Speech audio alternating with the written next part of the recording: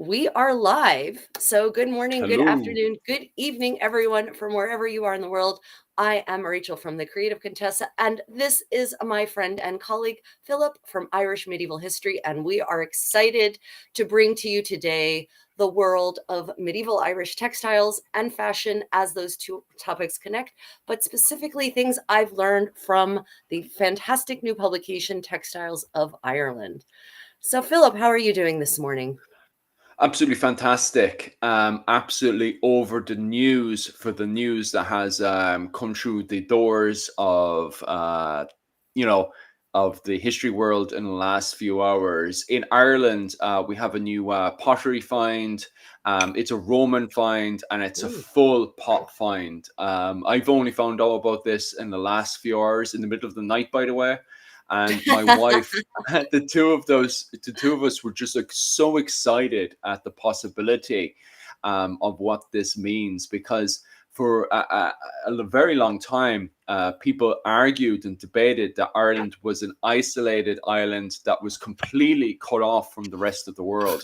But now we're finding more and more finds in Ireland that are dated between the first century Mm, AD all the way up to the fifth century AD, that shows that Ireland was connected with the wider world, which further supports the literature of the annals that are written at the time that show Ireland connected with Scotland, Pictland, right. and also with the Roman world as well, where they refer to the Romans as the kings of the world. And also they talk about Roman Oh, mercenaries that are in Ireland. This is talked about in the annals, but of course, when the annals mentioned it, people dismiss it as mythology. Oh, well, this is just mythology, this is all right. made up. However, So now we're getting. those annals that you're mentioning, when were they written? Or what are the You see, earliest this is the editions we have? problem. You see, the annals aren't written until coming to the end of the Viking Age, right? Right. And even on top of that, they don't go into those further details until around the 17th century. So it's not until the Right. 17th century that we have these, what was recorded earlier, rewritten in the 17th century. Right. Plus, if you have font and writing styles from the 17th century, it's even less believable again. So at least with the likes of the annals of Ulster and stuff, it's got like little paragraphs that are written in the font of the 5th century. However, when you have writing styles and font that's written from the 17th century, but it's writing about what happens in the 1st to the 5th century, it's less Right. believable. So this causes people just to turn around to this kind of literature and say, "Oh, well, this is mythology." The king of the world, that's just the magic fairy folk. It's not real. They're not Um, referring to the people who were actually, for all intents and purposes, the king of that part of the world anyway for a good mm, long time. It's funny how often that happens, and it can be tricky because God knows there is mythological history. The Gerald of Wales writes about how Brutus comes from Troy and mm, founds Britain, in like 1500 BC, and we know that's not true. So yeah. that can really confuse. It makes it challenging to tease out the facts from the myth, right? It does. But now we're getting solid finds on this. For anyone who's asking for the source there, because I see a few people looking for sources, and rightly so, go just quickly, because this is all brand new. This is just in the last few Yeah, hours. you're getting breaking news right here with the Creative Contessa and Irish medieval Yeah. history. Just type in, quickly go over to Google and just quickly type in, unless we can just, Creative Contessa can quickly find it on Google and put it onto the link. Just type in into Google Roman pot find in Ireland, and it Yeah, should pop up straight away on RTE News. it, Um, it does. it's yeah, yeah. So if Creative Contessa somehow can put that into the Let me link below, that would see. be Let me you're see what saying something. magic I can do with some kind of screen share thing. Screen share. Yeah, This might get a little trippy for a moment, guys. Bear with me. but Okay. what this on? Can Yeah. are what are we seeing? Can we Oh, see it? nice. Nice. That literally is the pot there. So that's Okay. the pot find Okay. there, right? And you think, oh, this is just a silly pot. What does this mean? Well, this shows that Ireland is trading with the Roman Empire, right? And if Ireland is trading with the Excellent. Roman Empire, that means Ireland is continuing its development. So the popular belief that people solidly believe in right now, if we would go to court, they would believe that Ireland isn't developing between the period of the first AD to the fifth AD. That, we're still running around with blue paint on, we're half naked. This is kind of the belief that people have, right? Right. But if we can show evidence that Ireland is trading with the wider world, it's trading with Ooh, Pictland, look at it's those trading. beautiful I pots know. in the ground. Oh my God. Hold on. Oh yeah, It's look so at that. exciting, like. Oh, so you know what what excites me about pots? Pots are used for generally for foodstuffs, right? They're used for Mm, storing food, for cooking food. And so those are the objects that show us daily life. People get bound up in battles and dates, but that's not people. This is mm, people. Real people touched these. They left the oils of their hands in it. Maybe there could be food remnants in it if they do the proper kind of analysis, right? mm. This is a window back in time 2000 years ago. Oh my God. And that's so beautiful. That one on the right. Oh, she's so But gorgeous. you hit the key note in the head, right? You said food finds. We're already getting food finds in there. There's a fig find from 2,000 years ago, right? So we're Oh, getting food finds oh, there inside it is. there. You're right. Look at that. Yeah, Ah, yeah. wow. Um, so And this is figs this do is how not things grow are. in Ireland. Ireland is not Mm. a fig place. Do you know? So to turn around and we're getting to the point where the old argument sounds insane. To say that Ireland is not developing between the first AD to the fifth AD after this find is now completely insane. That's what Right. this find means. It's so important to me, us. And that's why I'm overexcited, because it no longer shows that the Irish are, isolated, we're stupid, we're ignorant, Right. decide. No, this shows now we're connected to the wider world and we're no longer a part of this. Shane Kent is in our chat this morning. Thanks, Shane, for coming into us. And Shane is studying up in University College of Dublin. And I actually have a video with him from this weekend. And the two of us are elaborating on this. And we plan on doing more videos on what this find means. I'm really excited about this.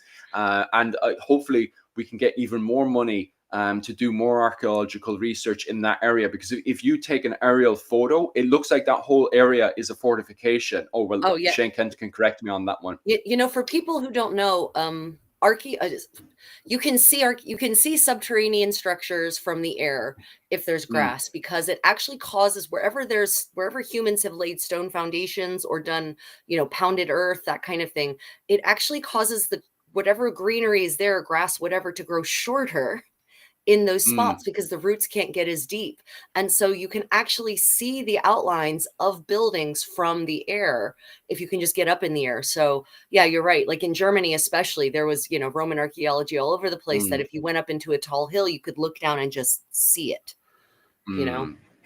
So hopefully we can get more funding into that area so we can get even more fines, because this really opens up the doors and is rewriting our history. This is changing history. And so you look at this pot at first, if you're unaware, you would think, oh, well, it's just a silly pot. Like, what else can we find out of this? No, this pot means so much to Irish history. It, it, So I'm it very, really does. People think that history is set in stone, and it just mm, isn't, right? We are constantly finding new evidence like this. We're finding new mm, documents hidden in private libraries, artifacts in private collections. Did you hear news from the Bayeux Tapestry? Did you hear they may have found the last panel of the Bayeux Tapestry? ooh, Finally, and you're never going to guess. So most people don't realize, they think it's intact, but the last scene showing, the great finale to William the Conqueror's conquest is missing, and you can mm, tell it's missing because it's been hacked off. So I'm going to tell you when it probably went missing, and I want you to guess who probably had it. So it went missing sometime during World War II from okay. France. Who do you think probably had it? Oh, you mean the Germans? Yeah. So apparently Oh, a Nazi archaeologist had it in his collection and it's been rediscovered. And so it's now on its way to France to be analyzed and to possibly be restored if it needs it and reconnected. So stay tuned for that news, ladies and gentlemen. oh, big time. Especially clothing. Like that's so important for us for the study of clothing and for warfare as well, because that tapestry that has so much indication of how warfare was fought at that period, and also all the clothing. Every single time I ask about, what Yeah. was it, 11th century clothing, they're just like, look at that tapestry straight away, because that has so much evidence of how people were dressing in that period and how they were wearing their riveted mail and armor.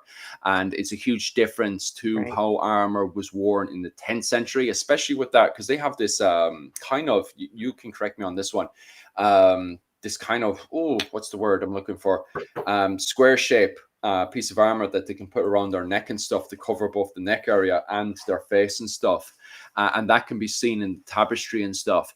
So it's absolutely magnificent and amazing, like.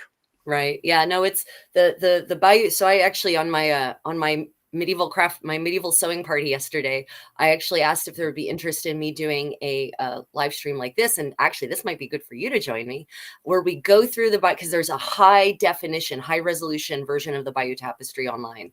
And Mm, my thought was we're going to go through the whole thing. I will talk about sewing techniques. I'll demonstrate some of the embroidery techniques. We can talk about the material, the the visual evidence for material culture, that because it is so rich, right? It's mm, everything. It's not just war. It's not just the objects of war. There's feasting depicting, there's, regular people depicting all kinds of levels of soldiers. There's cooking depicted, preparations for war, shipbuilding, right? There's horsemanship, tack, right? So my mm. thought was we could actually go and do a live tour, basically, of the Bayou Tapestry, and we could combine our respective areas of expertise to talk about Oh, what it big is time. we're seeing. Yeah, Yeah, because we're quite lucky as well. The Isles, just between Ireland and Scotland, has an entire chess piece. What was it? you're Oh talking, God, you're talking about the Lewis chess pieces.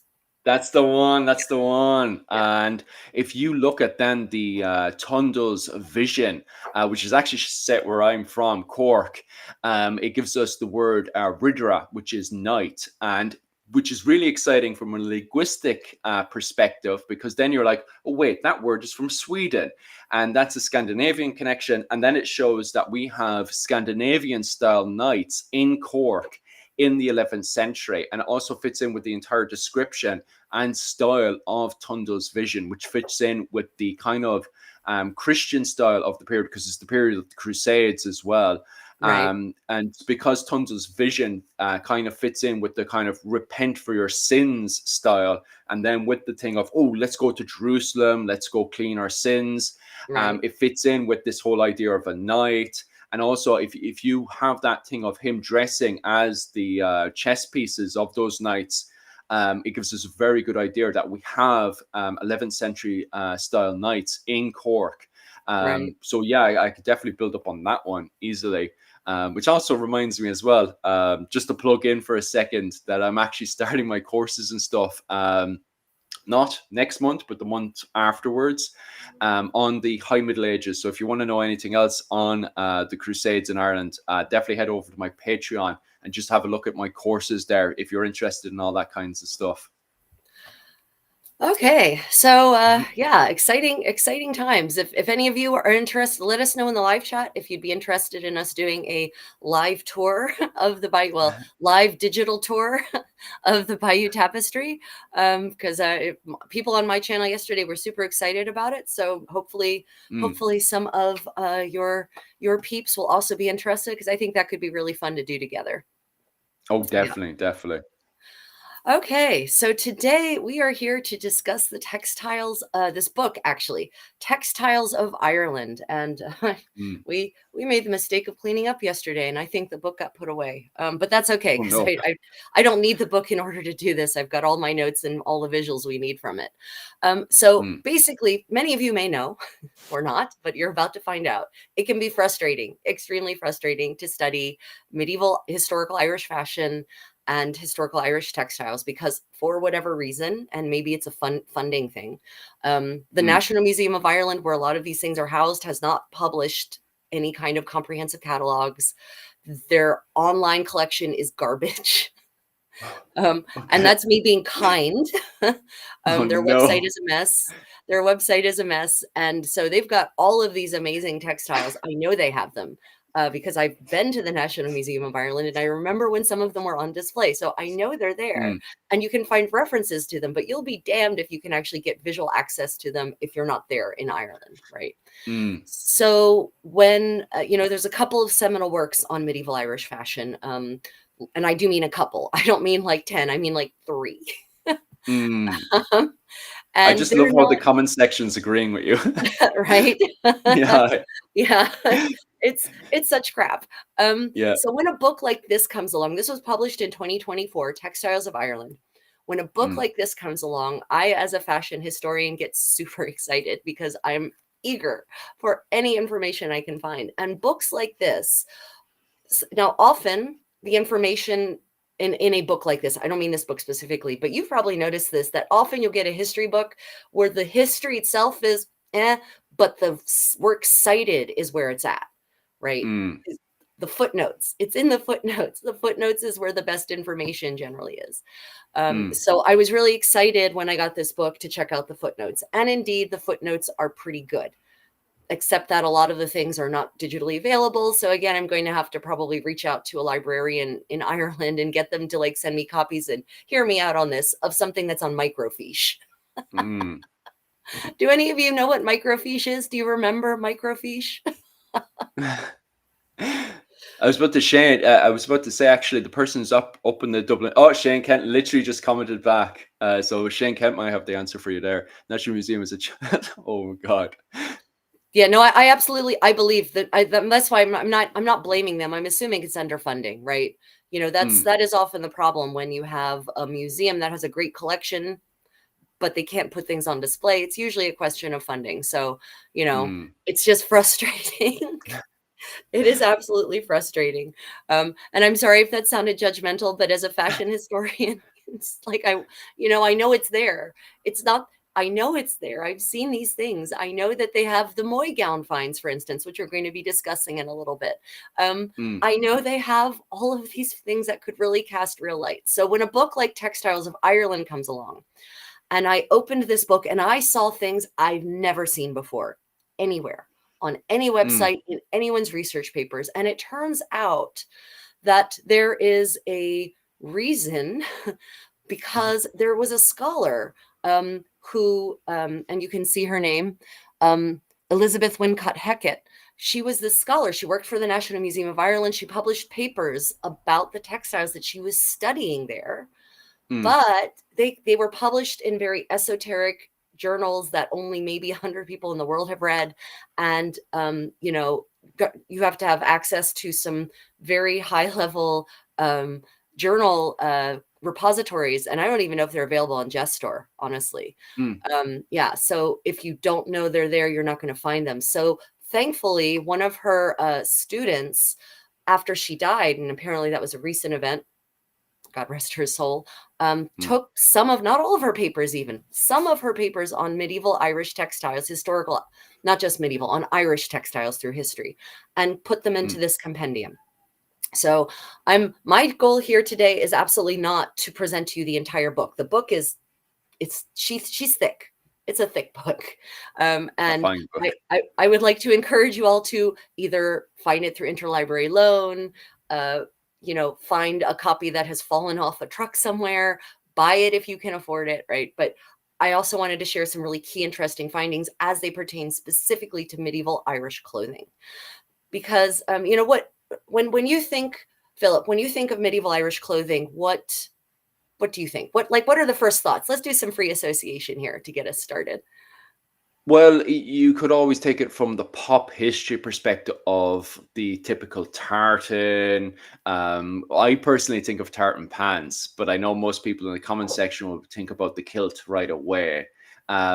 Also, on top of that as well, you always think of the typical tunic, and then the cloak on top of it with the big what was it, Tara brooch and stuff. You always think Right. of, the pop history perspective. You never think of the development that's going in place. And as we were, shouting and screaming first thing this morning, it's the lack of evidence that's there in Ireland that shows and gives an opportunity to people to have this kind of pop history perspective. Right. I'm assuming right away this book is going to, probably chisel away and destroy my pop history perspective. Destroy is a strong word, but I think it's going to enrich. And my hope is that today is going to enrich everyone greatly, because it enriched me for certain. And I didn't have, when you asked me, I don't know, 3 million years ago to do some videos on medieval Irish fashion, kind of focusing on the 14th, 15th centuries, I was going into it with some knowledge, but not anything like the knowledge I have now. So it's been a very exciting journey for me. Oh, nice. And yeah, so thank you for that. You're And welcome. so, but it was a frustrating journey because of what information was not available. So then this book pops up like a month ago. It comes across my feed, and I'm like, oh my God, I have to have this book. Please let it be a good book. So what this book has, what you actually answered exactly as I thought you would. You gave me shapes, right? You were thinking shapes. Everyone thinks of the silhouette.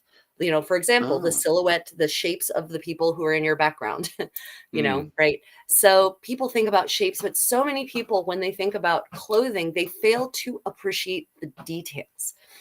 And so people think, well, either you have an entire extant garment from a bog body, or, we know nothing.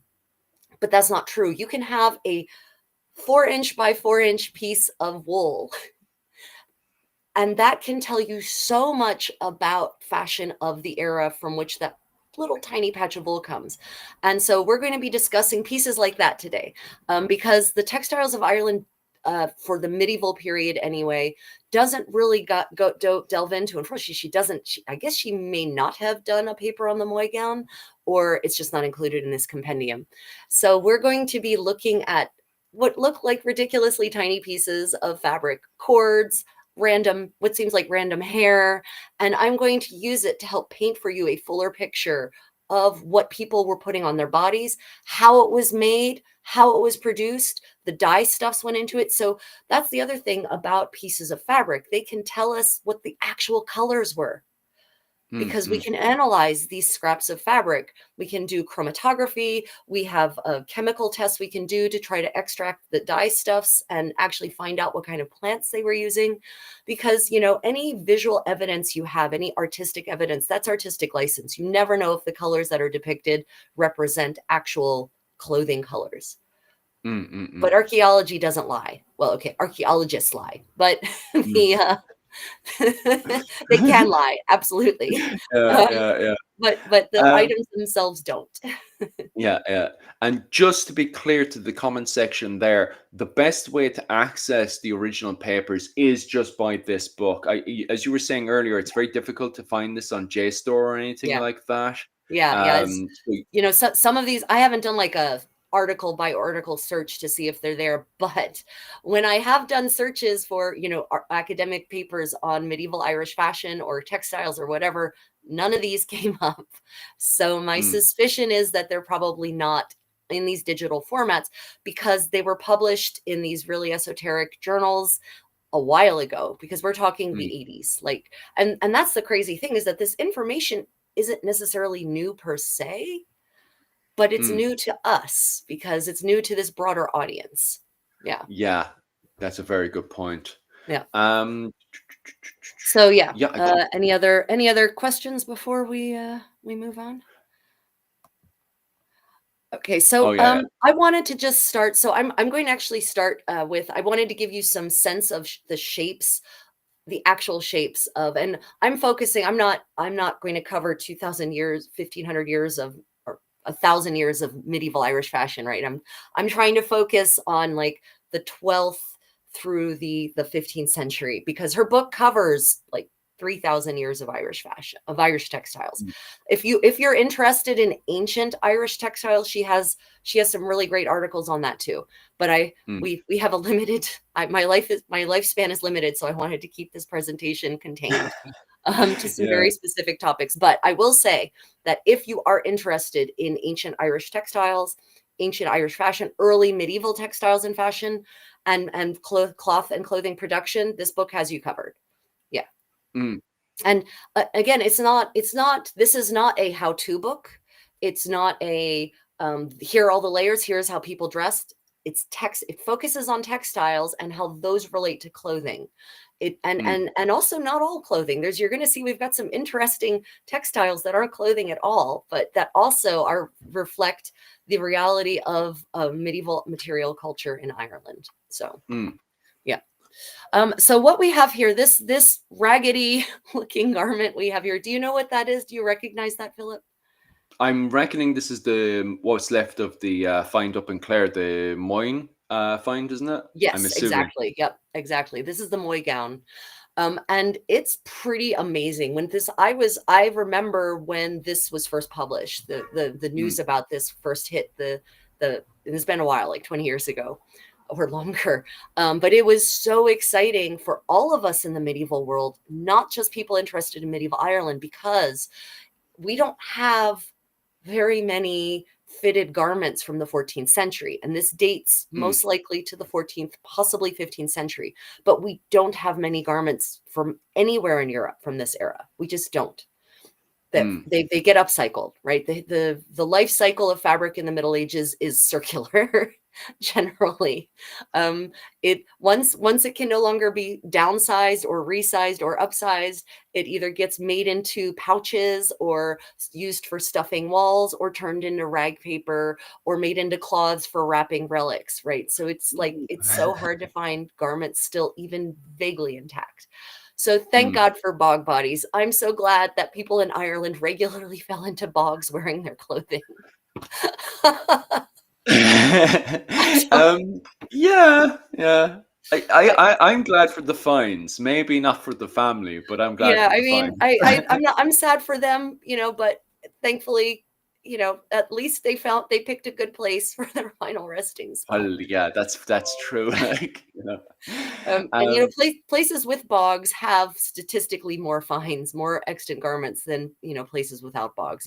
Northern, Denmark with all of its bogs, they're always finding bodies with nice intact clothing on them. So mm, yeah, mm, mm. I'm grateful for those people as well. Now, if they could have more books, that would also be really, really nice because we're missing a lot of sagas and books in Ireland as well. So hopefully, more bog bodies with books would Oh, be absolutely amazing as Oh, well. so I didn't include that in this, but Medieval Textiles of Ireland, excuse me, Textiles of Ireland, the book, Mm. has actually a revolutionary find, a book I've never heard of. Um, and it was a bog find.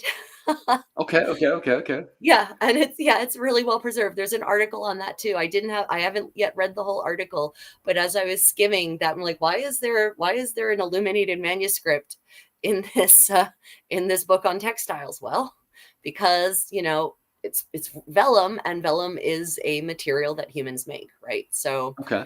and the book still had its like book binding even. So yes, apparently, Philip, they do find books in box.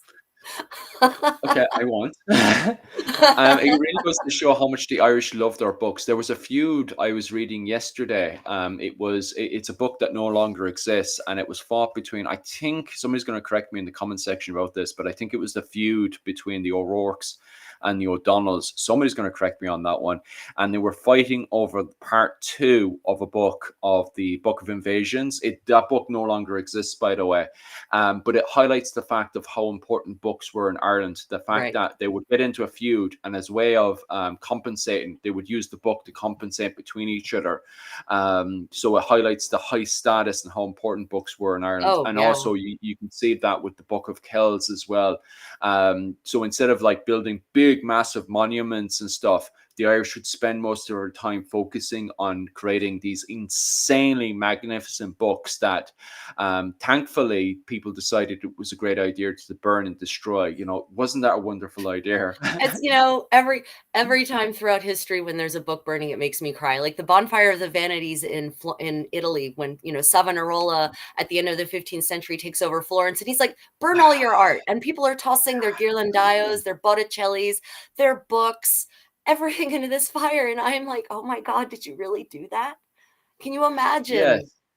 Imagine what we've lost through crap like that. And then the accidental archival burnings, the accidental library burnings, the intentional Baghdad library being set on fire by the Mongols. I'm like, oh, come on, guys, really? Did you have to do that? No, you didn't, I'm clearly. sure it won't have a negative impact on history. No, I'm not at all. sure it won't get a civilization that was considered the peak of civilization, you know, having its own golden age, suddenly referred to as the savages of Europe. I'm sure that would Right. never No, happen, no, you never know? happened. Yeah. Yeah.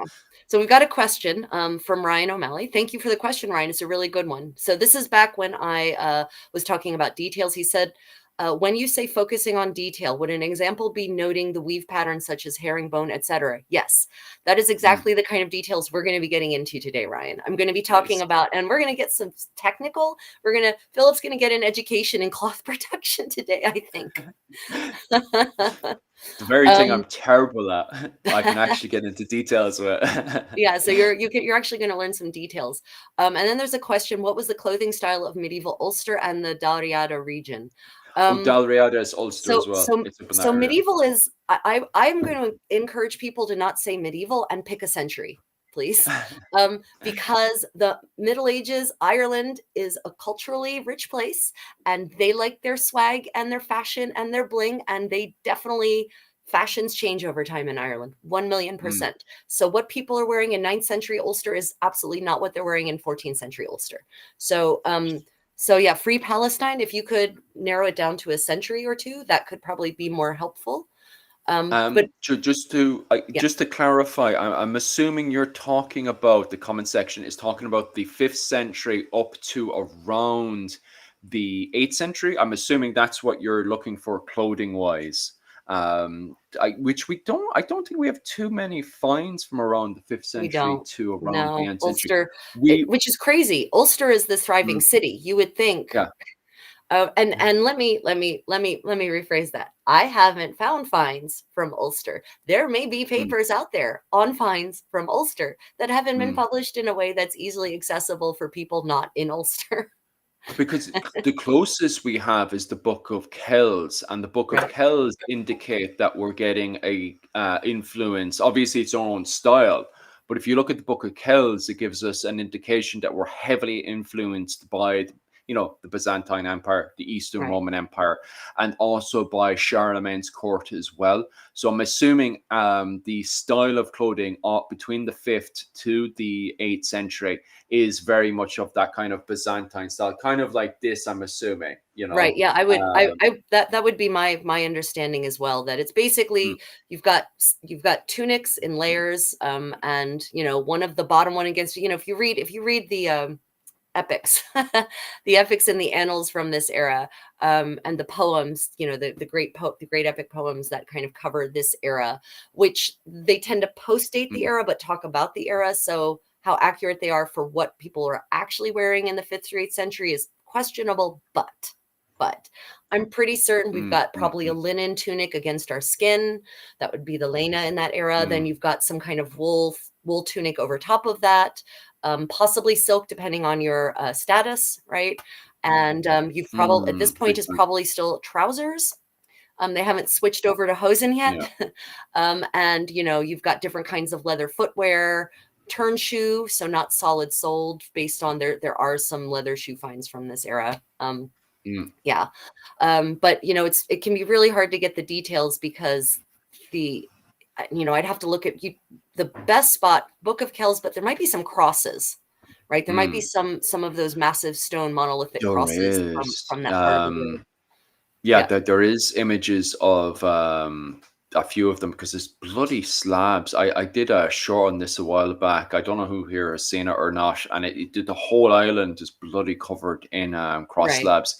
But we get a few cross slabs that are depicting stories between that period of 5th century to 8th century. Those cross slabs would try to depict Jesus in particular and the crucifixion of Jesus, but it's taken from an Irish perspective. right, So he's going to have clothing from an Irish perspective of the Eastern Roman Empire and an right. Irish perspective of Charlemagne's empire as well. Yeah. which gives us an indication that the Irish, and you can see that with the Book of Kells, is that these clothings are coming in, and the Irish are trying to look, as Christian and as hip as the rest of Europe. So when this Right. clothing comes in, they'll try to put it together and try to make it look like, what the rest of Europe is trying to do. And so it Right. has this kind of Hiberno, Charlemagne, Byzantine style that's going on, from my interpretation of the Book of Kells. Yeah.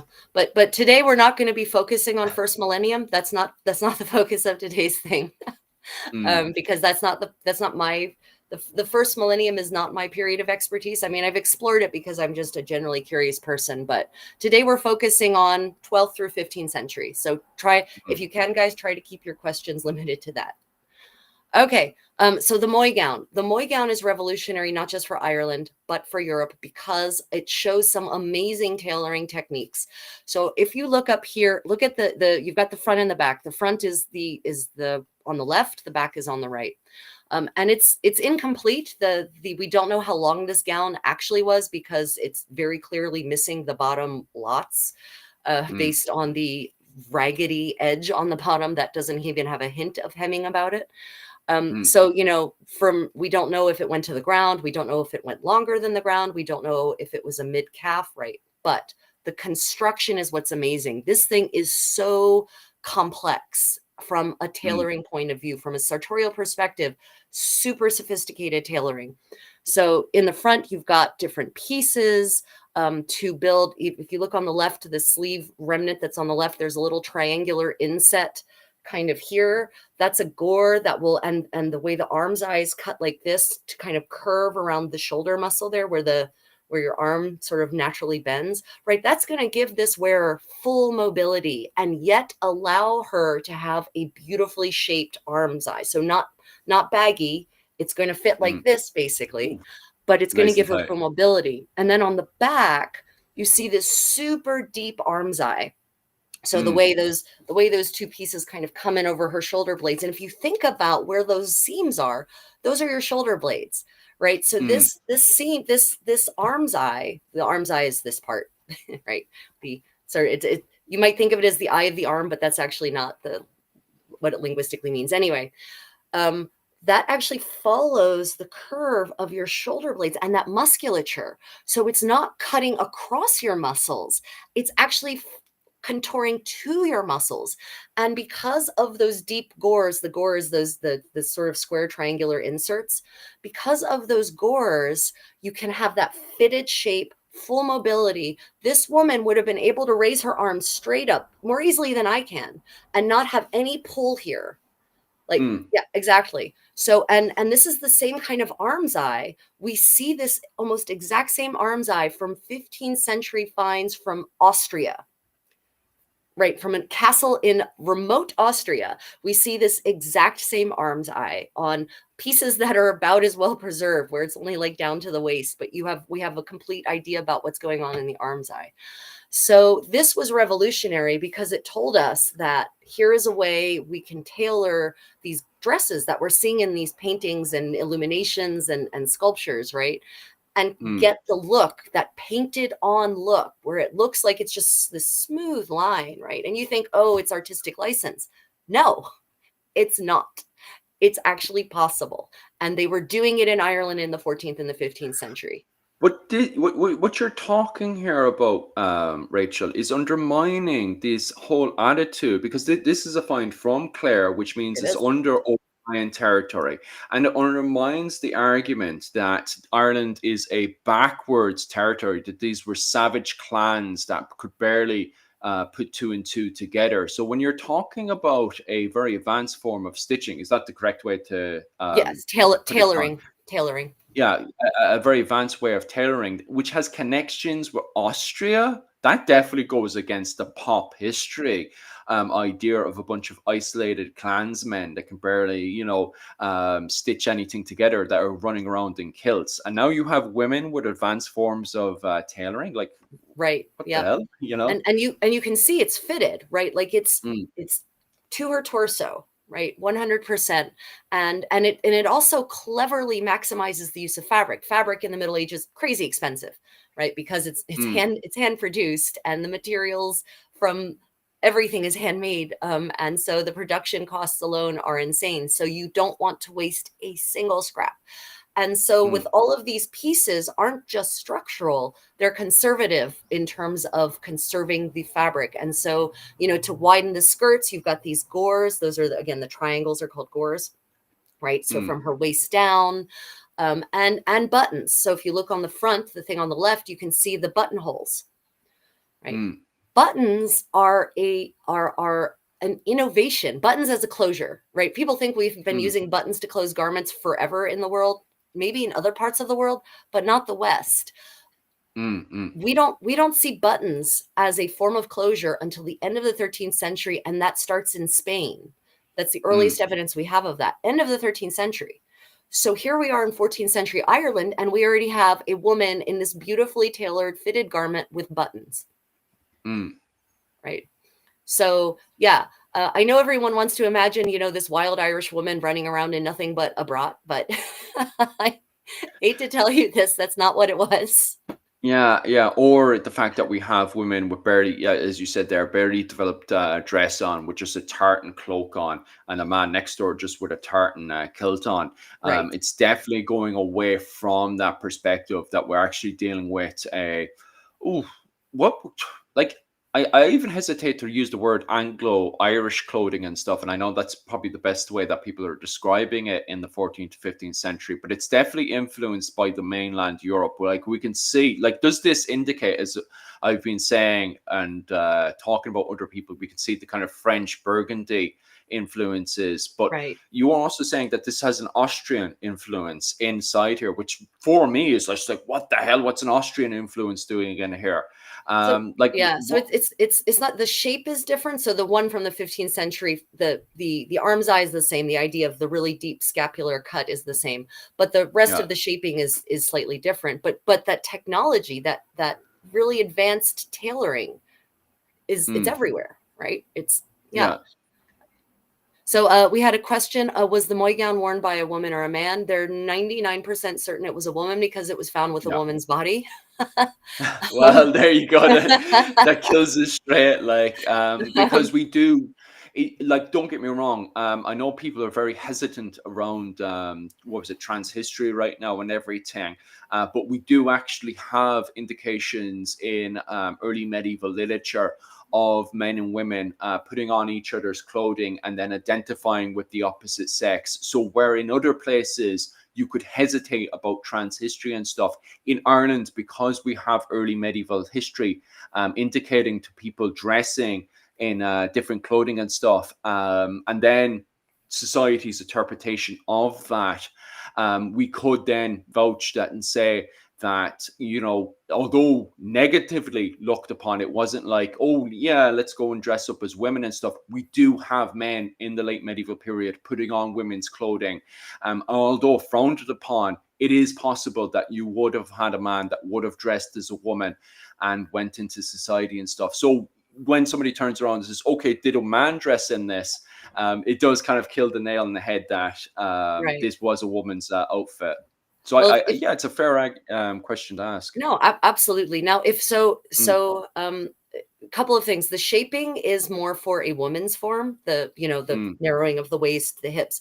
And yes, men's clothing in mainland Europe, and actually visually also for certain in certain parts of Ireland where I do have visuals of what men were wearing in the 14th century, they do have what's called a chalice shape, but it's this mm, pigeon chested thing, and it's not, the hips are very narrow, right, on the man's mm, silhouette, mm, whereas on the women it flares out like that. So I'm pretty certain this is, even though men were definitely tight lacing, tight buttoning in mm, fashionable circles in the second half of the 14th century.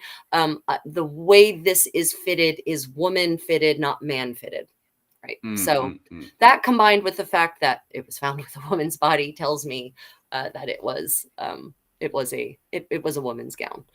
mm, But we mm, do have, from mainland Europe, we have the Char de Bois Pourpoint, for those who are familiar with that extant garment, and I didn't think to include that as a reference. But mm, the arm's eye, this arm's eye, this big huge armhole is called a grande assiette sleeve. Mm, And that's because it's like this massive thing. We have a Charles de Blois had a pourpoint with almost a very, very similar super deep arm's eye. And the same thing for the same reason, gives you complete mm, flexibility to be able to slice off someone's head. Yeah. mm. Um, let's see. What did they use before they had buttons? And then we're going to have to deal with some stuff. So first, what did they use before they had buttons?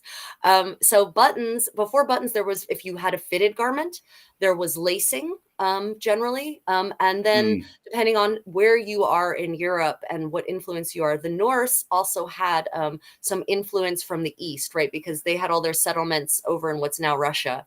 And so they were yeah. actually taking influence from the steppe fashions of the steppes people that they were encountering there. And Yeah. so they had caftans also, which could have frog closures. There were also some metal hook, like really decorative metal hook closures where, there's an eyelet on one side and a hook on the other. Oh, Yeah, yeah. Because I do wonder on top of that then how that would have influenced Dublin because, that's why Claire Downham right now is arguing that Dublin was an economic golden age because of its connection from Dublin to Norway, Norway to Sweden, Sweden then to Kiev, absolutely. Kiev then down straight into the Byzantine Well, straight, Empire. straight, straight to Constantinople, right? Yeah, Straight down the that's the Dnepro. one. Yeah, So yeah, I do. I definitely, if that's the case, then definitely Dublin. Hopefully, we find something like that in the future, clothing wise. yeah. Um, what was it called? Bum, bum, bum, bum, bum, bum. Yeah, so that's definitely quite interesting. All right. What else does the dress indicate? So I unfortunately, thank you, National Museum of Ireland.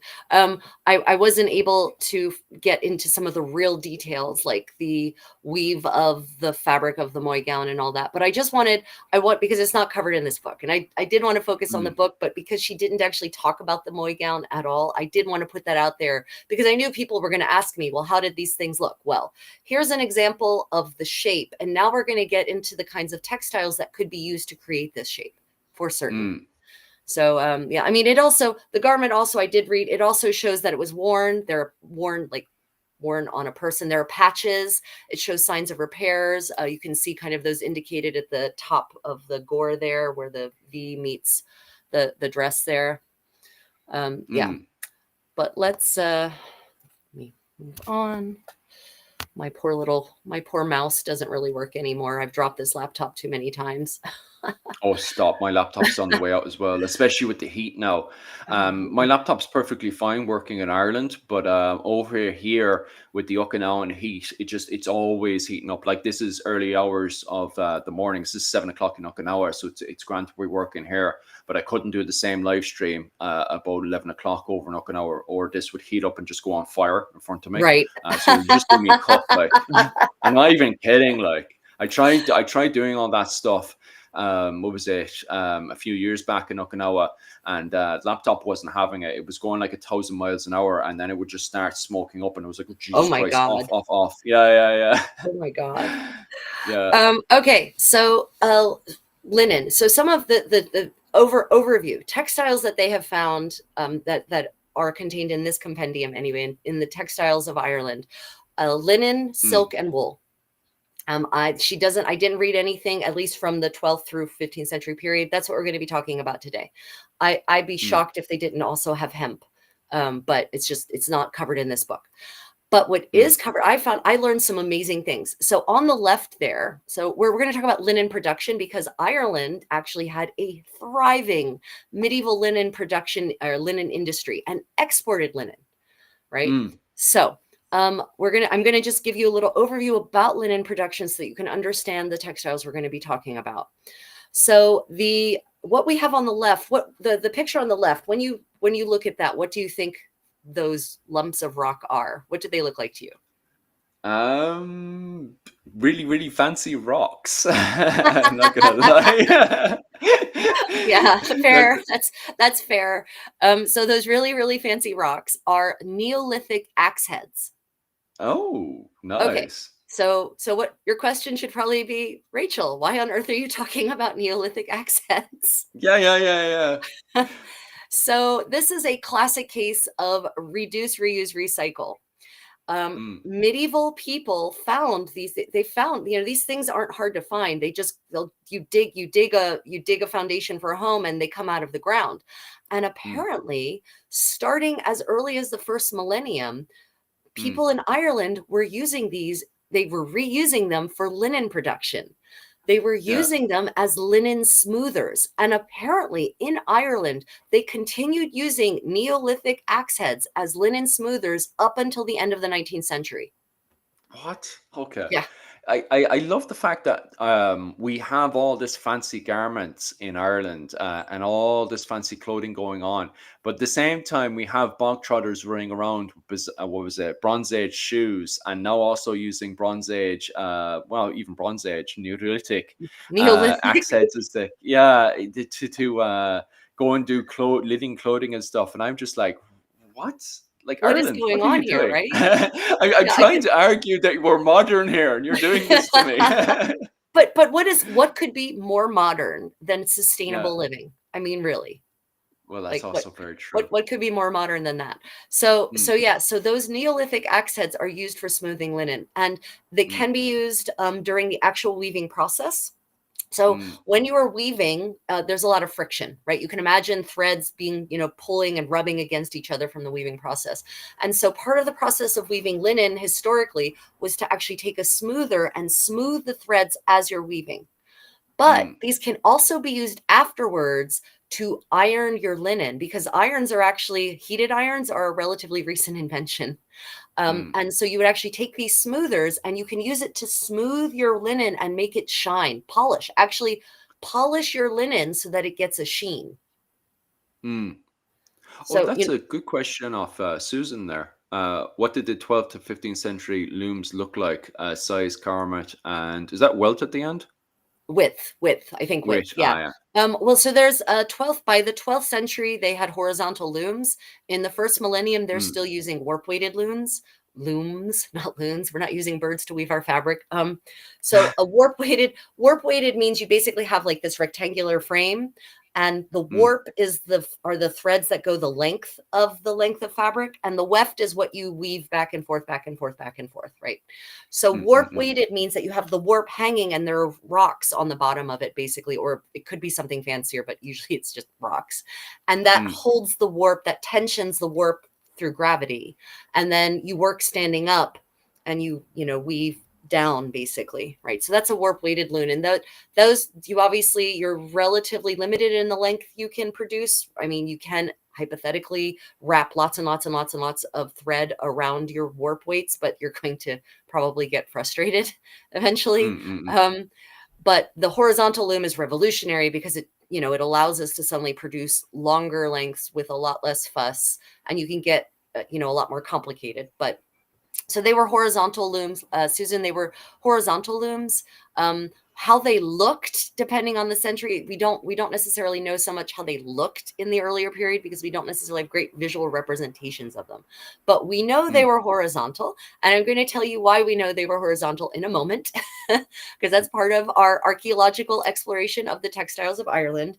And these are the details I was talking about that people who want to make clothing or study historical fashion forget the production of the fabric, and what archaeology can tell us about that and how that can inform what we know about the fabrics they made. Um, so um, One of the things they find when in Waterford specifically, they do excavations. Whenever you have to build something new in most places in Europe, you have to commission an archaeological survey, for those who don't know. Mm. Um, and because you have to know what it is you're about to destroy before you destroy it by building this new thing. And in Waterford, Oh, they geez. conducted some of these surveys. No knitted fabrics. Sorry, knitted fabrics don't crop up until the in well, okay. There are there's some null binding. There's some examples of null binding from the first millennium, but then knitting seems to go away, and then it Mm, comes back like at the end of the 15th century. Yeah. At least in clothing, mm, at least for clothing.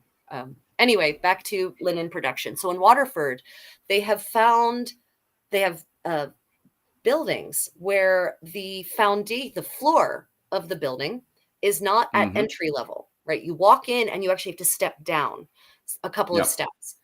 And this is actually crucial for linen production because by having that low down, the lower area is more humid and it's cooler. And apparently that is key for linen production, because if it's dry when you're working with linen, the linen actually like it dries out and it frays and it breaks. So you want humid conditions. And what they find in those spaces in Waterford, they have found post holes in the ground that really, really indicate where a horizontal loom was probably positioned, like it was sunk into the Mm, ground and put there so that you could have these good human conditions. And we're talking the 12th century. mm, So mm. as of the 12th century, they are producing linen, most likely on horizontal looms in Waterford. And they That's also absolutely found amazing. other post holes that would be indicative of scutching. And so that gentleman on the right there, that living historian, he is doing the process of scutching. Scutching is the process in linen. Do you know what linen is? What flax is? Like, Oh, no, you've caught me off guard. I mean, do you know, Um, mineral, plant, animal? yeah, yeah, yeah. God, I don't know. So linen is flax. It comes from the flax plant, and flax is a plant. Mm, It's a grass. It's a big grass. mm, Like wheat, it's a grass. And mm, like mm, wheat, like any grass, it has trying to think of the word to use, an exterior that's tough, right? And so you mm, have to strip the exterior, and inside that exterior are your linen fibers, are your flax fibers, right? So the process of scutching, what that guy's doing there, is the process of removing that hard exterior and getting the fibers out. And so you can see he's using a scutching post. And they actually mm, find impressions of these scutching posts in these homes in Waterford that have the sunken floors, that it just all these indications together. And they've actually found in one of them, they found a weaver's pommel, which is mm, specifically a thing you use as part of the process of beating the pattern down when you're weaving. You want to actually beat the pattern down. So they're mm. pretty certain that as of 12th century in Waterford, they're producing linen.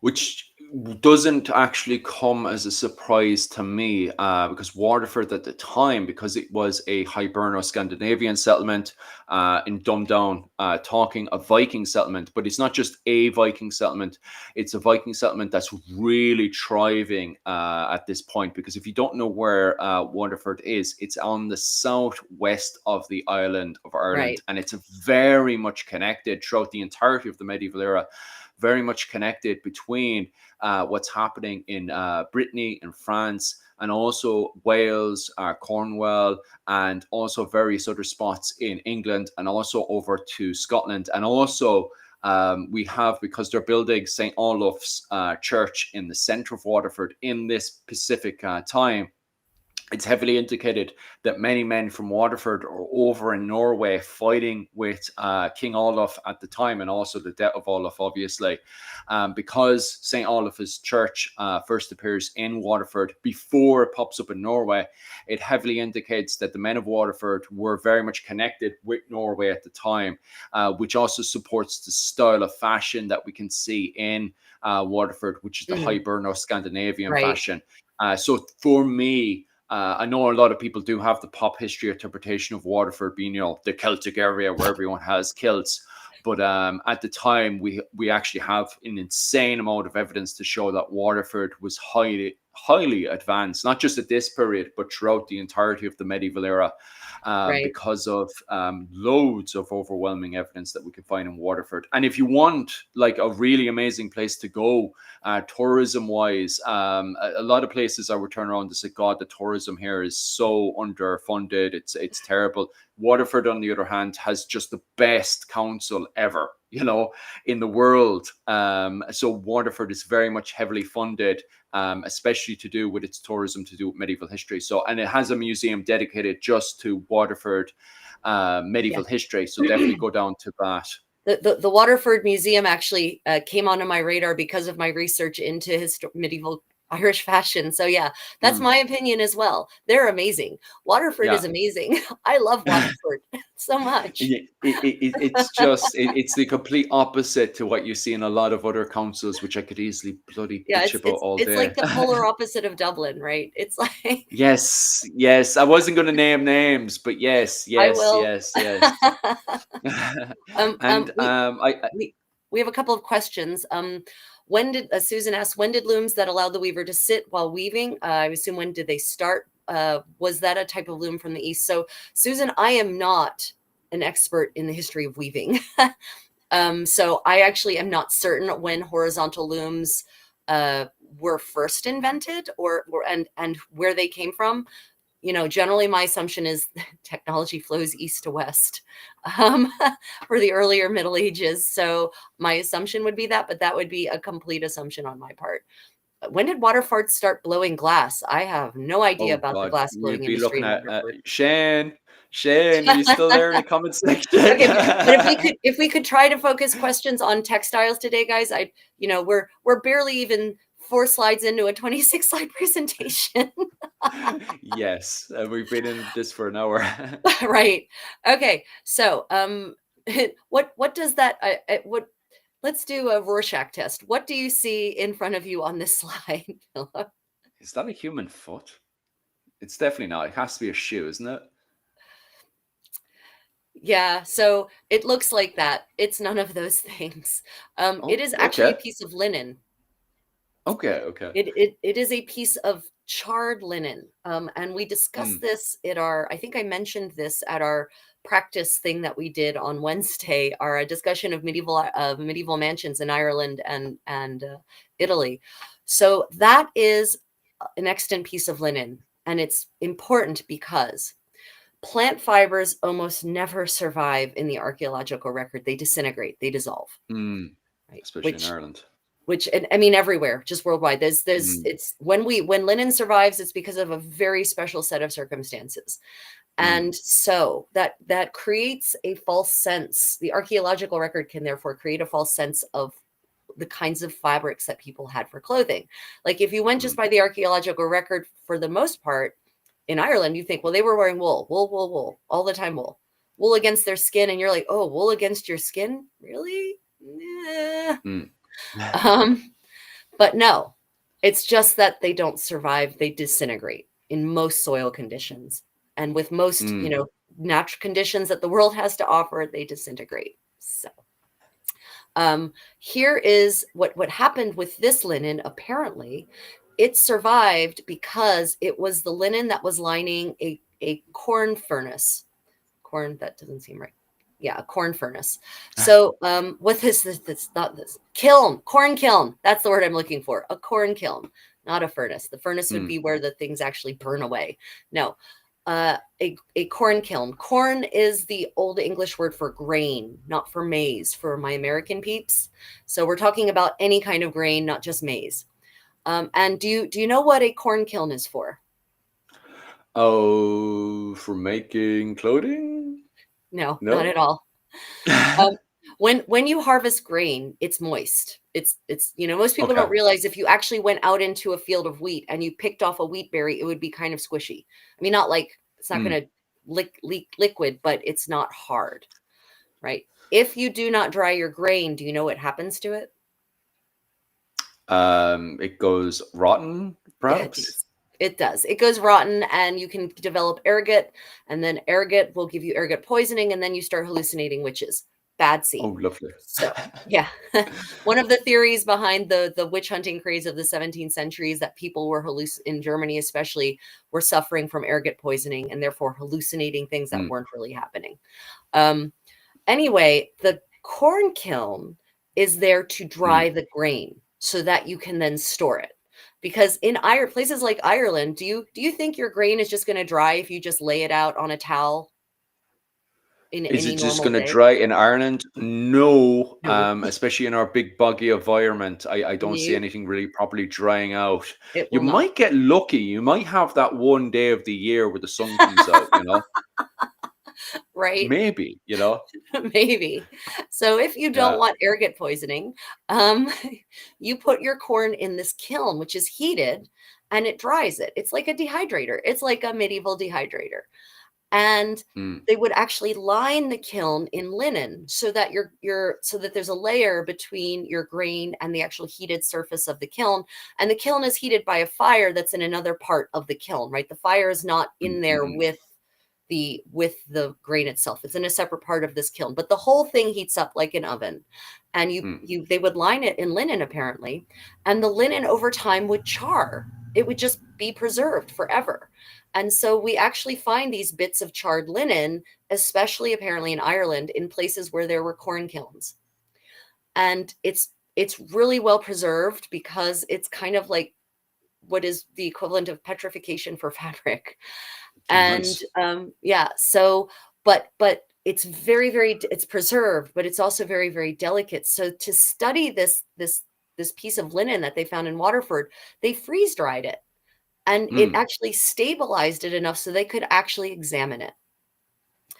And this is if they date it to like the 12th to 13th century, and it's just in really good shape. And I'm going to get more into this piece of linen a little bit later, but I just wanted to show you what archaeologists are dealing with when they pull stuff out of the ground. It doesn't look like you would expect things to. So I always feel that archaeologists have to have a special level of imagination, right? definitely. Question, like an insulation. Joanne, yes. So basically, exactly. The linen was like a layer of insulation, protecting the grain from getting too hot, because it's hard to control the temperature of a medieval kiln precisely. So that layer of linen made sure that the grain wouldn't scorch, right? The grain that was on the bottom there, it prevented or mitigated scorching. Exactly. Mm, mm, mm. Exactly.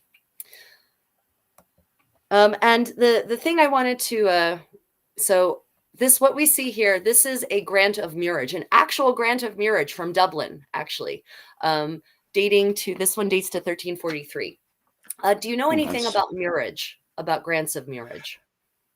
It's that. So I'm assuming here this is going to be a grant to allow more trade to go on between Ireland and, obviously, by the looks of it, the wider world around them, especially with France and stuff. I'm assuming that's what this is allowing. For certain. So it's Okay. well, it doesn't allow it per se, but it tells us that it was happening. Okay. Murage was a tax that was collected, or that Oh. cities were there allowed to collect by royal decree. So we're talking about the cities that fell under the lordship of Ireland, right? Mm, So that they were allowed to raise by royal decree in order to build or update their city walls. So yeah. murage shares the same root as mura. So it's all about keeping your city walls intact. And Dublin had city walls. Cork, Waterford, Wexford, they all had Yeah. city walls, right?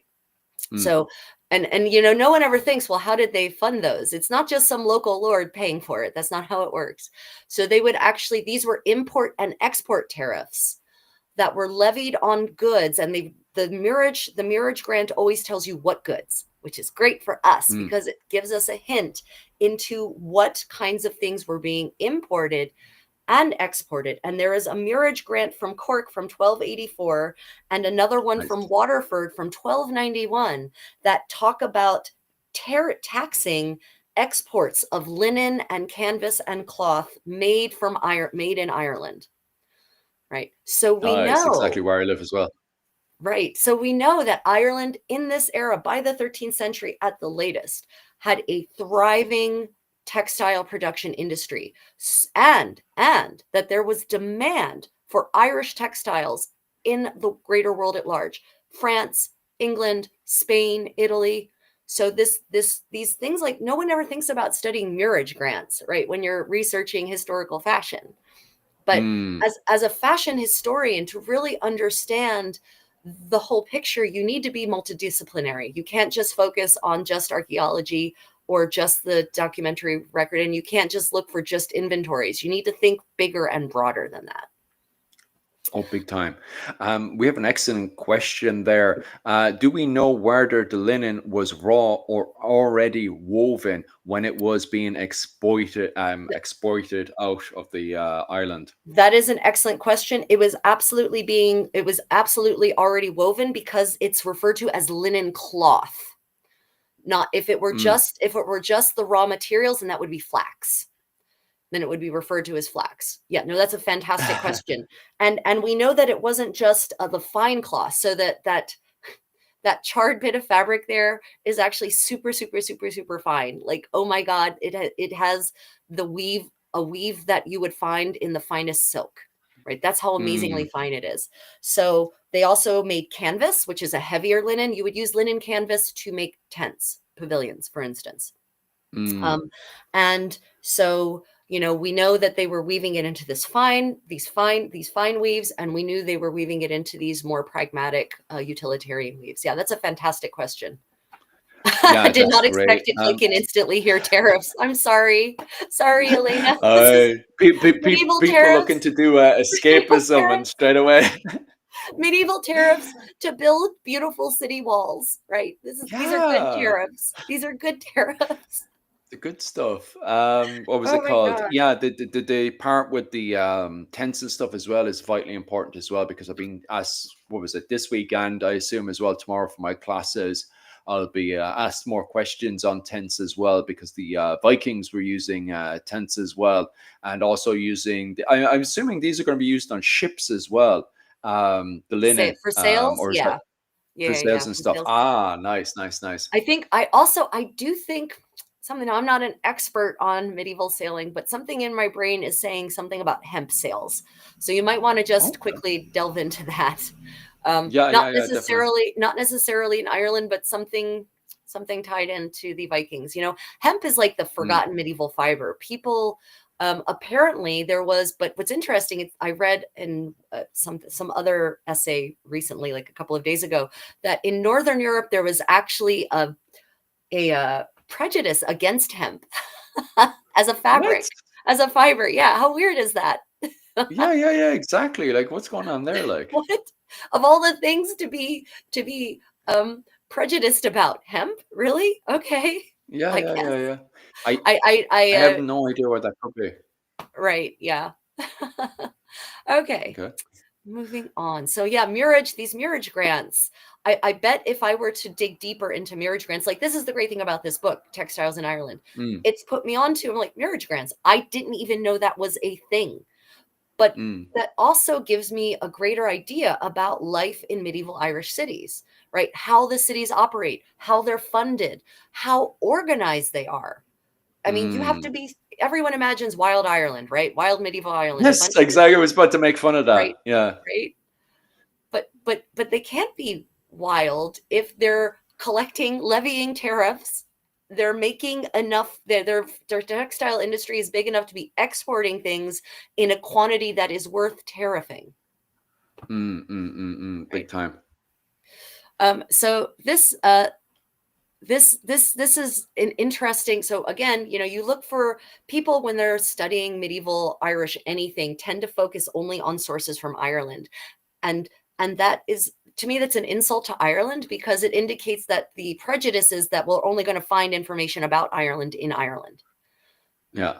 But that's not true. I mean, in my video that we published on your channel on Irish fashion, native Irish fashion, what are the sources I was looking? I was looking at English sources. I was looking at French chronicles. I was looking at chronicles written from by people in Catalonia, right? Mm, So you really need to broaden your search when you're trying to fully understand medieval Ireland and certainly medieval Irish fashion.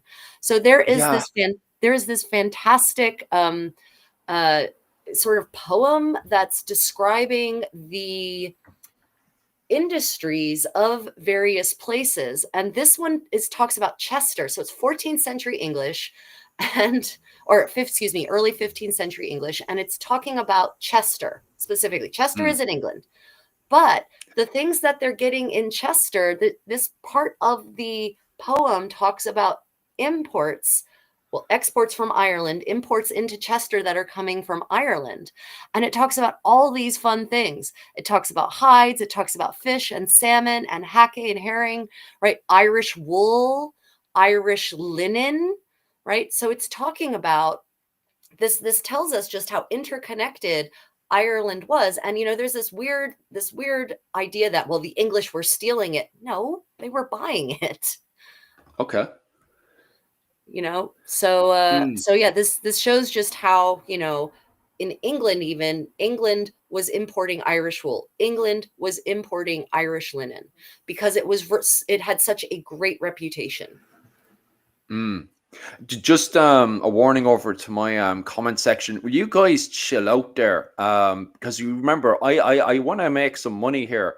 And if you're going over getting me demonetized, I will bounce you completely out of it. So if you guys keep that up in the comment section, I will start bouncing people out of it. Just a warning there, because I seen a few comments and I've been letting a few things slide. But if you keep that up, I will start bouncing people out of the comment section. Okay, so let that be a warning. Okay, sorry about that. Yeah, no problem.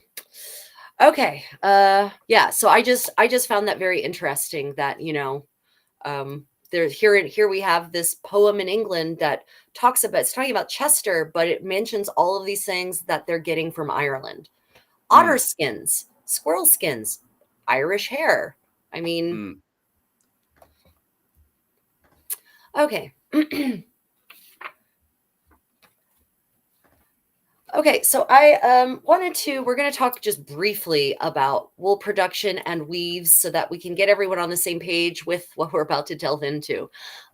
What you see there, that S and the Z on the top, are you familiar? You're probably not familiar with weaving. No, I Um, wouldn't be. The maximum I've yeah, done so far is just working on my cloak and yeah. stuff. That, But no, I'd be absolutely terrible at weaving, to be quite honest with you. that's perfectly fine. So Mm, today we're going to be talking about also getting down into the nitty gritty of textiles like threads. And so we're going to be yeah. talking about how threads are spun, because Mm, how they are spun affects the final fabric, the final product. And there's actually technique involved. So I'm going to be talking about S twisted and Z twisted, which is what that S and the Z there. And those are over top of two threads. That's a representation of plied thread. mm, And so the reason that it's called S and Z is because someone at some point looked at the way the spin works out and said, well, that kind of looks like a Z and that kind of looks like an S. I mm, don't personally necessarily see it, but there it is. Z twisted means that you twist when you're plying two threads together. mm, You're twisting it to the left, right? You can see the left twist. S mm, twist means you're twisting it to the right, and how your threads are plied will impact how they interact when you start doing other things to them. So yeah, yeah. that's going to matter. You can imagine when you twist a rope, for instance, it's going, if you try to tie a twisted rope up, right? It's really hard to work with because it's all twisted and all that tension is there. So Mm, that's going to matter. And we're going to talk about things like weaves, the kind of weave that fabric is, because fabric actually has the look it has based on how the threads are woven together, the pattern in which the threads are woven together. So we'll be talking today about twill and tabby.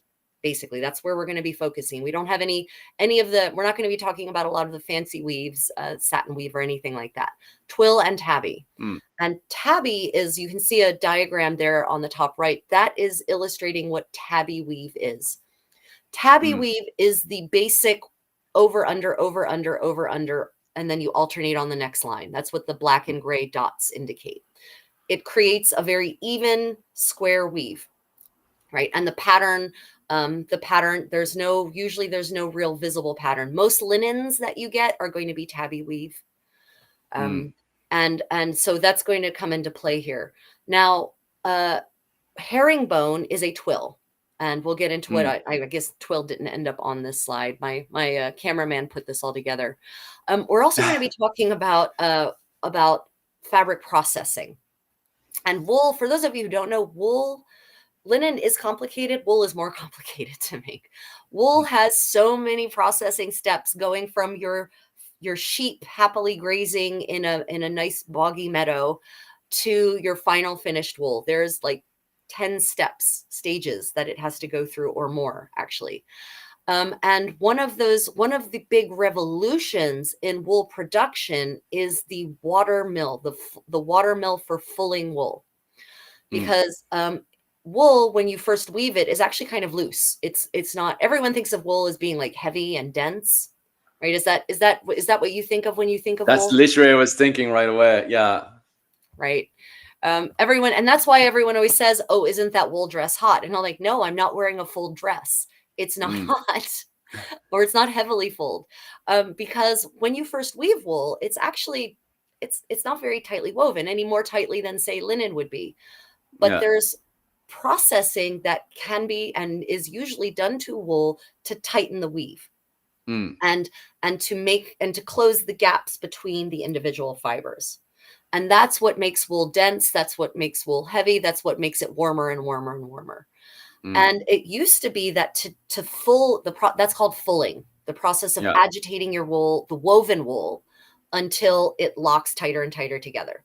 And that Mm. process used to be done with feet. Like you'd literally just dump a length of linen into a bucket with some fermented urine, and some poor bastard, the fuller, would have to get on it and just tromp, tromp, tromp, tromp, tromp, tromp, tromp until it's the right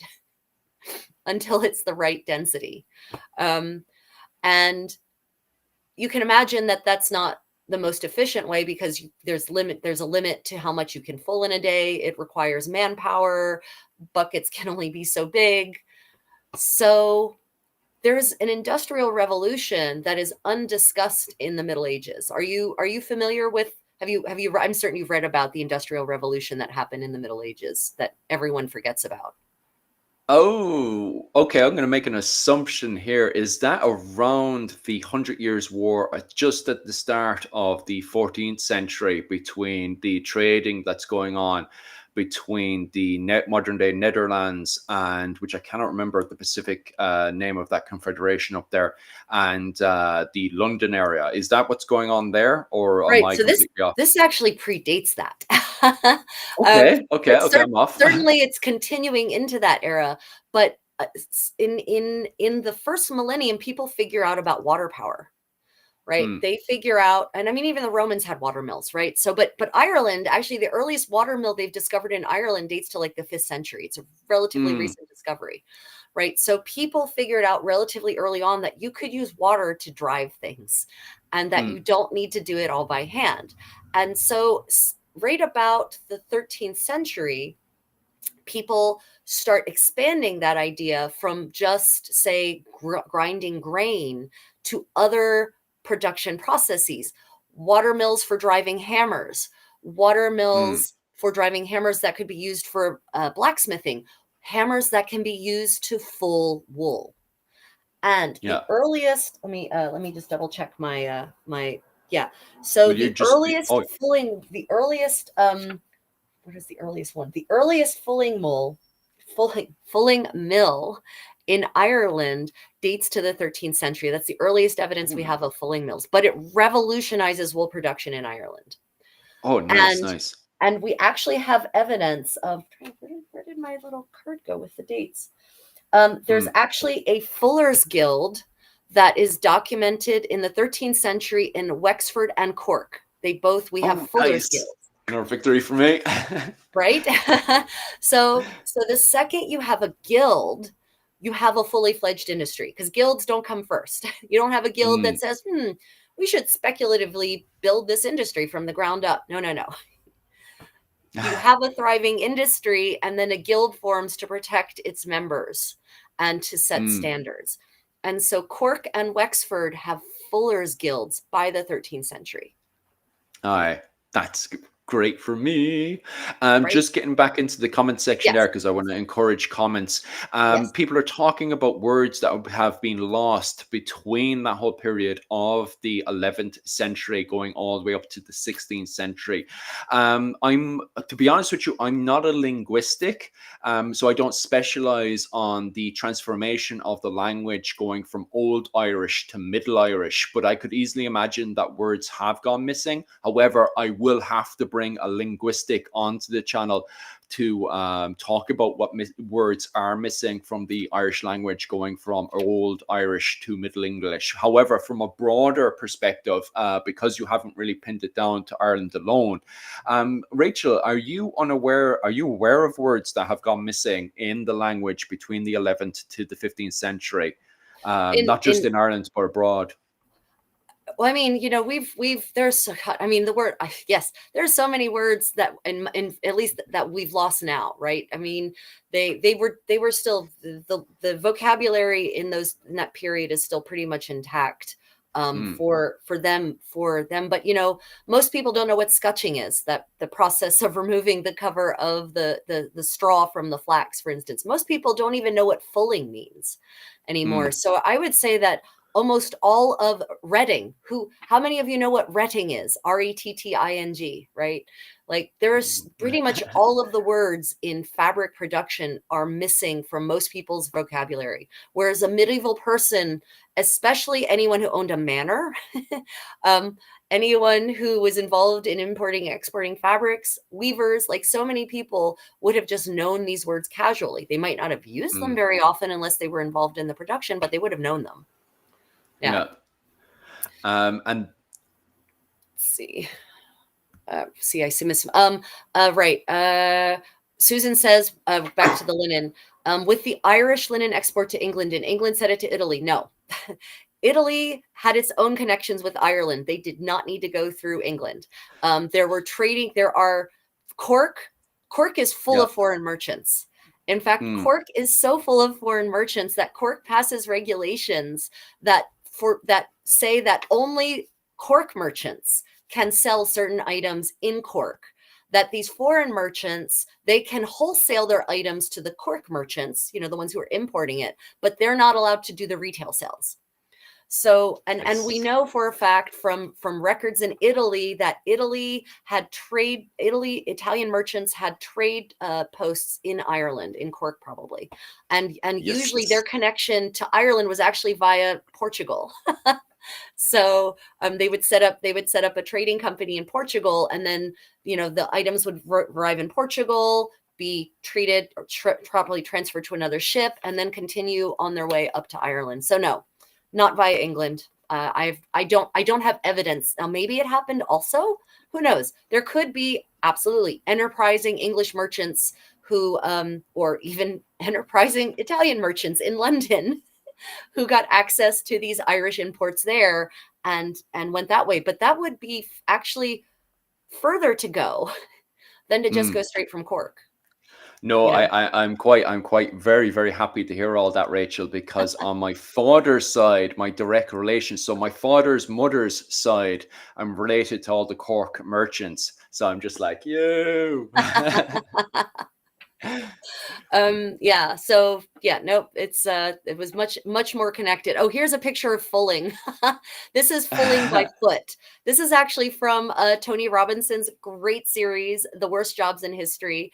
If you haven't seen that, check it out. It's hysterical, but also highly educational. This is him actually doing foot fulling, medieval foot fulling in buckets of fermented urine. You're welcome. Wait, is this funded by the History Channel? Is History Channel actually it was on the sponsoring History Channel. I think it was a BBC series. It was a BBC series, but History Channel has occasionally actually had history shows, not just monster trucks. I'm actually shocked. The fact that the History Channel logo is there on an actual medieval program, not to do with aliens, just blows my mind. What the hell? Aliens and monster trucks? Yeah, I know. Where Crazy, did I right? go? What the hell? So how waterproof did the wool remain after processing? So how waterproof your wool was depended on the level of processing it underwent, right? It wasn't an all or none game. There isn't just either really loosely woven wool or fully fulled boiled wool that could resist a hurricane, right? So you do have that. There is absolutely wool that gets boiled, and it is so dense that nothing, and I mean nothing, will get through. But your average wool is relatively I'm going to call it water resistant. And take this from me, who has worn, this is a wool gown, in all kinds of weather. Wool is waterproof until it isn't. And then and then it becomes a sponge. So the yarn, it really depends on the degree on how fulled it is. It, Yeah. So because I don't have much experience with women's clothing and stuff, and I'm very grateful that I haven't actually fallen into water myself. But I'm coming across a lot of literature of women drowning when they're doing the clothes, washing their clothes and stuff. Is that right. because of how much it takes on and absorbs water? It does. So it is absolutely will resist water that is flowing like onto it, right? If it's raining down on you, the water will generally bead and flow off, and it will bead and flow off. But if you actually take your wool, if you're in your wool and you submerge yourself in a body of water, it's game over. It will absorb so much water and you will absolutely get dragged down. Like, I'm getting claustrophobic fear just thinking about that that process. Because, and especially if you've got long skirts around your legs. Oh, and now I'm feeling bound up by the long skirts that are currently around my No. legs.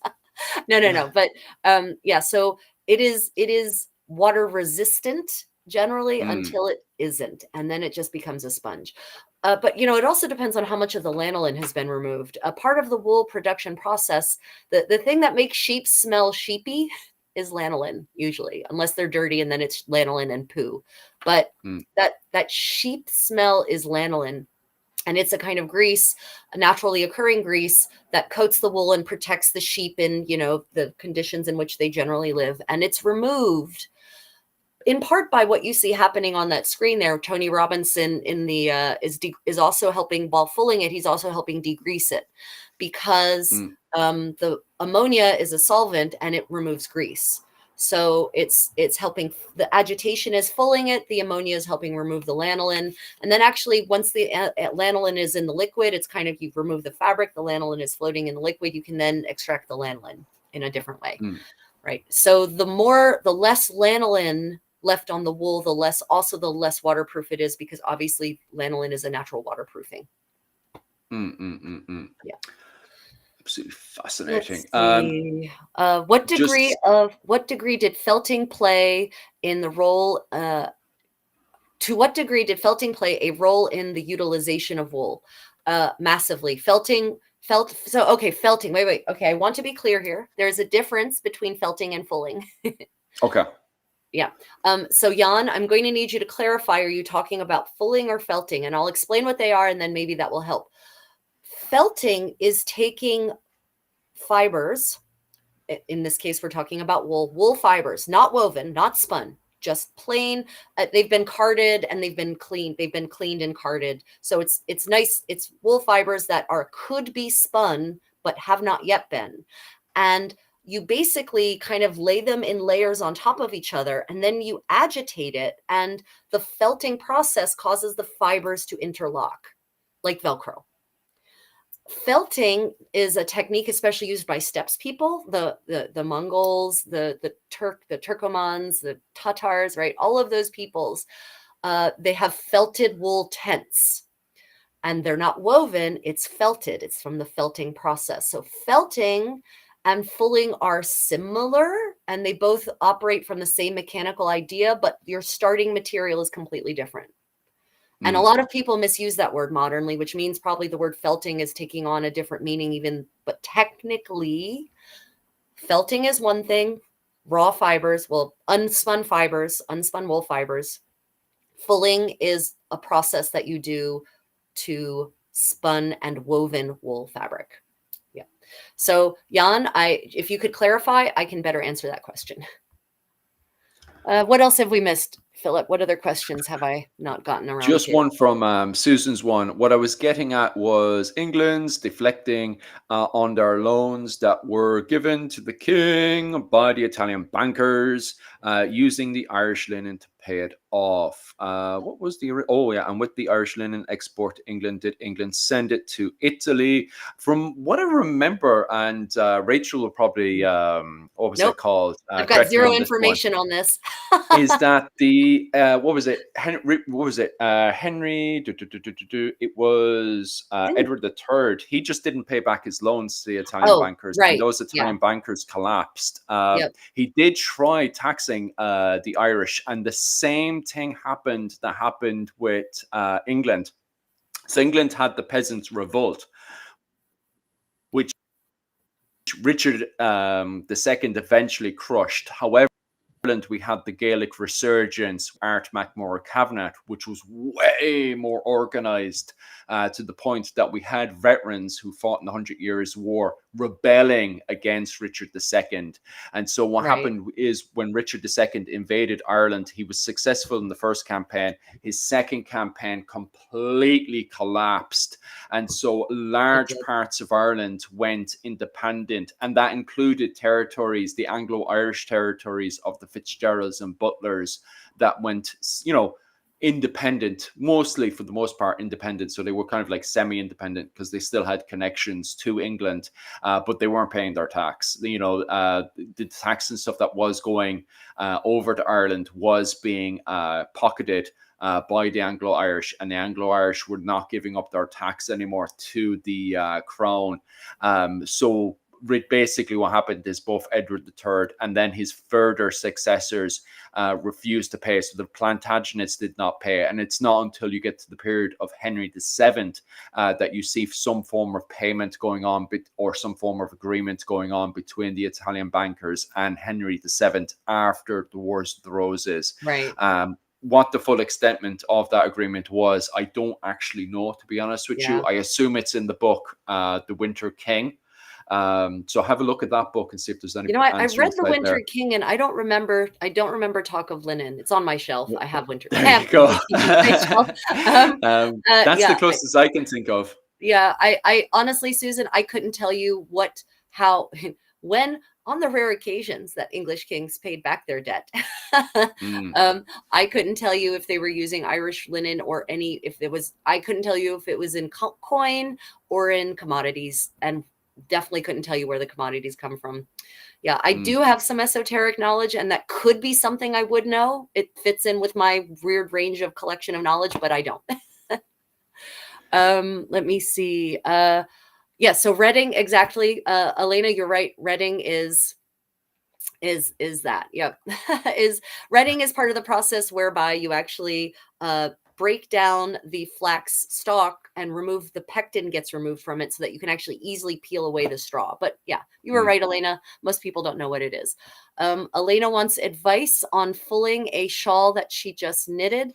But it's knitted, but it's unspun. So I'm not certain if that's still fulling. Yeah, I don't know. How do you knit fibers that aren't spun? I'm trying to imagine that.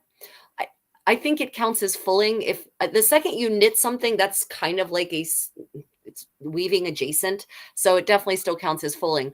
So I would full it by hand in a bucket of cold water, and I would full it gently because the amount of shrinkage you're going to get from fulling, you want to be able to control that. You could experiment and toss it in your washing machine, and you may cry afterwards. So I would do it by hand in a bucket of cold water. And you could do it by foot. You could honestly do it by foot. Just be gentle. Just put on a Netflix movie, Squared. Yeah, and wash your feet first. Let me see. What else do we have, Philip? I feel like I'm missing some comments haven't popped up yet on my end. Maybe. Just one on flating. Is it rare in Ireland? Oh, felting. Yeah. So Felting, Jan, I have not personally found evidence of felting in Ireland from the later Middle Ages, and my scanning through the book about the earlier medieval textiles, so like the first millennium, I haven't seen evidence of felting there. I would like to clarify, lack of evidence is not proof of absence.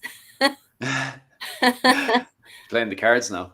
right? I can only speak of what I found. I have not found mentions or discussions of felting, but yeah, it seems that felting tends to generally be relegated to places where you either don't have critical mass for a weaving industry, because producing fibers in a way, processing fibers in a way that you can then weave them, requires a pretty large number of people. Like, it's not, everyone imagines it's one person doing everything beginning to end. It has never been that way, ever. So, when you get to more sparsely populated regions like the steppes, and you have Mm. to focus your energy on other ways of surviving, weaving takes a back seat, and you find other ways of creating fabric so that you can cover your body. And felting is one that requires many fewer processing steps than weaving does. So there tends to be a correlation between sparse population and felting. Also cold. Cold, sparse population, and felting seem to go hand in hand. So if you actually have a more densely populated area, you tend more to see woven fabrics, is my global observation. Ah. Okay, any other questions? I will not put it in, the washing machine. Thank you. The cold water inputs when I needed to use soak or some other you can use it, so you can, sure, soap usually helps with the fulling process, like a gentle dish soap is sometimes used in felting anyway. With fulling, I would, if you want to be really authentic, you could use fermented urine, but it's already had Oh, the joys. um yeah. Might as well just get Oh, a but pocket you want to burner keep going. whatever lanolin might still be there. Don't use the fermented urine, and don't use the fermented urine. Don't use the soap. Just plain water then. Yeah, Mm. sorry, just saw that. Don't use vinegar. All of those things will remove grease, and the grease is the lanolin in this case. So just plain water, and ideally distilled water. Or if you live in a place without air pollution, the medieval manuals always recommend clean rainwater, right? Mm. Because that is pre-distillation. That is how people got distilled water, was from the clouds. So yeah. It's not the case these days in Ireland and Britain, No, though. no, you heard what I said, didn't you, Philip? In a place without Mm. pollution. Yeah, yeah. And I Yeah. watched a documentary on nuclear rain in Ireland Oof. and Britain yesterday. So, yeah, the rain isn't clean. It is not. It's sad for those of us who dye fabric, Yeah. because for dyeing you want clean rainwater. Mm. But failing that, you have to go and buy expensive jugs of distilled water. So okay, this kind of got put in, I think, probably somewhere where it shouldn't have been, but that's okay. Trying to give you some visuals of actual Irish clothing. You can see this visual in the video that I published on Philip's channel on medieval Irish clothing, and you'll be able to see it again in my upcoming second edition that will someday actually get filmed and edited if I ever actually have time, on I Anglo-Irish actually, clothing. yeah, I But actually forgot what the source of that picture is. yeah, Rachel, do you remember the source? it is a tomb. Mm. And I'm trying to remember where that it's a tomb frontal, and Mm. my brain is telling me County Yeah, Clare, but don't quote me on that.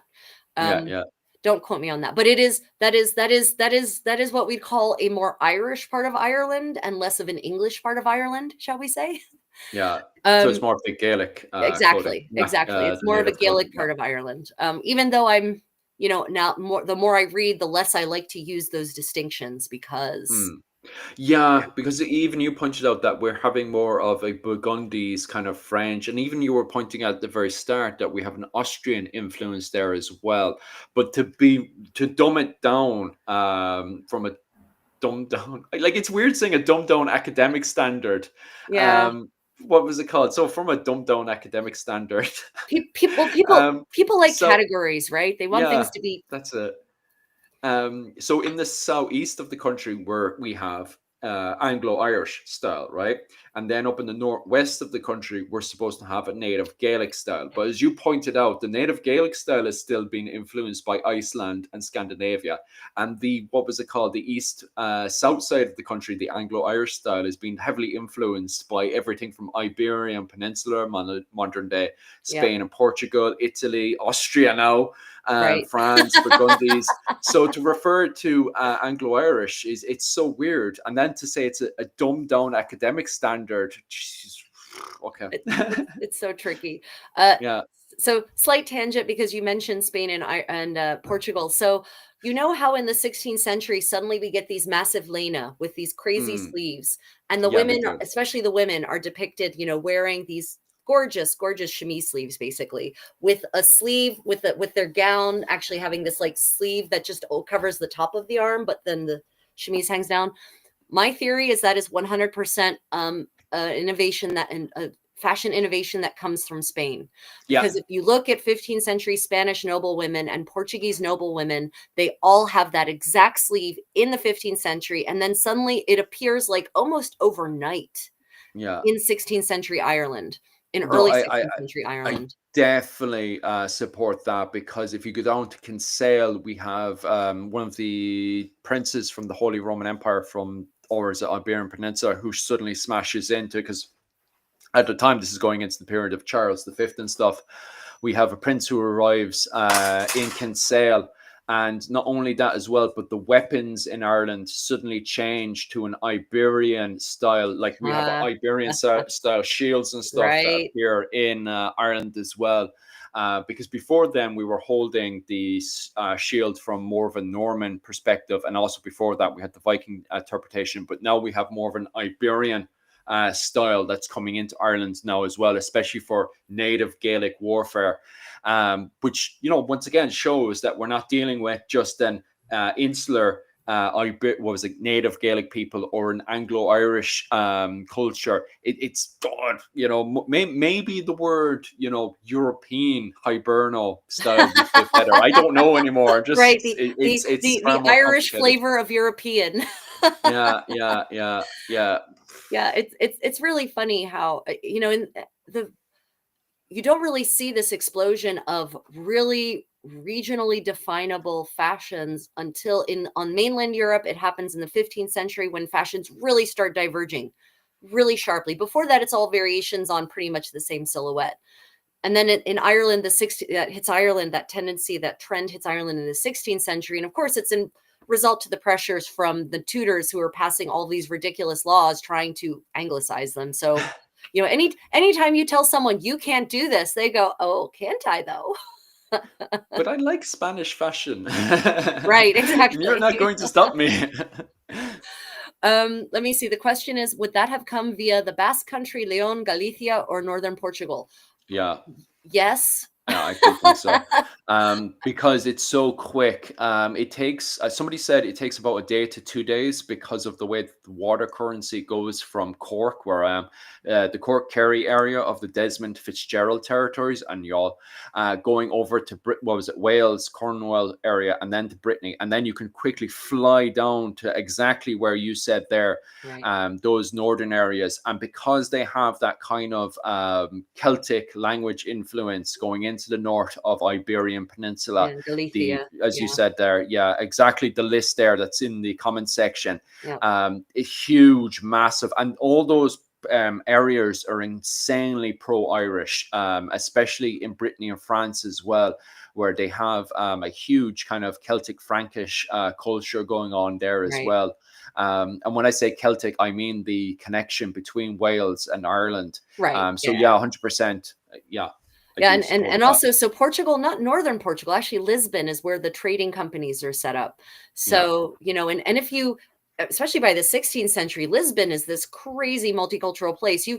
There's this great like mid 16th century painting depicting the marketplace in Portugal, and it shows a black knight, this black gentleman. He's so dapper and handsome, and he's dressed Mm, to the nines, riding proudly, wearing the insignia of the knightly order of the Kingdom of Portugal, and I can't remember which knightly order it is.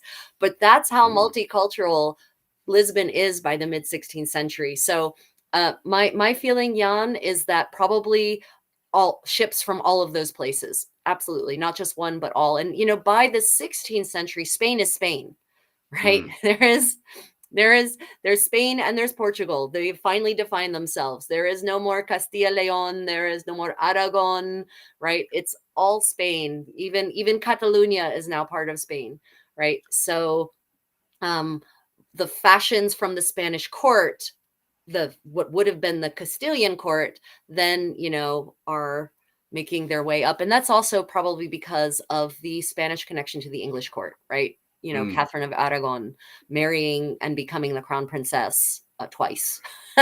um, you know, yeah.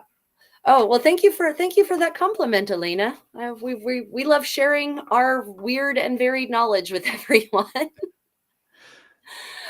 So yeah, so this tomb frontal is from like the 1440s, and what's interesting about it is that, and it's relevant to textiles as well, that man who's kneeling, he's the patron. He's the person in the tomb.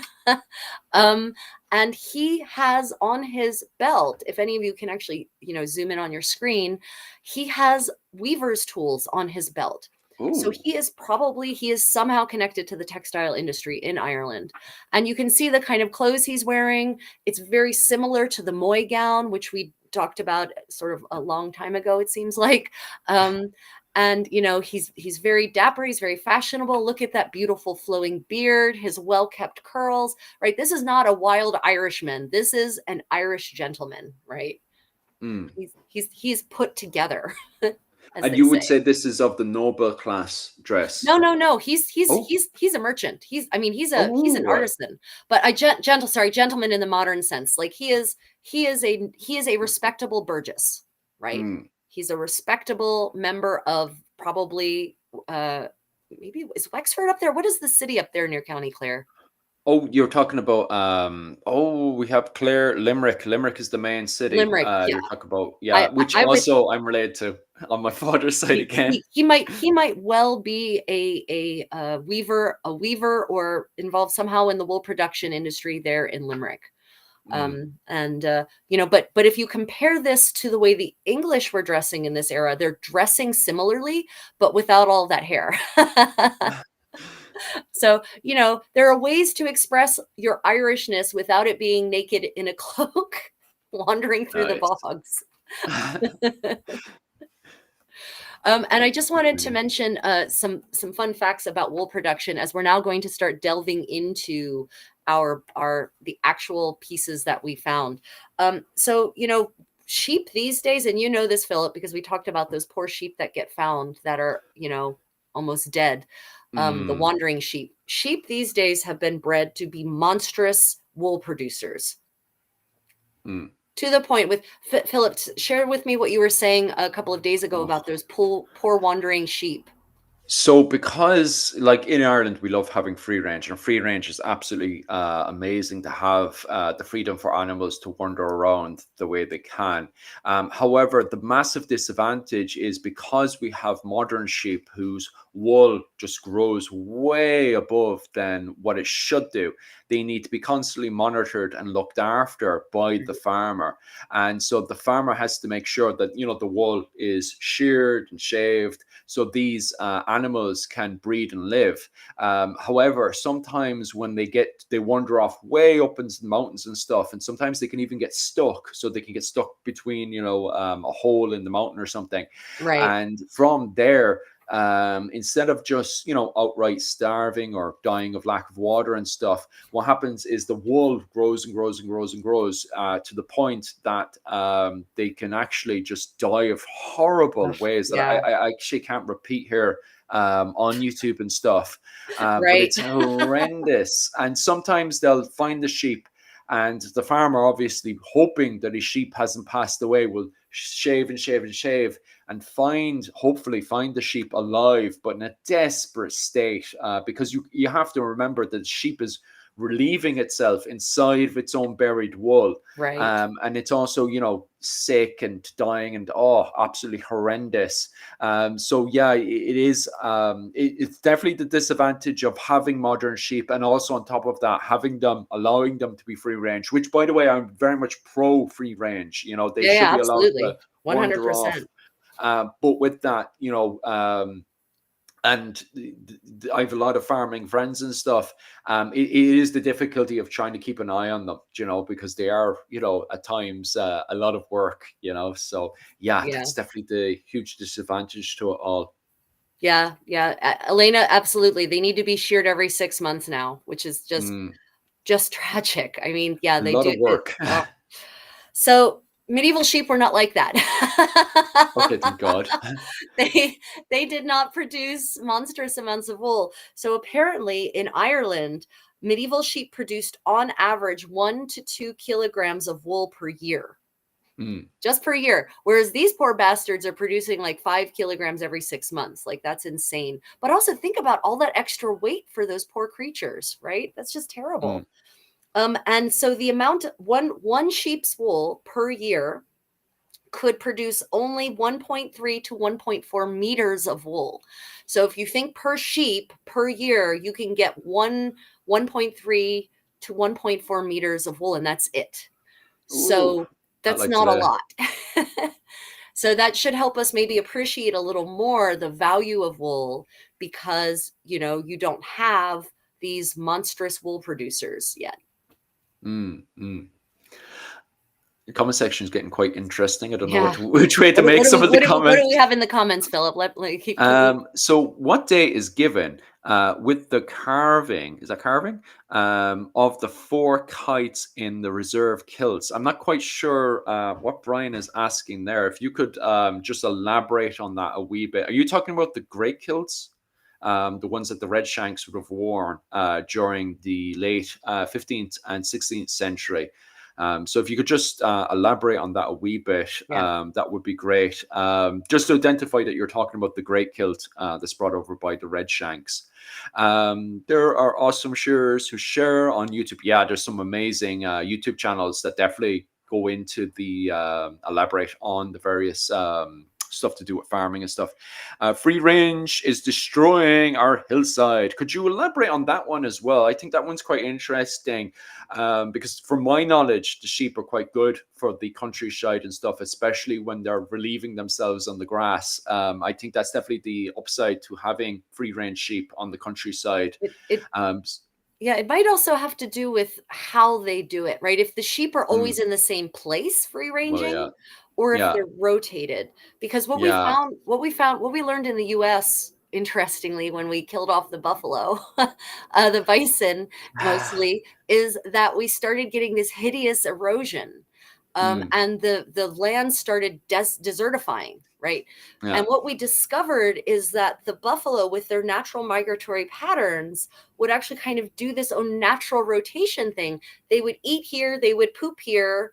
And because they were like walking around, they would aerate the soil and then move on. And that part would regenerate. And then they'd do it to the next part and then the next part. And when we stopped the migration and put up fences, and also when we killed most of them off, that yeah. started leading to the desertification of the West in the US. Mm. So maybe it's a similar situation. It could be, but definitely elaborate on that in the comments section because I'm quite ignorant to farming. I have a lot of friends who are farmers, but when it comes down to all that kind of stuff, I wouldn't know the nitty gritty of that. So definitely elaborate on that, especially now that I've reached 100 messages in the comment section. Thanks Yeah. very much for What that, guys. what My the algorithm's hell? been Is no one amazing. watching from the Creative Contessa? Susan, you keep tuning in via Philip's channel. Stop it. Thank you, Susan. You need Thank to you. tune in through my channel so I get at least some comments. Good God. I think Um, most of my people are probably working on crafts or something while they Yeah, listen. probably it is that type of year. Outside of Waterford is where my Irish ancestors immigrated with Boston. So definitely this comment section. It's not comment section. This chat today definitely fits into everything to do with Waterford. So definitely stay tuned for everything that's going on right now, because we're going to go back into Waterford in a second. We are. Once I've quickly gone through the comment section. Did Brian mean that grave? Oh, I'm not quite Maybe. sure. Hopefully we'll let him come back Yeah. and elaborate on that one, because I am really interested with great kilts, and we'll probably talk a wee bit about that in a second. Free range sheep without shepherds has been possible by the wolf in Ireland. Always have mixed feelings since I love lamb. Yeah, well, that's very, very true as well. Yeah. Keeping down the population is very important, and wolves do that. And since the extinction of the wolf, it probably has made that quite difficult. What was it called? The role of mammals. Yeah. I just clicked when I saw your face. Okay, 1 second. I'll try to find actual comments that I can make sense of. Sheep destroying forestry. So we're basically saying in the comments section is the fact that sheep in Ireland are a bit overpopulated, and exactly what you said there is that the native wolves would have kept in line all of the sheep during the medieval period. That I didn't actually know that, and that's actually really, really important fact to actually know, that the wolves because wolves actually came to extinction in the 17th century. So it does make sense that the population would have then dropped. Sorry, not the sheep would have gotten out of Wait, line. what? It's set to members only? Oh my gosh, it should not be set to members only. That's weird as hell. The reason for that, actually, I remember you were tinkering with that last week, and it's the same problem It I'm should bloody be having now. subscribers only, not members only. Yeah. We had to tinker on that one, because we have bloody hell, it's happening over my comment section. Is people were going in there and trying to wreck up our monetization, because we need to get paid for this. So when people go in and say mad comments, it wrecks up our monetization, and so we don't get paid anymore. Oh, so we crap. I'm so sorry, guys. I clicked on members and not subscribers. That's my fault. Oh, mea maxima culpa. I apologize. That was not my intention. I make that meant to mistake click all the time. subscribers only. Oh, gosh. I am so sorry, everyone. You know I love you all. Oh, I am so sorry. I've changed it. It's now subscribers only, not just... Yeah, so I was getting, we've, the problem is that we sometimes get some really nasty trolls. So I thought I'd set it to subscribers can comment, but it's members can comment. Okay, I just changed it. It's now subscribers. Oh, gosh, I'm sorry, everyone. I actually don't know the answer to this one, which was, what was the standard length for the great kilt? I'm going to suggest, because at the time it wasn't the kilt, it's the great kilt. And the question to that one then, what was the standard length of the great kilt? I actually don't know what the standard length of the great kilt is. I'm just assuming it would have been just a very large cloak, an extra large one. Yeah, so my understanding from what because I've done some research into this recently for reasons that we've discussed. So the great kilt doesn't even develop until like end of the 16th century, and it's not. Really? No, it's I don't have any evidence of great kilt in an earlier era than that. Okay. And there doesn't seem to be anything about a standard length. Basically, what seems to happen is, they've got tunics. And they've got this cloak, this practical, like the Irish brought, the Scots have one as well. It's, this cloak-like thing. And this is my theory, as the little ice age wears on and it gets colder and colder, the cloak needs to get bigger and bigger, because it's getting so big because they're trying to wrap themselves in it, that instead of just before you could just pin it and drape and it's fine. Right. But then it's getting so big that it's cumbersome. So then they belt it, right, to keep it around themselves. So it's still practical. And then eventually someone gets the idea, well, we can arrange the folds that naturally happen when you belt a voluminous garment. Then they start arranging that in pleats. And that's where you get the great kilt. I don't have an evidence of great kilt, not a medieval thing, as far as I can tell. I haven't found evidence of it.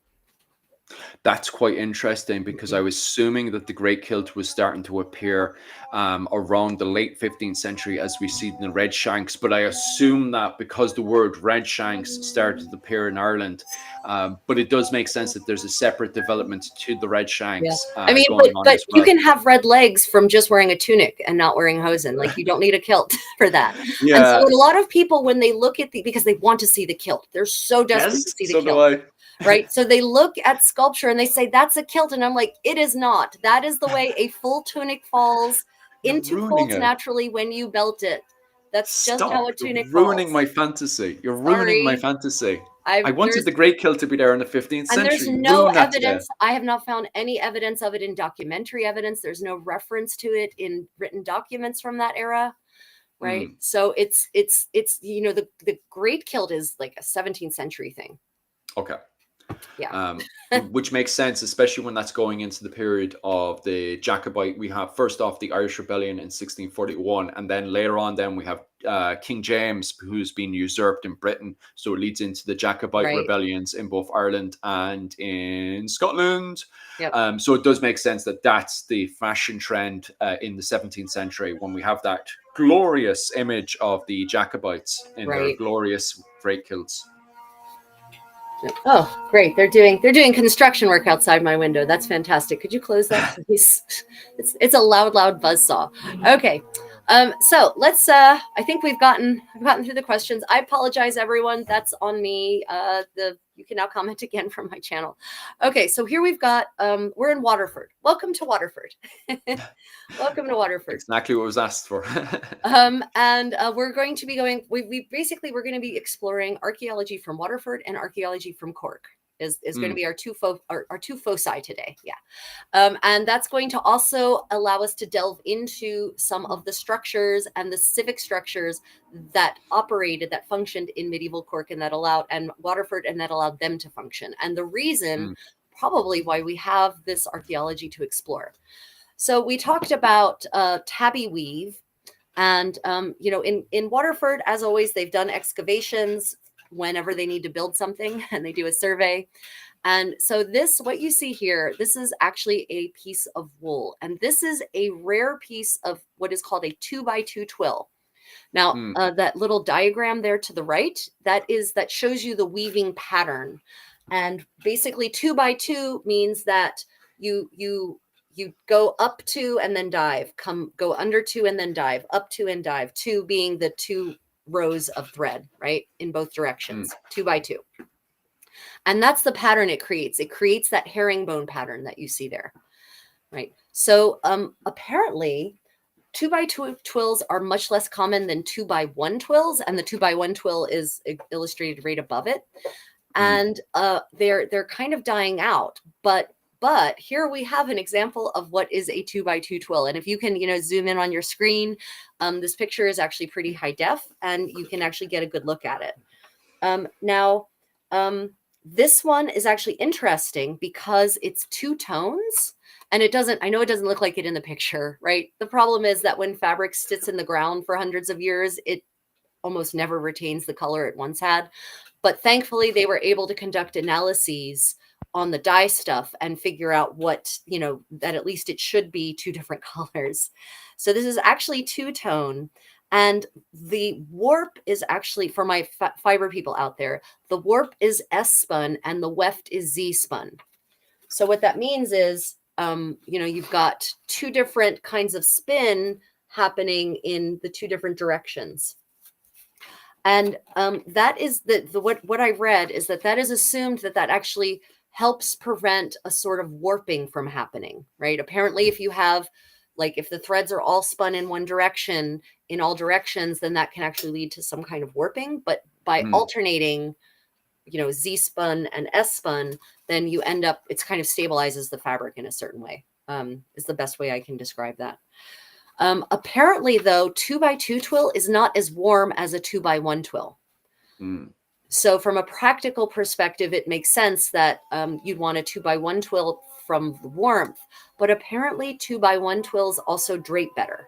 And I hadn't thought about this, but yes, that's true. A 2x1 twill just has a more beautiful, softer drape, and you can get those beautiful folds that people mistake for pleats in the statuary, right? Did scientists determine the dye colors? Of this particular piece, I don't think they were able. They tried, and they weren't able to get a dye stuff out of this one. But some of the pieces we are looking at, we will be able to get to the dye stuff. Yeah. Right. Thanks, Susan, for that. Yeah. From the tomb carving earlier. the tomb carving earlier, those are not kilts. Those are tunics. I'll Okay. just drop back to that for a moment. Let me see. I think that was 9. Yeah, those Yeah. aren't okay. Yeah, so this is what I was saying. You see what you want to see.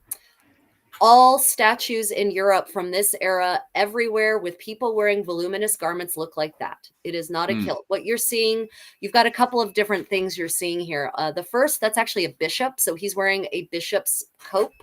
And then he's got a long full tunic on underneath of some kind. And those folds are just the way a voluminous garment, especially made of a nice soft wool, will just naturally fall into those pleats, in what you think are pleats, but it's just folds. It's just folds. And then the two gentlemen, the two kings actually on the right, those are biblical kings. Those two kings, they've got a cloak over top on the very top layer, and then they've got 2 layers of tunic under that. So those are not kilts. Those are not great kilts. It's just a cloak and 2 tunics. Sorry. What I also find interesting from a military perspective is the last member of the clergy actually has a sword on him, and the sword actually fits archaeological sword finds of the 15th century.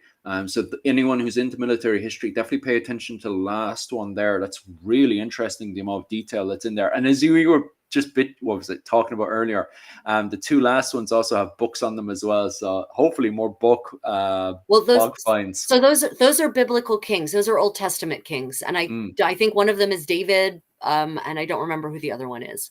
But remember, tombs are always covered in all kinds of religious iconography to try to connect the patron to the heavens and to biblical history, to make them seem like a somehow important person. So yeah, those are sadly not kilts. Okay, so Waterford, right. So this was apparently also found in a space also with a weaver's sword pommel from the 12th century. So they think this piece actually dates to the 12th century, this particular piece of fabric. And it actually has, you can't really see them very well in this picture, but there are a couple of stitches in it of silk thread.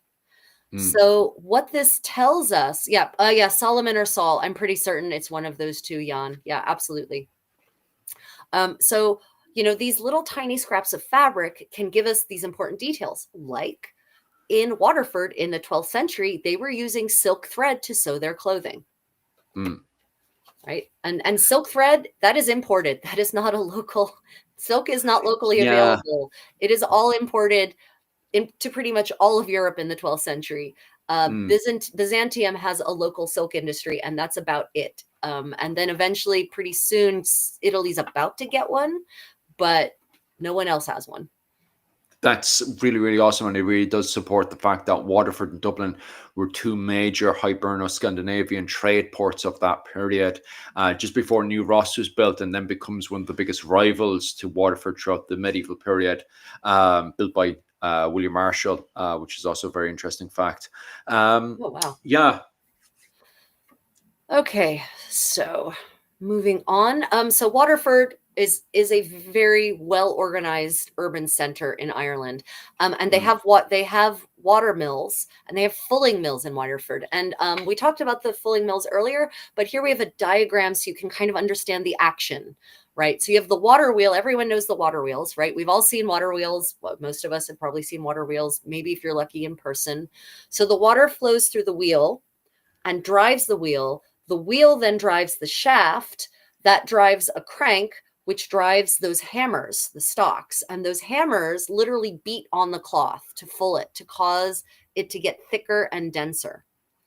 And we know that there are fulling mills that date to Ireland and Waterford specifically in the 13th century. And as I said, there is a Fuller's Guild, County Wexford, right? 1265. There's a Fuller's Guild in County Wexford as of 1265 and Dublin in 1225. So, it's coming along. And what's interesting is fulling, even though it's kind of been there the whole time and you can full by feet, it seems that the invention of the fulling mill makes people change how they start processing wool en masse, because we have a shift in the archaeological record from unfold wool, from twill weaves, to tabby woven wool, because what happens when you beat the wool and that pattern gets tighter and tighter and tighter, the weave vanishes. It vanishes into the fulling process. So it gets to the point where you can't even tell what kind of weave it has. And we'll examine a piece like that in a bit. So we Nice. have this shift in the 12th and 13th century from twill woven wools, and this happens all throughout Europe, from twill woven wools to tabby woven, that square weave. Because why bother going to the effort of weaving a twill, which a little more complex, takes more time and thought, if you're just going to beat the living God out of it and turn it into something else anyway. So we have a shift towards the tabby woven wools, and the tabby woven wools are the ones that eventually become what modernly we call doeskin, which is that kind of silken wool that just shines, and it's got this amazingly finished surface. And that, rich people started to wear probably in about the 14th century, we think. Just to go into the comment section there, was silk a secret during the time itself? Wasn't silk a trade secret at the time? Not from what I was aware of, because silk is huge throughout the entirety of the early medieval period in Dublin and Waterford.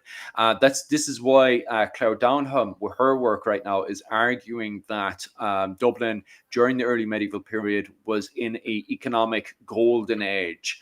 So if it is a secret, it's a secret that Dublin and Waterford is completely unaware of, because we're throwing silk all over. No, I think she means the production of silk, and it is a trade secret. It is absolutely. Okay. The production of silk is 100% a trade secret. And it took some, I think, I forget who it was who stole some mulberry silkworm cocoons from China and brought them back. Venice. Yeah. Oh, okay. So it was absolutely a trade secret. And then the Byzantine and then the Eastern Roman Empire held on to that secret really tightly as well. So yeah, that's why no one else has the industry, but also because you need mulberry trees to feed these silkworms, right? And those require a special kind of, set of conditions. Yeah. What other questions do we have, Philip? Would silk have come via the Mediterranean and the Scandinavian trade routes? Yes. So just to go back over that one, the main trade route that, and this is why there's so much fighting between the Irish Vikings and the Anglo-Saxons in around 940 in York, is that Dublin is trying to take over York, so it has direct trade route into Scandinavia. And then from Sweden, there's a trade route down to Kiev, modern day Kiev, and then that goes straight down to Constantinople, modern day Istanbul. So that silk trade goes from Istanbul to Kiev, and then over to the Scandinavia and over. The second trade route then is the one I was talking about earlier, from Dublin. It goes down to Wales, Cornwall, and then from Wales, Cornwall, and England. Well, be funny to say England, I said Britain, then into Brittany in France, and then it goes straight down. It takes about a day or two to go straight down to northern Iberia, and then from northern Iberia you can whip around Iberia itself, modern day Spain and Portugal, into the Mediterranean Sea, and then trade into, hugging the coastal line of that, you can then fly over to the Italian areas, and then from there reconnect back then into the Byzantine area of modern day Istanbul. So those are the two major trade routes that the Irish Vikings, the Hiberno-Scandinavians, are literally fighting for, because, as Claire Downham is arguing, because of this silk coming in, we have an economic golden age in Ireland. So it's not a case of the fall of the saints and scholars into this kind of dark age. We're actually looking at an economic golden age from the Irish Vikings in Ireland. So great question to ask. And then in the later Middle Ages, by the 14th century, it's coming up through the Mediterranean via Portugal and like going straight to Cork, right? Straight to Cork, straight to Dublin. They've completely bypassed Britain in that equation, because, sailing technology, ships got more, better, higher tech. They could sail in more open oceans with greater success rates. So yeah, by the 14th and 15th century, Ireland, as far as we can tell, is trading directly with the Italies. So yeah. More money for my family. Oh, yeah. Thank you, Jan. The Nestorian monks. Yes. During the reign of Justinian. Yes. Right. And so then the Byzantines, the Eastern Romans, held on to that secret as tightly as they could for a very long time. Yep. Nice. Plaid is mentioned in the Lobra Nagaran. Sorry for the bad pronunciation in Old Irish. But how was it worn? Translated from the Macalister. Sorry for the pronunciation of that. I'm not sure. Could you elaborate on that, please, Brian? Because I'm not sure Well, about that plaid. one. So remember that Um, plaid as a weave is not an Irish or Scottish thing. It's everyone, mm, like everyone did it for thousands of years. We have textiles woven to, if you're talking about by plaid, you mean one color this way, one color this way, and maybe a third color, right? That's something people have been doing across the world for thousands of years. So it's not a new concept. And I'm yeah, assuming. Sorry no, for no, go cutting on. in there. I'm assuming you're talking about the 15th century and 16th century. How was plaid made or worn? Oh, yeah, so, you all have to understand that the whole association of plaids with clans is a post-medieval artifact, and it's an invention. Mm, So, there's a possibility that certain regions may have had certain, like, on the cottage industry, those homespuns, there might have been certain colors that were easier to create from whatever plants were local, and so it might have been more likely that people in this region of, say, Scotland were more likely to weave fabrics in these combinations of colors than this other region, but there doesn't seem to be any kind of, "This is the plaid mm. worn by the McAllisters. This This is the plaid." the Yeah, tradition, the tradition for plaids to Pacific families, clans and dynasties can easily correct me in the comment section, but it doesn't appear until the 18th, exactly. 19th Yep. century. And I don't want to sound rude or backwards or anything here, but myself and Rachel, we mostly cover, although we're bitching about the term medieval, we mostly just cover the period between the well, I do anyway. I covered the period between the 5th century all the way up to the 16th century. So the period where Saint Patrick appears with the his letters to identify we're in a historical period, all the way up to the end of the Gaelic Ireland and the flight of the Earls when the Gaelic are kicked out Yeah. by the English. That's kind of the period we mostly cover. So when it comes down to tartans for Pacific clans and stuff, we don't specifically cover that history on this channel. Although I do find it interesting. Don't get me wrong, I do Yeah. find the 17th, 18th, and 19th century very, very interesting. It's just it's outside of our Yeah. realm of Exactly. study. I mean, I have studied it, but it's not, those centuries just make me so sad. Um, uh, It's all the math stuff yeah. that goes on. So Jan has a question. Does that lead to a decrease in quality, or are they still equally high quality? I think you were talking about, I'm assuming, based on when that comment came in, Jan, just confirm me, were you talking about this transition from twill to a tabby weave? I'm going to assume you were, Mm, and I'll answer that question. And if it's not the right question, let me know. No, it actually does not decrease the quality. Twill or tabby, that it's not a question of quality. It can be a question of drape. A twill weave is actually going to have a mm, softer drape than a tabby weave is, just because of the way it works. But when you start fulling it and start putting it through the process that result ultimately in what we call modernly doe skin, and which was called broadcloth, medieval broadcloth. That's the word I'm looking for. Broadcloth. Broadcloth is like one of the most high quality wools you can imagine. It is so, and it lasts forever. And that's why we actually have pieces of broadcloth that have survived, and we'll have a piece of broadcloth that I'll be showing you. So no, it did not impact the quality. It actually ended up creating something that was maybe more high quality, actually. mm. God, the comment section I know, suddenly no lit kidding. up there. Thanks very much, guys, for the comment section. It's actually really, really good for our algorithm. So definitely keep pouring in with the comments and stuff as we slowly try to make our way both through the presentation and the comments as well. And obviously, if we missed your comment, definitely comment again, which is Yeah, good for my and comment actually, section as well. Uh, Catherine has a good comment. So plaid is not plaid. That word plaid is actually not used in the medieval period for a color combination. So that's another mm, good thing to note, because as she says, it was, the garment that they wore in 15th and 16th century lowland Scotland. She's absolutely right. Is mm. it's not a weave of pattern. That's kind of something that crops up later on. So yeah. Just to identify another one as well with color identity per clans of the late medieval period and stuff. It was Connor. He's got a video on 16th century gallo glass. There is what was it called? Rachel's going to help me out with this one. Remember the fishing Yes. belts Yep. that Yep. fishermen would wear? Yeah, that's used to identify people per clan. First and foremost, most important thing is clans, fishermen who were lost at sea. When they would find these belts, they could identify exactly, because if you get lost at sea, you could pop up Right. anywhere, right?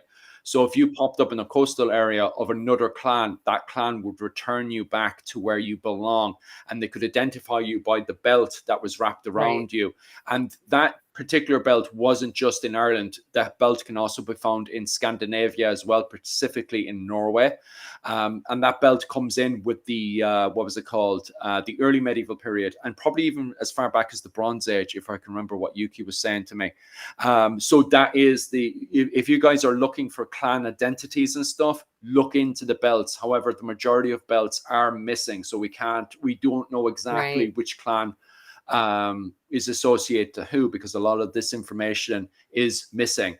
And then those same belts that were used for fishermen who were lost at sea, when they then went into the battlefield, they then can identify which clans and who was hacking up who by the belts. So it helped, well, it was supposed to Right. help prevent clan on clan violence. So they would get into their formations, and then as they were hunting for each other, they would identify, oh, that's clan so and so. We won't attack them. We're allied to them, but we're against that clan, so we'll go over and attack them. So if you're looking for clan identities, look into the belts. But if you're looking for, okay, so what's my clan color? That's lost in history for the most part. So I hope that answers the questions on clan identity there. It's nothing to do with plaid in this period. So there is no plaid belts in the 15th and Mm-mm. 16th century. It's the belts that people were using for Exactly. fishing. Yep. Sadly, we don't have any that we didn't prepare. I didn't think we'd be talking about that. So we didn't prepare any photos of the belts for this presentation. Doesn't not none of those are sadly not mentioned in the book Textiles of Ireland. And for those of you who are just joining us, welcome. I am Rachel from the Creative Contessa. This is my colleague Philip and friend from Irish medieval history. And we're here to talk about specifically the textiles that are presented in the newly published book, Textiles of Ireland, and how that pertains to medieval Irish fashion, focusing on late medieval Irish fashion. And as always, don't forget to like and subscribe. And if you're one of my people, please go and subscribe to Philip's channel. And if you're one of his people, you should definitely check my channel out.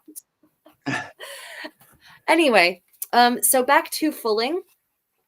So once fulling starts taking off, it really starts taking off to the point where it's if wool isn't fulled, it's considered inferior. So I've got this fun little 14th century poem that basically says, "Cloth that cometh from the weaving is not comely to wear. Full it, or excuse me, is not comely to wear till it be fulled underfoot or in fulling stocks, washen well with water and with teasels cratched, toweled and tended, and under tailor's hands." So basically, there's this prejudice starting to form against, well, if it hasn't been fulled, then it's not worth wearing, right? So that changes also the kind of clothing that people start making, because the weight of your wool and how it drapes is going to impact how you tailor it, actually, and what you can do with it.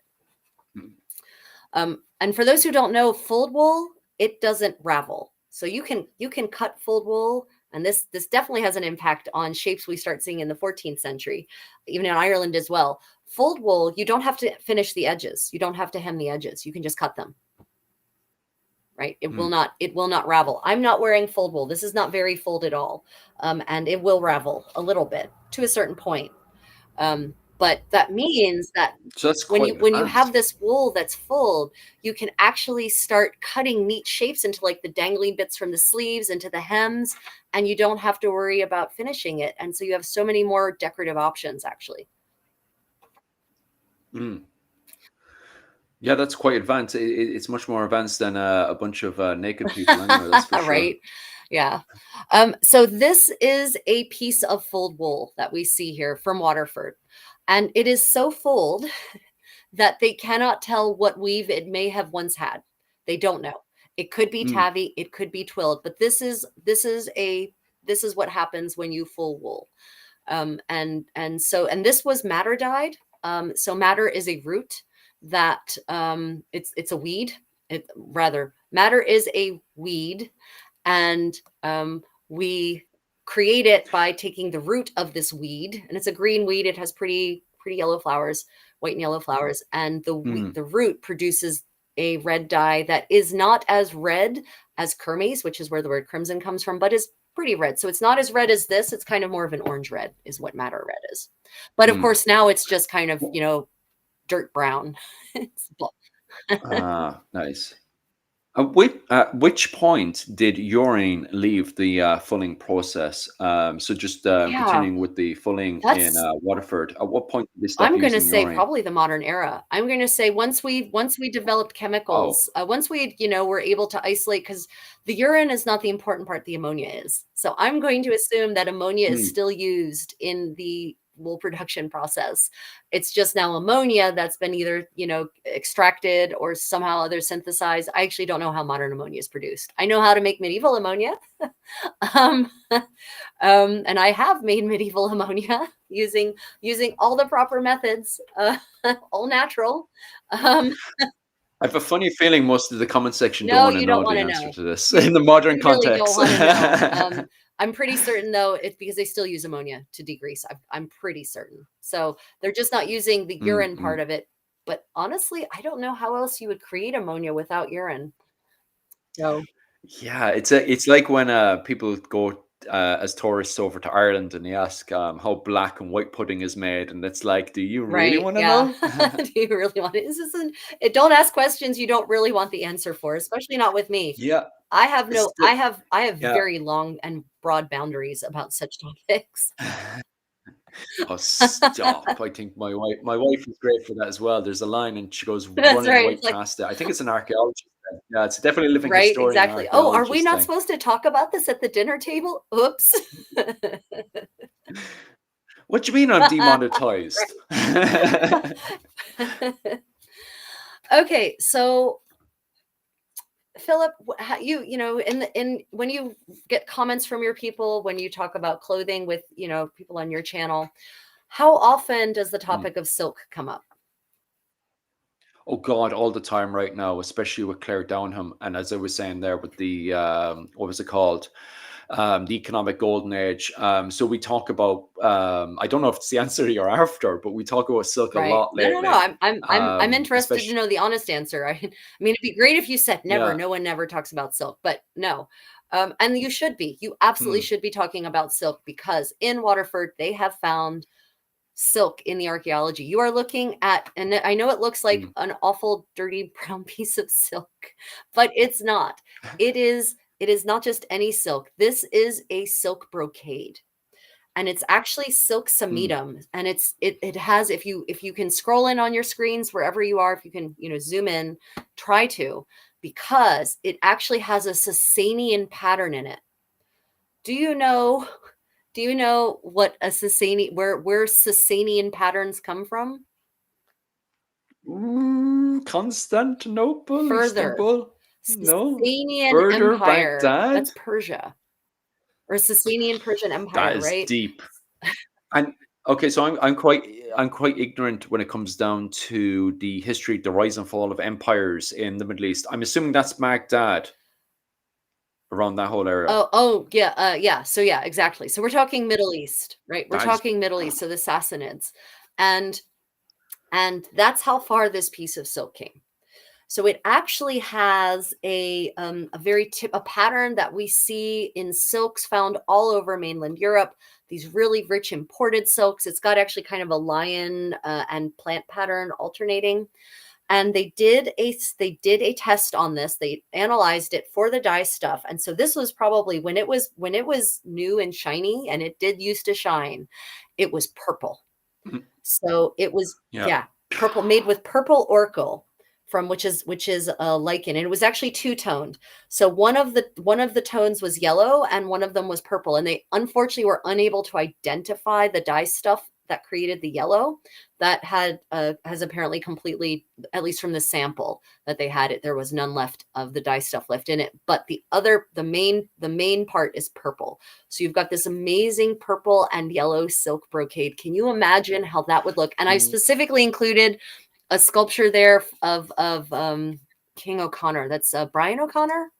He's yeah, right. yeah, Brian Right, Brian O'Connor, who's O'Connor, that's King his of Ireland at effigy, the time. and it is entirely likely Mm. that a king like he would have absolutely had a lovely silk tunic. 'Cause- So I'm assuming this is This 13th is century exactly silk, is actually, it? this one is 12th century, so it's even earlier than that. 12th century. Yeah, Okay, so yep, that makes sense. So that fits in with the O'Connors. So it's just before the O'Connors were usurped by the Henry II and stuff, and it's also the point where Waterford is one of these major right. trade routes in that entire area. I'm assuming as well. I'm just taking a mad assumption, and you could easily correct me on this one. The yellow. Is there any connections to saffron? Because I know that's No, always the thing. it's no, that's it's Okay. most likely weld. Saffron is not yet a common dye. It's not saffron, guys. Saffron Okay. is not common in Ireland anywhere as a dye stuff until like the end of second half of the 15th centuries, where we really start to see saffron cropping up. Oh, Yeah. Yeah, really. really? It's Oh, damn it. I've not found any evidence for it before the second half of the 15th century. It's another one of these pop history things, right? You imagine everyone always having more saffron, but the reality is that the Okay, things that that's they were using to create yellow were probably broom or weld. because I was going off of saffron being worn by the Gallowglass and Kearns because of Gerald de Wales's depiction of Diarmid, what was it? Diarmid MacMurrough, and he's in a yellow tunic in Right. It's his probably broom or weld. book of Gerald of Wales when he was over in Ireland. It's probably broom or weld, not Mm, necessarily saffron. okay, People so that forget kills that that there's one. like it's like saffron is Irish, saffron is Irish. Like first off, saffron is not Irish. That's because of It the is not an Gallowglass Irish and plant. Kearns. Yeah. Broom and weld are native to Ireland and seem to be the most common dye stuff when you analyze textiles. So Okay, so here there's a good elaboration on that one. So when does it pop up in the Persian silks, the I no, saffron? I'm not a Persian silk expert, Okay. but but for the most part, the silks that I've seen analyzed, I've almost never seen saffron crop up as a color. It's definitely Uh, something we'll have to further dig into yeah, because especially since you're undermining the Kearns right. and I'd Gallo have to glasses. I'd have to do like a whole research thing into just, well, okay, when the hell, when how often does saffron actually appear in the archaeological record, right? And it almost like in the medieval dyers manuals, it's Mm, not mentioned a lot. So, you're yeah. killing I it. mean, and here's the thing, it would be a luxury item, right? Saffron is, even in the Middle Ages, was crazy expensive, mm, right? And the amount of saffron you would need to dye a length of fabric is a lot. And it's also not terribly color fast, by the way, apparently. So you're going to have to re-dye it with some regularity. So it's a luxury item. Yeah, you're killing me. You're killing me right I now. know, I know, I know. I went We're off and made a load we're of videos on the Kern wore saffron tunics, and and now it's I'm not like, just oh, and I it's have not to and it's not reevaluate everything. just it's I mean, I'd be interested if I'm always open to new, right? History is constantly evolving. My understanding of history is constantly evolving. I am always open to new evidence, but what I have found has not been indicative of saffron being the forever ever traditional dye stuff of historical Ireland. I'll have to do exactly what Catherine is saying there and look into Persia. Hopefully, Persia can make me right. Yeah, so it's like um broom and weld are native to Ireland. Well, native, they grow there. I don't know if they've always been Mm, native. They're native now. They're native-ish. okay, well, They're they there are now. now. It's possible that the Romans brought it, who knows, but they're there now and they grow really well and they're like weeds and the dye that they produce is, pretty good and it's relatively color fast. So, which makes more sense.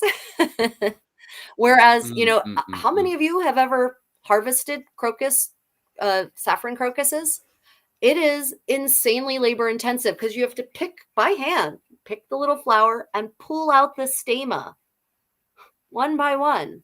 And you have to be delicate because you can't crush it. You don't want to crush those stamina. You want to make sure they're intact so the dye stuff stays in the stamina of the crocus. And not all crocuses are saffron crocus. Croci. Mm.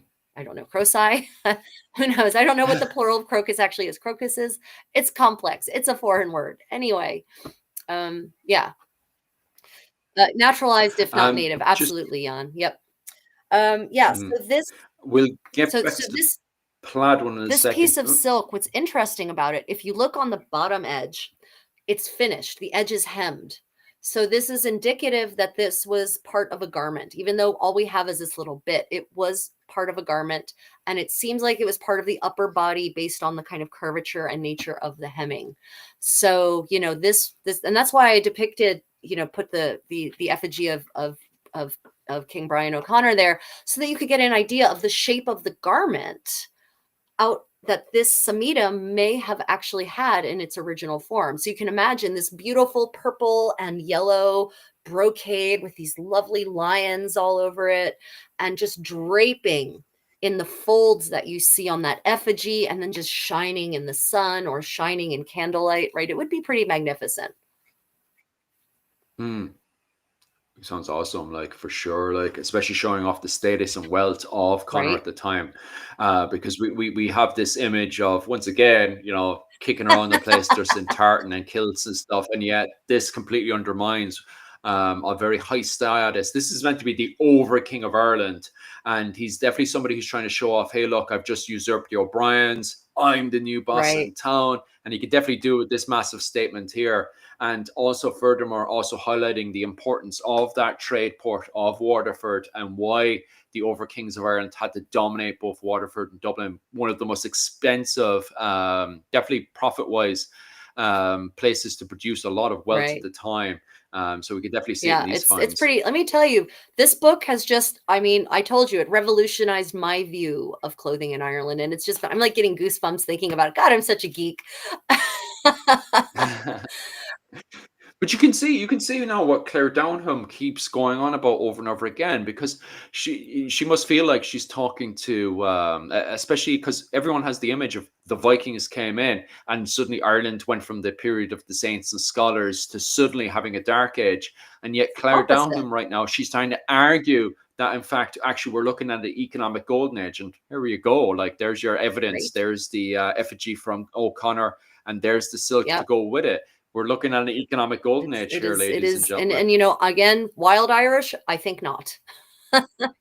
Yes, especially in this period of the I 12th think century. not. I think that the Irish have, like all humans, always liked bling and great. Mhm. Okay, so I promised, or I warned that we wouldn't just be looking at clothing, but at, I know you're all like strings. Oh, how exciting. But so these are actually, these could be finger loop woven. And for those of you who join my medieval crafting parties, I've been doing a lot of finger loop braiding lately. So these could either be tabby woven or a tablet woven, which is a process where you have tablets and you use the tablets to turn the pattern, or they could be finger loop braided. And they have survived, and they're silk. These are silk narrowwares, right? And these are the kinds of things that could be used for trim around the necklines or the sleeves of garments, or they could be used to lace the garment. Like I've got a silk finger loop lace right now.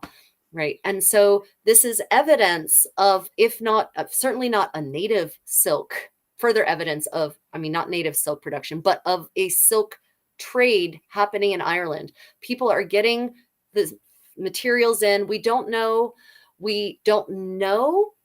if they were weaving this, making these silk cords themselves in Waterford, or if they were imported straight up. I haven't been able to find records of like silk women working in Waterford.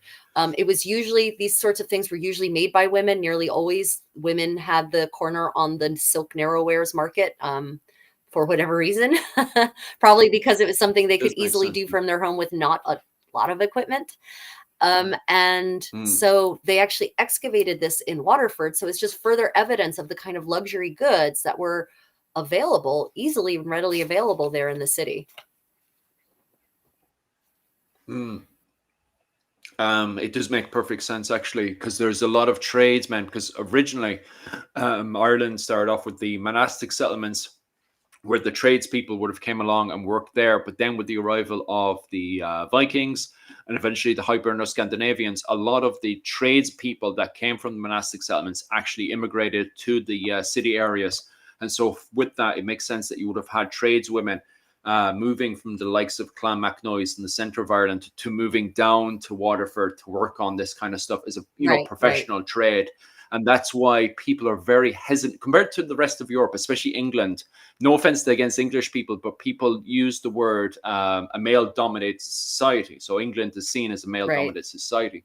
However, when we get into the nitty gritty, and you've highlighted another example of that, it's very, very difficult to highlight Ireland as a male dominated society because of how much control in the administration women had in Waterford, Dublin, and Cork, because they were involved with the accountancy and Oh, a trade interesting. like this itself.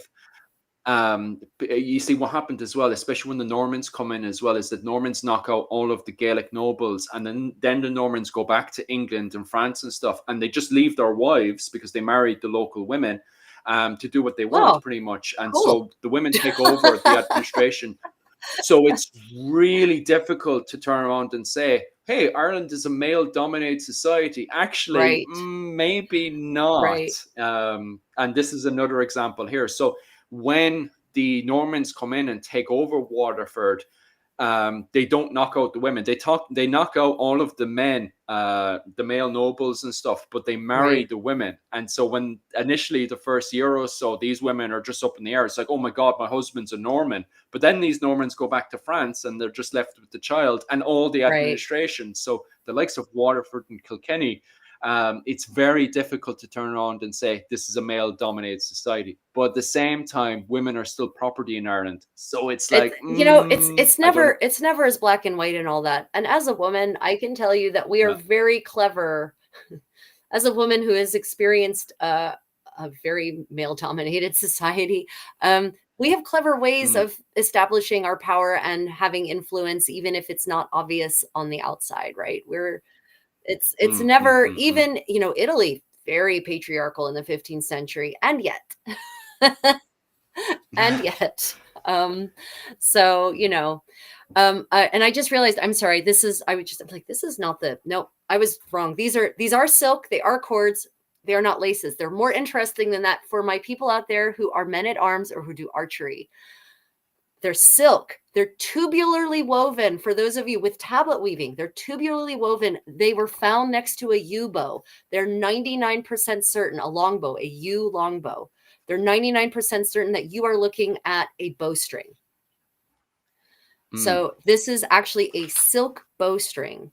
And that's interesting because bowstrings don't often survive. Right? Like the bows survive sometimes in kind of sad little bits, but the strings don't. So this is evidence that not only did Waterford have access to luxury goods, so luxury that they could afford silk bowstrings for their yew bows. Spoiled. Right. Because I'm aware of everybody making a big deal about, because at the same time we have archaeology evidence in Cork where crossbows are found, and everybody's like, oh my God, crossbows in Cork. But now you're pointing out silk cords. It's like Right. And next and it level was now. it was definitely, And so that's, this thing is really long. I mean, it's long for something that's having been in the ground for this long. It's 1,177 millimeters, so it's like 1.17 meters long. So, mm, it's not intact, like it's in two parts. So the two different parts are two different lengths, mm, but it's super, the archaeologists working on it, I guess, Elizabeth Wencott noticed that it's tightly tensioned, right? Which kind of gives the mm. idea that it's meant for projecting arrows at someone or something. Yeah, so I was pretty fascinated when I saw that because I never even really thought about, well, what are bowstrings exactly made of in the Middle Ages? And here we are in Waterford, and we've got bowstrings that they excavated made of tubularly tablet woven silk. For my textile people out there, just imagine how cool that process must be to do a tubular weaving using tablets. I mean, that's just so cool. Hopefully, Rambling Kern is Oh, somewhere in the comments section as well, because Rambling Kern is doing an entire series on bows right now. And I'd love to know what his reaction to this would be. So I'll definitely send this over to him after this whole stream is done, and see if we get his that'd be reaction pretty off of cool. Yeah, I was hoping we'd have some archery experts in the comments to fill that in, but that's okay. If you have medieval archery expertise and can share more information, please do. Jan has a question. When does the drawstring date to? So the drawstring dates, it's from the layers from like the 12th through the 14th century. So it's kind of hard to precisely date, but they think 13th century. Yeah, bowstring. Sorry, did Okay, so I read exactly. I knew what you meant, Jan. I understood. I was picking up what you're putting down. it kind of fits in with the whole romance as well with Tristan and Isolde, because as we were saying there, it's very complicated to make out that that whole area between Waterford and Kilkenny is a male dominated society. But what it is because you've got literature like Tristan and Isolde, where you have that kind of romantic Norman knight and the Irish Right, princess and stuff, it kind of fits in with that kind of romance of that right, era. So I do find that very, very interesting that it's dated between the era when Tristan and Isolde, that literature of a romantic Norman knight and his Irish right. princess is very much there. So the dates definitely fit that It, romance it of the it does. period. But isn't Tristan supposed to be from Cornwall? Isn't he like Cornwallish or something like that? Yeah, but his you have Cambro. So this is how it fits in. So the Normans come in and they rewrite that Right, literature, right? And they're coming into Ireland as well. And Isil is an Irish princess. So it fits in with the romance of an Irish prince. I meant to say princess, right? So the Irish princess, which right. fits in with the women they're Isolde. Yeah. marrying in Kilkenny and with the women they're marrying in Waterford. And on top of that as well, most of these guys like the Fitzgeralds, who else do we have in there? The Roaches, various of these families, they're all Cambro Normans. So they see themselves as these Oh, Welsh knights coming into oh, Ireland I and see. liberating their and rescuing their Irish princesses from these evil lords and kings and stuff that believe in slavery. Like if you read Tristan and Isolde and then you apply it to what's happening politically in Ireland, you can Right. see how the likes of William Marshall is one of these best examples of a living Tristan and Isolde example. So he would have gone in there and had all this kind of silk and the silk cords and all these romantic artifacts. Well, I say artifacts, but these romantic dress and stuff, Right. and try to woo his Isolde. I think it's what was his name? Is it Isabel de Clare? I'm sure it's Isabel de Clare. That's the one, Isabel de Clare. She was an Irish princess, and William Marshall would have easily gone in there and tried to woo her, because it fits in with the romance of the period. Right. So you can easily see why they were making silk cords and stuff to try to woo these, Irish princesses and stuff that they were with for about a year, romancing them, and then just went off to France and England for the rest of their Uh, life. good times. Good Oh, I. times. Yeah, a question. Is it probably too complicated or expensive to get into tablet weaving? Elena, it is not. Tablet weaving at its basic level is super simple. It really is. You can, of course, wander down the rabbit hole of complexity, but it's not hard. So, yeah. So say goodbye to whatever free time you didn't have. Oh, the joys of living history, Right, or history in exactly. This general. freaking rabbit holes, man. The freaking rabbit Oh, I. holes. Okay, so we're back to this piece of linen, which was actually found in Waterford, right?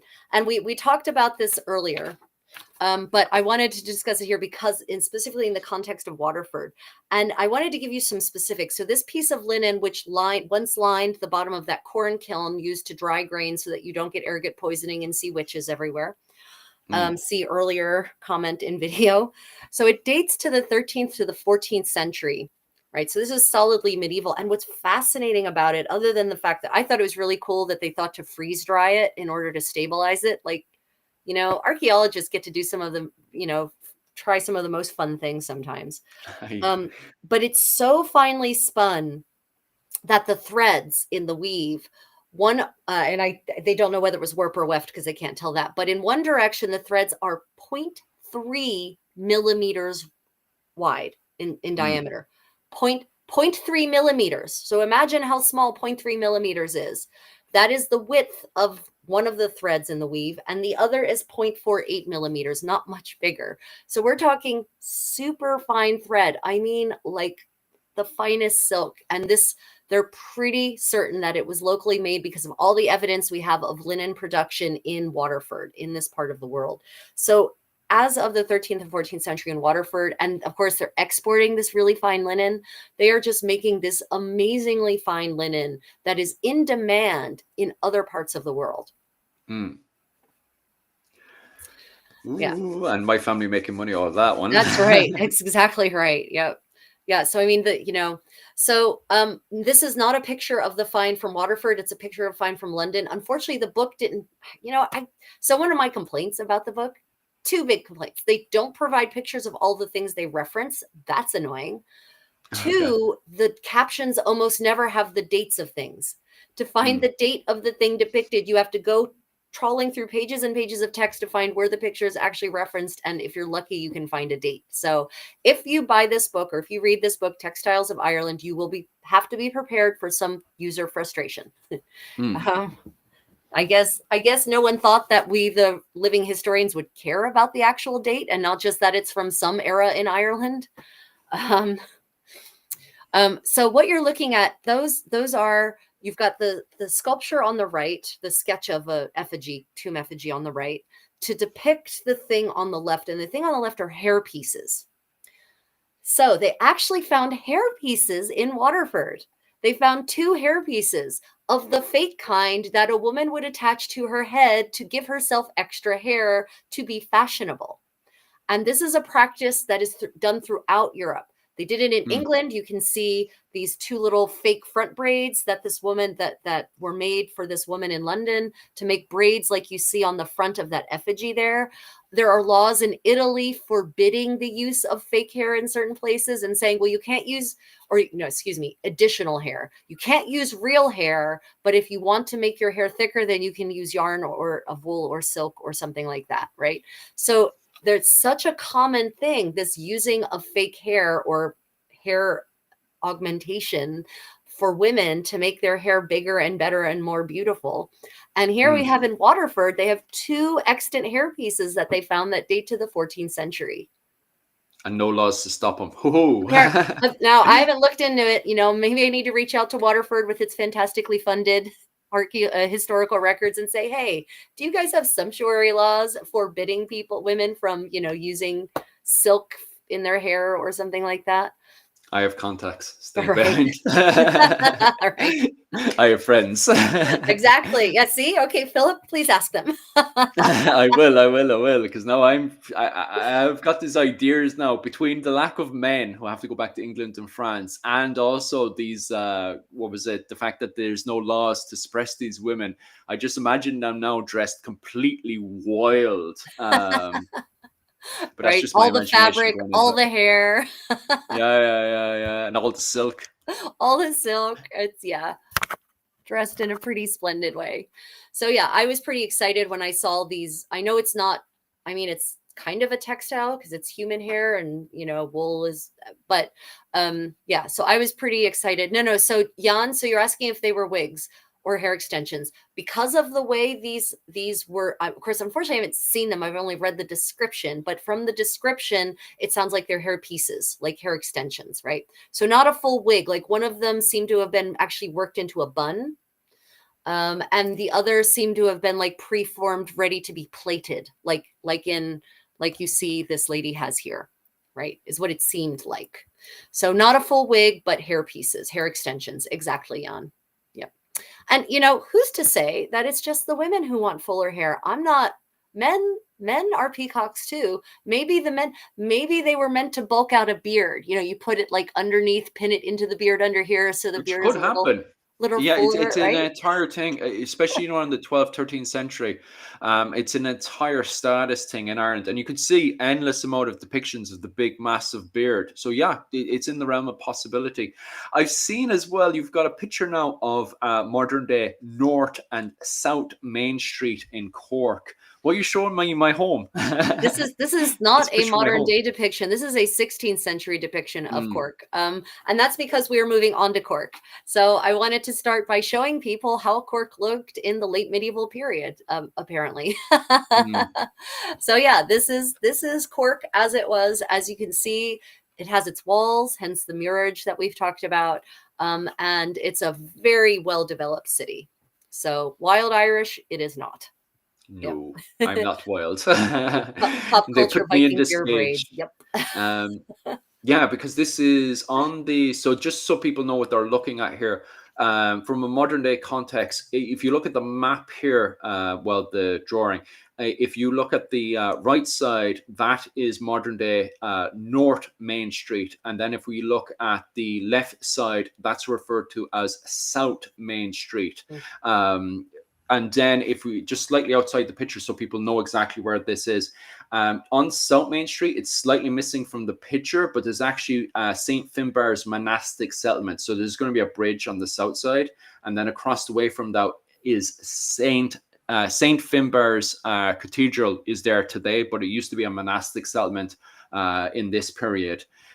So if anybody's looking for where this is, it's St. Finbarr's Cathedral on the map. So if anybody's looking for where that is. But yeah, this is exciting stuff because you can see the trade booths going in and out. Right. And So what you can clothing's happening here? right, look at all the waterways, look at all those canals. Are all those canals still there or are a lot of them gone? Oh, they got rid of all of that stuff. So Right. so the only one that's still there today is the river. You can barely see, it's all boggy. Is the river going through South Main? Oh, now we can see it. Now All we right. can There see we can see the whole thing. see it Yeah. in yeah. So on the left side of the map, the river that's going through, that's still there. The river that's in the middle between North and South Main Street, that's gone now. That's Mm. completely gone. And then the main river, the biggest one of all, is on the north side. So that north side, that's huge today. So you can't miss the river that's going past the north side of Cork, but that's completely gone. And that river that's on the south of the very bottom of this map here, that's completely gone. Oh, And that's the interesting. same up in the north side. That's completely gone as well. So everything in the middle is completely gone. And the river on the south, that's just a little tiny river now. And the one on the very was it the right side of this drawing here, that's huge. That's a big, massive one today. But Interesting. it's back in the day, it was used to bring ships in and out, but it was also used for defensive purposes Of as well. course. It Of made course. sieging very insanely difficult. I remember this was fully active both in the Wars of the Roses in Ireland, where the mayor, eventually the Tudors did capture it and they did hang the mayor of Cork. So this is very active during the Wars of the Roses in Ireland, and also very active during the Tudor conquest, where they actually, where the monastic settlement is on the left side of the map, where you can see that tower, Right. the Tudors would end up building a massive star fort fortification. And they Oh, would right. actually point, instead of having the cannons pointed away, they pointed the cannons directly at South Main Street as a warning that if you rebel, we will blow you apart. Oh, And asshole those tutors, cannons are still man. there. Yeah, those cannons are still there today. So it was a massive warning with the Oh, heads. So they had all those heads on the pikes from the rebellions, both in the Wars of the Roses in Ireland and also during the Tudor conquest. They referred to Cork as the rebel county. So that's where the term rebel county comes from, is during the oh, period of the Wars of the Roses in Ireland and during the Tudor conquest. So the Elizabethans, because eventually during Queen Elizabeth, they finally subdued the men of Cork. And so they built up the fort. And then just to add this thing in, they got the cannons, they pointed it towards Cork, all the heads on the pikes, right. which you can actually still see Nice. today. So they replaced it with wax heads, and they still have the cannons pointed there. So it's definitely worth going up to the fort. The fort's still standing today, by the way, so you can still go up and Are, visit it are the with the walls cannons. Are the walls still there? Are any of the city walls still extant? So the walls all got taken down going Mm, into the modern period, but right. the earlier walls from the High Middle Ages with the arrival of the Normans, that's still intact. And also the walls in the south part, see where that little river is there? Yeah. Yeah. That's still intact. And that little tower, you can see a bridge with the little tower bit. Right. Parts of that is still intact as well. Ah. So you can see bits and bobs of it, but the majority of it was taken down going into the early modern period for modern trade. So they had to take a lot of it down so they can, have the Victorian trade going in and out. So where is Christchurch? Do you know on this map? So I think, if I'm not mistaken, Christchurch is on the north side there. So you can see a little church. I think that might be Okay. Christchurch. I So could be that's wrong. relevant because they've done excavations there, and some of the pieces we're going to be discussing are from Christchurch. And then Mm. other of the pieces we're going to be discussing were actually found around the city wall at Grand Parade.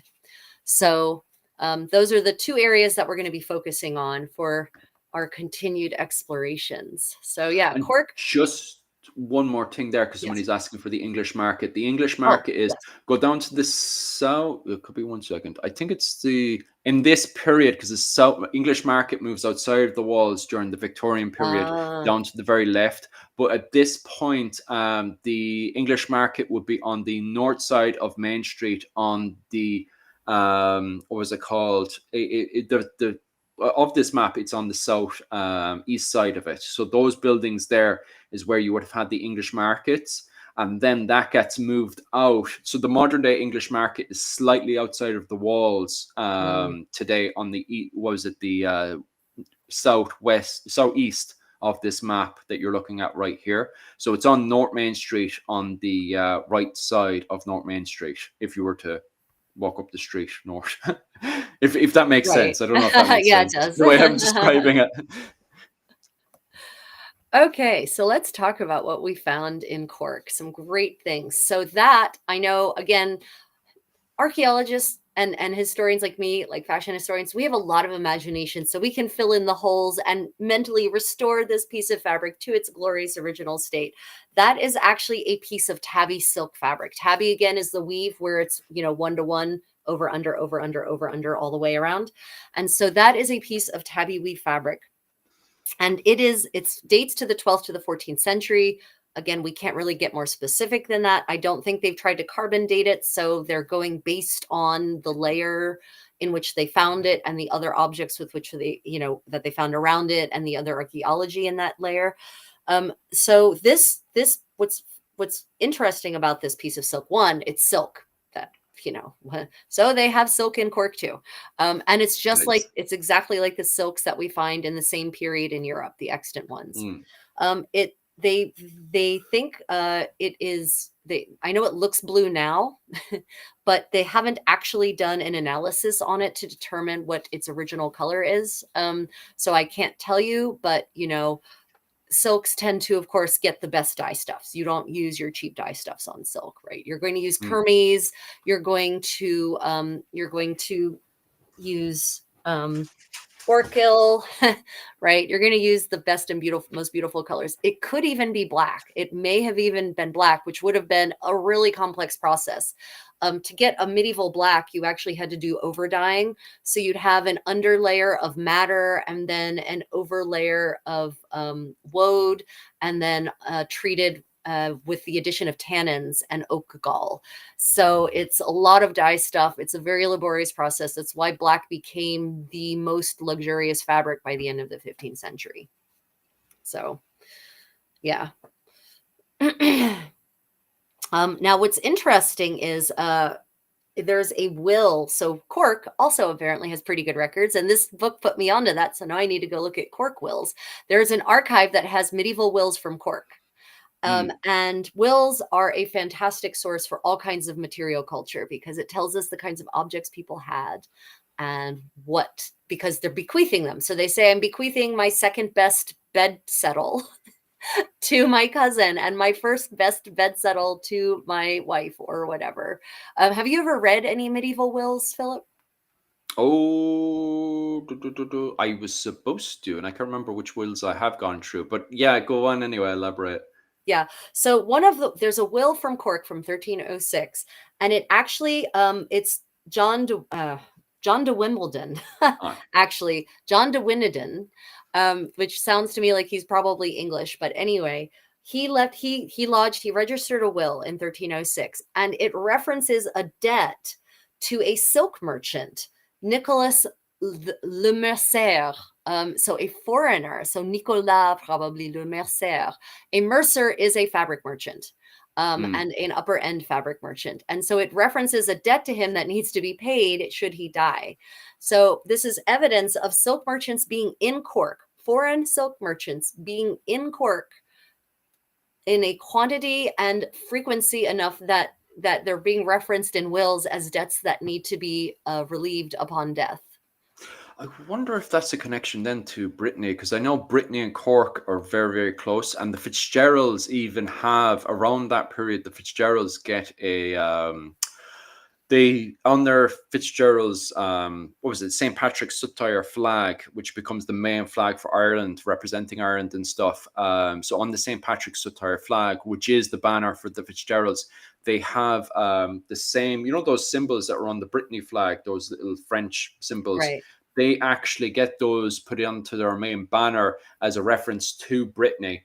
Um, Oh, yeah, so there's a massive, very close link between the Desmond Fitzgeralds, which dominate the Cork area, and Brittany. So I do wonder, is there a connection, especially trade connection between Brittany and Cork? Because Brittany still today is really proud of its Irish connection, it really is. because of Yeah. that Celtic We're not culture, as they keep French. referring to. Yeah, exactly. So I do wonder, is there a connection there between Brittany and then the wider Frankish world, and also then connecting it then to Cork with the kind of Right. Anglo-Irish connection, the Gaelic connection and stuff. That's fascinating to actually find stuff like that. So maybe there is an English influence in there, but there could be a direct connection between Brittany and Cork going on, which I'm excited for, to be honest with you. Right. I mean, and this is 1306. So, Yeah. this is not a recent phenomenon. Cork has had, evidence of Cork's very international ties. Mm. And Cork is also the place that passes laws about, you can't sell fabric here unless you're a Cork native, right? You can wholesale your goods, but then the retail end has to be our Cork merchants. So, that's also a sign that there must be a lot of foreign merchants there, because you don't need to Mm. pass regulations against conditions that don't exist, It right? makes sense then when the both the Wars of the Roses in Ireland is happening, and you have the Tudor conquest of Ireland. Why Cork is known as the rebel county? Why are they pushing it so much to go independent from the crown once again? Right. Now it makes sense. They're making a lot of money. There's a Yeah. lot. It sounds like there's a lot of money going on, It's especially from the administration side of it. Very, very interesting. I mean, the second you have a fabric trade in any city in medieval Europe, you're a rich city. Like, you can't. Mm, Modernly, we take fabric for granted. We take cloth for granted because it's so cheap to produce now, right? mm. And especially with all of the damned synthetics that are ruining our world, literally, it's gotten even cheaper. So your average modern person has no appreciation for the historical value of cloth. Mm. Oh, is it ermine? I haven't actually seen the flag of Brittany. Is it ermine? Oh, that's really funny.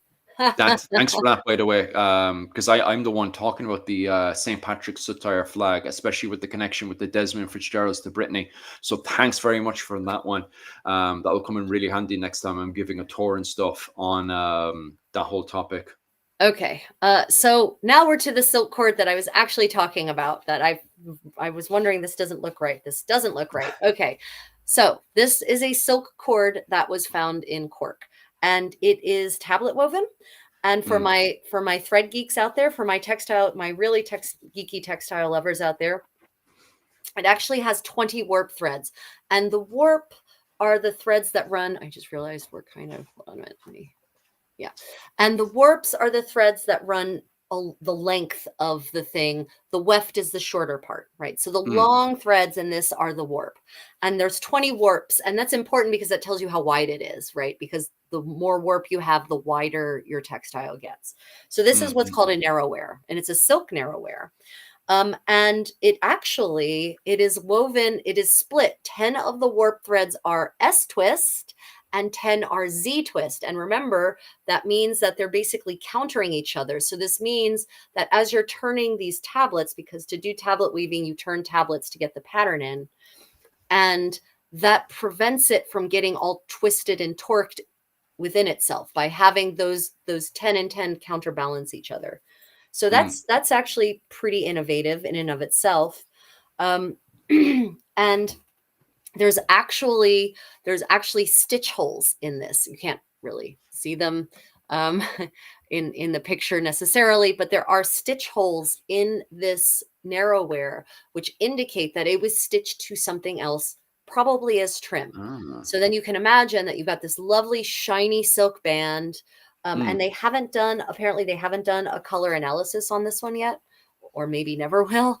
Because remember, God, no. analysis like that is destructive, right? You have to take a piece of it. You can't, you can try chromatography, but it's not going to really do anything without actually, taking a piece. So they try not to do that if they don't have to, and they haven't apparently done that on this. So I don't know what color it was originally. Oxidation could have caused it to go the color it is instead of whatever color it was. But you can imagine silk narrow wear is shiny, lining the neckline of a tunic or the sleeves. And this one, I don't remember actually how, so you can see the scale on it. So that scale, that 0 to 5, so it's 5 centimeters, that little bar down there. So, that kind of gives you an idea of how long it is. It's relatively long. It's long enough to get around a neckline of a pretty tunic that is maybe not a kirtle like this, because this is like a 2-meter neckline or something. But, a tunic, you could definitely get around the neckline of a more conservatively necklined tunic. And I included this picture of a pilgrim. So that is a pilgrim that is either St. James or a pilgrim coming back from Compostela, again, from one of these tomb frontals in County Clare. Oh, nice. Yeah. And so I included that for reference on how this cord could have also been used in that pouch, the scrip, the pouch thing he has around his waist, basically, that's kind of slung over his body, his pilgrim's bag. Right. That narrow wear could have been used to trim the outside of that. It could have been used as a trim around the flap that closes it. It could have been used to trim the neckline of his garment or the neckline of his tunic, or the sleeves of his tunic, as you can see there. So, this, I'm trying to give these pieces some context. We don't know how it was used. We know there are stitch holes, so we know it was stitched to something, probably clothing related, but could also be an accessory like a bag. It's so fascinating that we're meant to have this image of the backwards Irish. And this is, once again, you said Clare, that's O'Brien territory. The O'Briens are meant to be the most savage of the lot. And yet, once again, you're showing evidence that that's not the case at all, especially the way they're dressing. Right. No. And another key, another nail you hit in the head there as well is that you said it was a pilgrim. If we look in the literature as well, we see that the O'Briens are actually taking pilgrimages over to Rome, which is something, by the way, academics are trying to research, because if you're in a comfortable position where you can go on a pilgrimage to Rome, it does show that you have a lot of power and influence, that you're not afraid that your neighbors are about to usurp you, Right. Yeah, that's true. So this once again feeds into what academics are trying to work together, of how powerful are the O'Briens, who are meant to be a bunch of backward savages. Right. Yeah. And I'm really trying to counter that. And this, I know people also, there's a desire amongst some people that they want something to be really Irish, like Irish. And I don't believe, there's always going to be things that will be visually identifiable as Irish, but, purely Irish that has no relation to anything else happening in Europe. Yeah. I don't think so. Ireland goes through fashion waves. Like right now, we're on the, what was it, Irish American fashion wave of most things that happen in Boston and New York that will be brought over between the Irish American wave, and that's the main fashion that's in Ireland right now. So we could call the fashion right now Irish American, but Right. it's not Irish fashion that we see in Ireland. That's not the fashion that dominates Ireland right now. It Right. is that Irish American fashion. And just going back to the comment section, if we do have any Irish abroad in Australia, in Canada, and over in America, definitely comment where you believe your ancestors are from or whatnot, and we'll Right. try to Yep. elaborate that, especially if they're from Cork and Waterford, which is where the majority of immigration happened from, which we're actually covering right now. So this whole talk is definitely devoted for you guys in the comment section. So if you are from Waterford and Cork, definitely comment below so we can elaborate on your questions. I mean, I've my great grandmother and great grandfather were Irish. They were Murrays. Oh, I nice. or great. I don't remember where they were from, but he was a notorious drunkard, unfortunately. No. Great Just works into that grandfather. stereotype. He was so mean. He was so mean that his daughter was walking with her husband one day down the street, and they were approaching him, and she said, "Please, let's cross the street." Like Yeah. she didn't want to be anywhere near him. That's exactly how my mother's grandfather was as well. He was a laborer. He worked very hard for a living and stuff, but he also liked to enjoy a drink. And he was desperately hard on his daughters because he had all daughters. And if they didn't dress appropriately, oh my! Even in public, oh the embarrassment that they had because he Ugh, was a very strict man, and he enjoyed the alcohol and he worked hard. He was a laborer. And he brought that attitude over to Manchester as well, and different breed, just a different breed of man. So yeah, I see that with my mother's side as well of the yeah. family. Yeah. What's Irish American fashion? What's Irish American fashion is the influences of fashion that we see coming from the likes of Boston and New York. So we can definitely see a lot of rich kids around was it South Dublin area? Where they have that nice posh, especially Kildare as well, where they go over to New York and they have this kind of weird, and they're even the twang. I don't know if you've ever heard the twang, but they have this weird kind of posh New Yorker kind of Irish twang to them. That's definitely not an Irish accent. But they're definitely the ones that bring over the fashion and then dominate the fashion. So if I was to say that Irish fashion right now is of any fashion, I definitely would say it's this kind of Irish American fashion. And it's been there since like the 90s. I know Ireland kind of has its own thing going between the 60s to the 80s and stuff, but definitely in the 90s, this So, kind of so like you're Irish basically American. talking about whatever's fashionable in Manhattan is what people are wearing. Yeah, got it. Yeah, yeah, yeah. Nice. That's my interpretation of what's going on anyway. Okay, so still in Cork.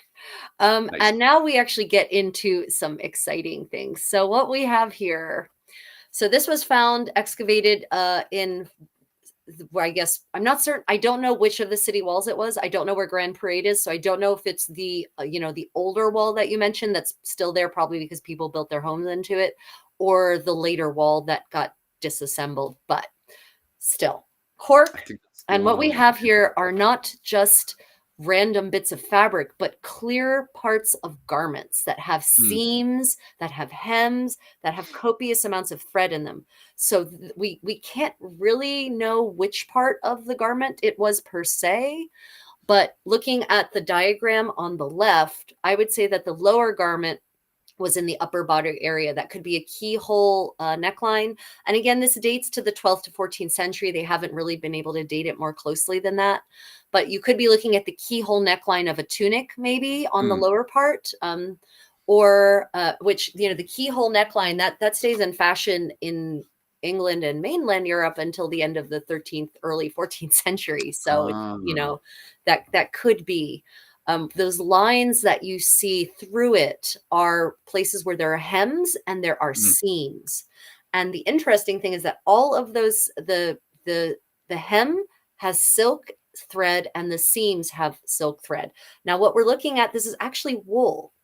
So this is a mm. wool garment, but it has been sewn with silk, which definitely tells me it's a upper end item, because your average peasant is not going to have a wool tunic sewn with silk. It will be sewed with linen, probably sewn with linen thread.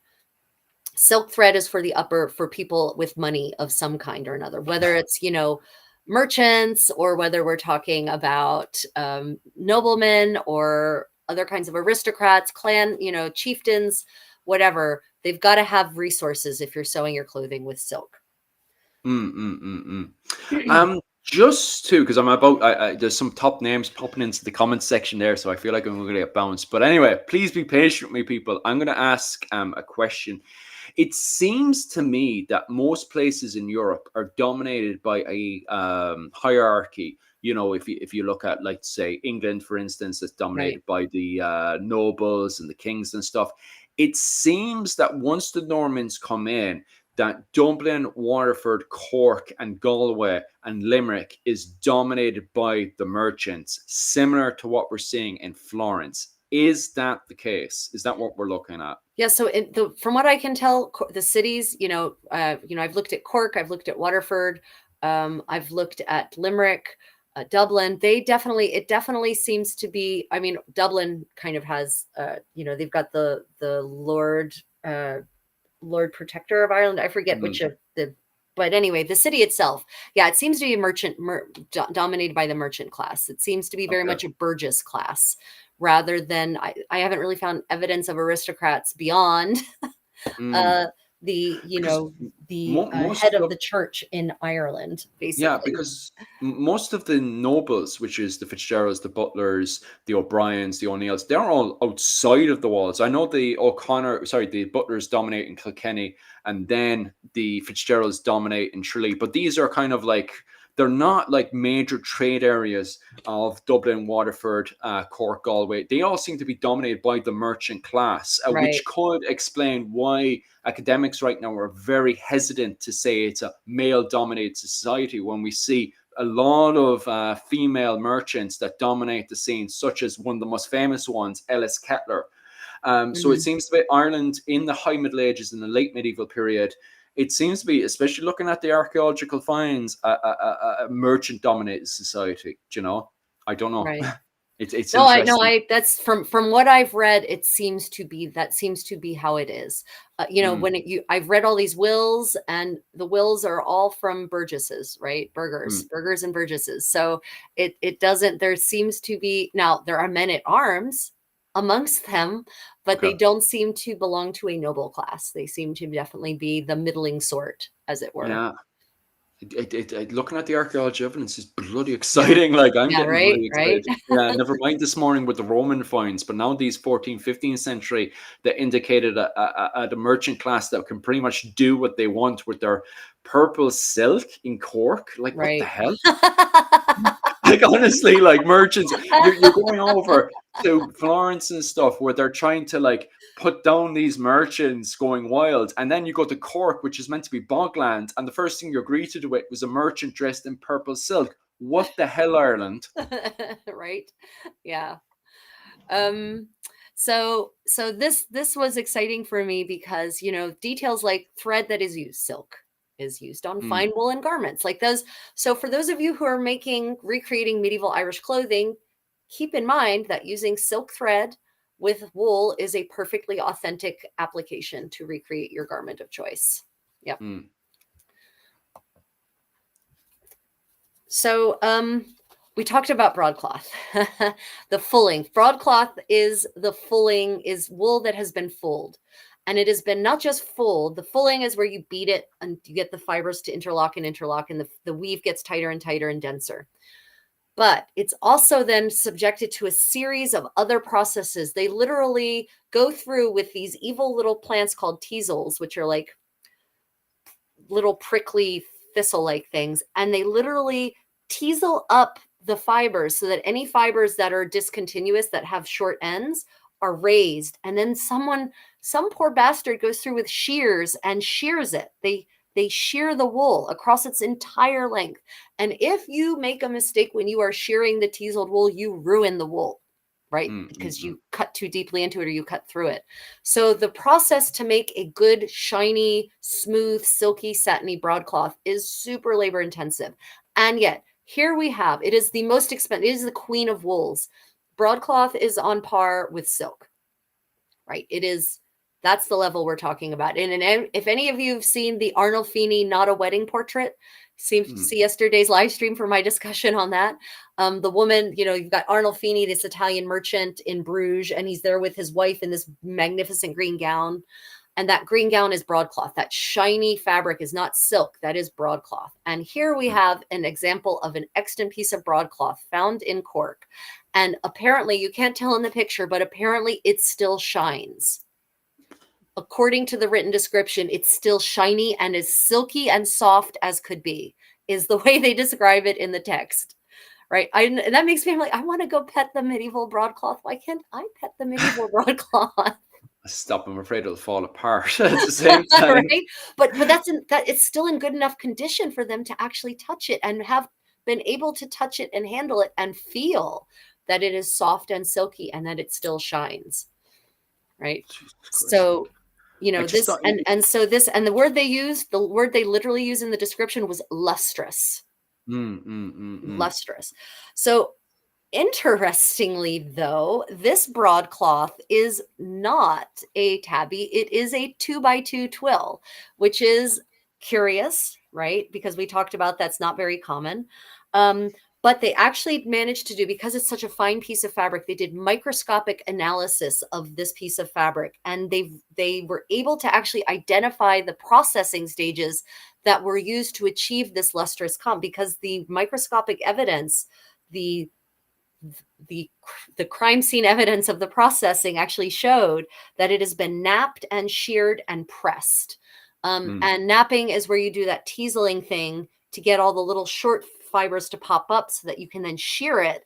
And then pressing is where you literally like run it through a press of two, either manually with like a wine press. Imagine a wine press or a book press, right? Or you run it through mangles, and it makes it super dense and thin and fine and makes it shine.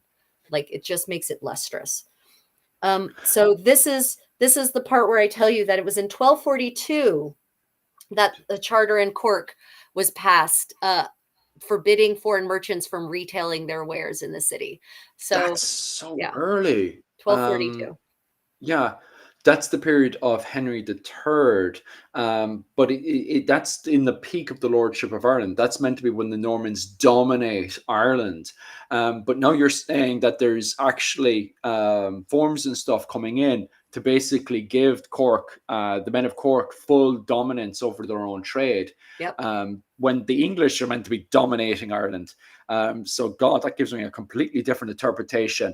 But it's also it goes against a lot of the mainstream understanding as well, because, as I was saying there, Isabel de Clare, who is considered an Irish princess, Right. she's dominating the administration in Kilkenny around this period as well. And this is just before Ellis Kettler comes in as well, who's another woman that dominates the administration in Kilkenny.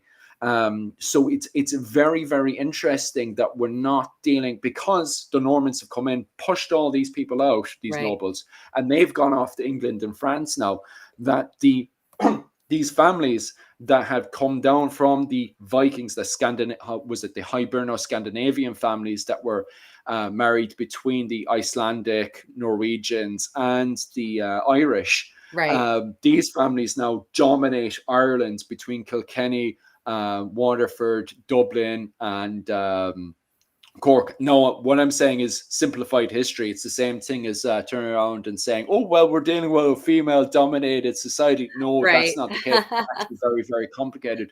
But Jesus, very, very interesting. That it gives those opportunities that you don't see anywhere else in Europe, that we have now administration that's being dominated by both men and women who are very switched on with the finance and economics. And given the fact that these people are looking to make a lot of money, sexuality seems to be chucked out the window, to be honest with you. Right. Pragmatism, baby. It's all about pragmatism, right? That's it. So I just, for those of you who weren't there in the earlier part, the piece of broadcloth we were just talking about, the lustrous piece, I love Seamus saying, I could walk around looking lustrous, the women would go wild, right? Absolutely, man. But I wanted to give you some examples of the shapes that this lustrous cloth could have taken. So here we have the Moy gown. Absolutely, this style of gown could absolutely be made from this lustrous broadcloth that we were just talking about, right? Seamus also has a question. Are there any artisans today who have learned those skills? Yes. Yes, there are. In medieval living history communities, I have friends in the SCA, for instance, who do all of that, who do the entire wool production process themselves, unlike medieval people who specialized in one field. Like medieval wool production was so specialized. The person who did the weaving was not the person who did the spinning, was not the person who did the carding, was not the person who did the teaseling or the shearing. Each of those stages of production was one person, one specialist. Well, one specialist. But I know people who now do it all. So yeah, yes. What else have we Seamus missed, Philip? kisses towards me, is it? Thanks, Seamus. Thanks for Egypt, by the way. Just to Jesus, that cough. 1 second. Let me just clear that out. Sorry about that.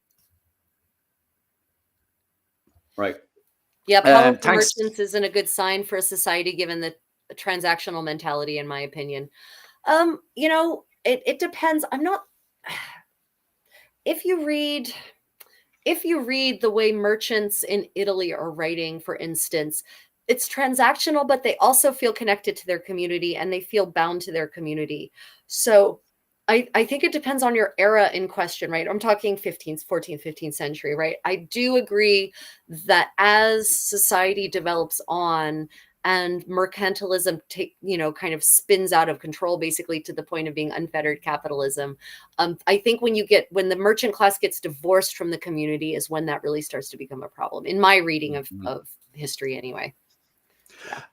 That relationship as well, someone pointed out about the merchants, the Cambro-Normans and the Anglo-Norman merchants. It's complicated because of marriage alliances that happened just before the invasion of 1169. So we have, even before the Normans invade Ireland, we have marriages going on, political marriage alliances that are happening on purpose, that they're doing it to ally themselves with the invading Normans. So just before the invasion happens, the Cambro-Normans actually marry into Hiberno-Scandinavians and Norse Gaelic families in the Isles between Ireland and Scotland, the Isle of Man, and also around those areas around Waterford and stuff. So although there is Ustmen, as they're referred to in literature, that are pushed out, and they build what they call Oxman towns. So if you live somewhere in Ireland that's called Oxtown, that's where Ustmen, who were kicked out, Hiberno-Scandinavians that didn't want to ally themselves with the Normans, they left and built those little towns and stuff. But at the same time, it's much more complicated because of various marriage alliances that were going on. And also after the invasions, you're going to have Hiberno-Scandinavians that are like trying to worm themselves back into the society and stuff so they can go back to making maximum profit. Right. So it's not a case of the Normans come in and they just wipe out the old Hiberno-Scandinavian merchants. If they did that, they wouldn't be able to make money, because a lot of the Normans going in, even the people involved with the economic and finance, don't truly understand what's going on. That's why they have to build a relationship with Hiberno-Scandinavians that are just out to make money, let's be honest. Right. So those opportunities are in there. And then to kind of put the nail on the head, marriage alliances kick off. So there's marriage alliances even before the Norman invasion. At the same time, people who point out, hey, look, there's Ustmen that are kicked out, Irish Vikings are kicked out of Dublin, Waterford, and Cork. Yeah, that did happen. It did fully happen. There's large amounts of merchants that are kicked out. But at the same time, both the Normans need to understand the economic and finance so they can make money. And you have Hiberno-Scandinavians that even before the invasion were jumping in bed so they could then take over pretty much all the investments and profits that are in Cork. So It's much more complicated, especially when money's involved. Yeah. History is rarely ever as simple as just a yes or a no. Yeah, that's it.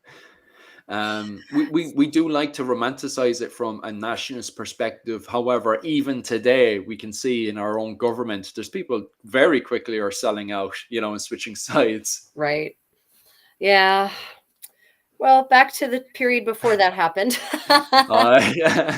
So, Philip, what do you think these lovely little little dainties before your eyes Oh, are? I What would you? actually seen these last night. It's something to do with weaving, isn't it? Or something to do with no. Oh God, I Yeah, seen these last night. I should know. It's something to do with making clothing. I know that. It's not buttons, is it? they're buttons. Yeah, Oh, God damn it! they're I was buttons. going way up there on the wild side with buttons. Oh well. They are buttons. Yep. God So damn these it. beautiful, but these are gorgeous. Oh my God, stunning. Talk about hand wrought buttons. So Mm, so they are basically they are made by taking a thin metal wire core, manually wrapping a wire around that to make these long coils, and then taking those coils that you have produced and crafting them into this basket woven shape that you see there. mm. So each one of those buttons is probably dozens of hours of work. Yeah, Just to make the hours I button. don't have. Yeah, so these are a copper alloy, and the wire is made by drawing and flattening. So right about this time, there's actually this transition in wire making. They used to like hammer out sheets of metal, and then they would use a sharp implement to cut that into strands. And Mm. someone realized at some point that you could, if you wanted to make foil, someone realized at some point that you could actually just draw wire and then hammer it to flatten it, which is way easier. This is hammered and flattened, the part that coils around it. So it's not as stupidly laborious as it could be. They're copper alloy. There seem to be no traces of any gilding, but I would be shocked if these weren't originally gilt in some way. I Mm. would just be very shocked because, people like their bling and the level of craftsmanship, the time that just goes into making these in the first place. It doesn't make sense to me that you would just leave it as a copper alloy. That doesn't track to me. Yeah, especially when you got all those fancy outfits kicking about Cork. Right? Yeah, exactly. Now these have been dated, they think anyway, as much as you can reliably date metal to the 13th century. Metal you can't really carbon date because you're going to get like the birth of the earth or something like that. But so these were found in a group like that. So they're they weren't, it's not like they found individual ones. They were found together, clumped together, basically as you see them. What they don't know, and they can't really tell, they haven't been able to ascertain, is whether these were made locally or if they're an imported luxury good. Apparently there aren't records of the kinds of craftsmen who would make this kind of thing in what the records we have for Cork, or even for maybe the greater Ireland abroad. So there is some suspicion that this might be an imported luxury good. For Cork, I would think so, because if anyone has been to Norton South Main Street, it's not that big. And it seems to me Cork specialised more on the trading side Mm, rather than the crafting side, compared to Dublin and right, Waterford, that has the size for the craftsmen to work with. right, I think Cork is specifically specialised on, because it's in a, how we would say, a tactical, really good position on the right, map. right. Yeah, It's great for bouncing trade. And you can see, by the way, as somebody pointed out there, it's the Venice of Ireland, the way the rivers are connected to fly through it and stuff. But it doesn't have the space and the room for all those craftsmen to be working with. So I definitely would agree. It does seem to be something that may have been most likely imported into Cork. so the reason I went back to this picture is so that you could see a possible application for those buttons. If you look on our patrons, our the gentleman from Clare, from County Clare, possibly from Limerick, who Mm. is kneeling there. If you look down the front of his coat, COTE, the overgarment he's wearing, you can see the row of buttons going down the front. And if you look on his sleeve, this bent up arm, the one that's on the left, you can see buttons there. So it is possible that these buttons, even though these ones date to the 13th century, there's no, we have buttons from London, actually from the 14th century, like that. Mm. So it is possible that such buttons could have been worn on a garment like this, very much like the one we see here, to kind of put that into context. But it definitely shows, again, how interconnected Ireland was, how, Cork, as you said, is this big trade port, this thriving trade hub. And, they're getting in these luxury items that we have thankfully, have magically survived. Right. It's absolutely amazing, because I wasn't expecting to do this presentation today and leave this presentation with a completely different interpretation of medieval Ireland. And Jesus Christ, now I don't even have I'm bewildered. Like, from the Roman finds this morning to now looking at this, as maybe the economic golden age didn't quite end with the Norman invasion of Ireland. Maybe we need to reassess what exactly happened with this Norman invasion into Ireland. Right. And it's, exactly, like, we have to reconsider Ireland's role in Europe, how the Irish actually left. They went into Europe and they came back, right? They're not just Yeah. trapped up on an island, wandering around in nothing but a cloak in the mud. Right. And this is just to illustrate how to highlight Cork's internationality. Cork, we have records of wine coming in from France. We have lots of records of fabrics being imported, and now we found them in the soil. Right. So Cork and Waterford, Dublin, Limerick, all of these cities are just super connected. And Cork is so so connected as to be organized with murage and with guilds and fabric production. It's textile production. It's much more than I learned so much by reading this book. I really did. It completely changed the way I view medieval Ireland, really. So we're going to leave Cork. We have one example from Dublin, and this one is really important because this is a piece of wool. And yes, I know it's, like any other piece of wool. I care less. It's a twill weave. But what's important about this is that it has stitches. It actually has not only thread, but actual stitches. And so what this tells us is that some of the possible stitches they were using, for the people who do sewing out there, and I'm sorry I didn't include an actual diagram, there are back stitches and there are whip stitches in this little piece of wool. So again, this is what textile remnants can tell us. We have statuary like the lady on the right, and I'll talk about her in a moment. And then we have little extant bits. And so from that extant bit, we get the idea of construction. We can use whip stitches. We can use back stitches to put things together. We can use wool as a fabric. And then the statuary tells us the shapes in which those fabric remnants may have once had. And that lady on the right, she's not actually from Dublin.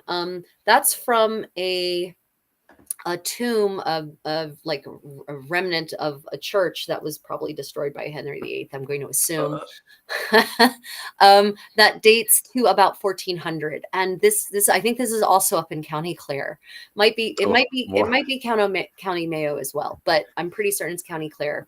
But what this shows you is how an Irish noblewoman, or a well-heeled woman, whether noble or upper merchant class, whatever, someone with money, not a peasant, not someone digging for peat bog, bog peat. I mean, you can see how an Irish woman dressed, and she's not very different from her English brethren, from her French brethren or sisters, her English sisters or her French sisters.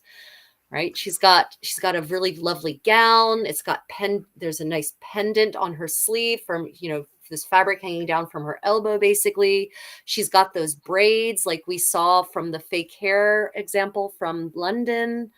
Right. So this gives you an idea of Irish women's clothing in about 1400. So again, not naked, not wearing nothing but a cloak, but wearing a very sophisticated ensemble indeed.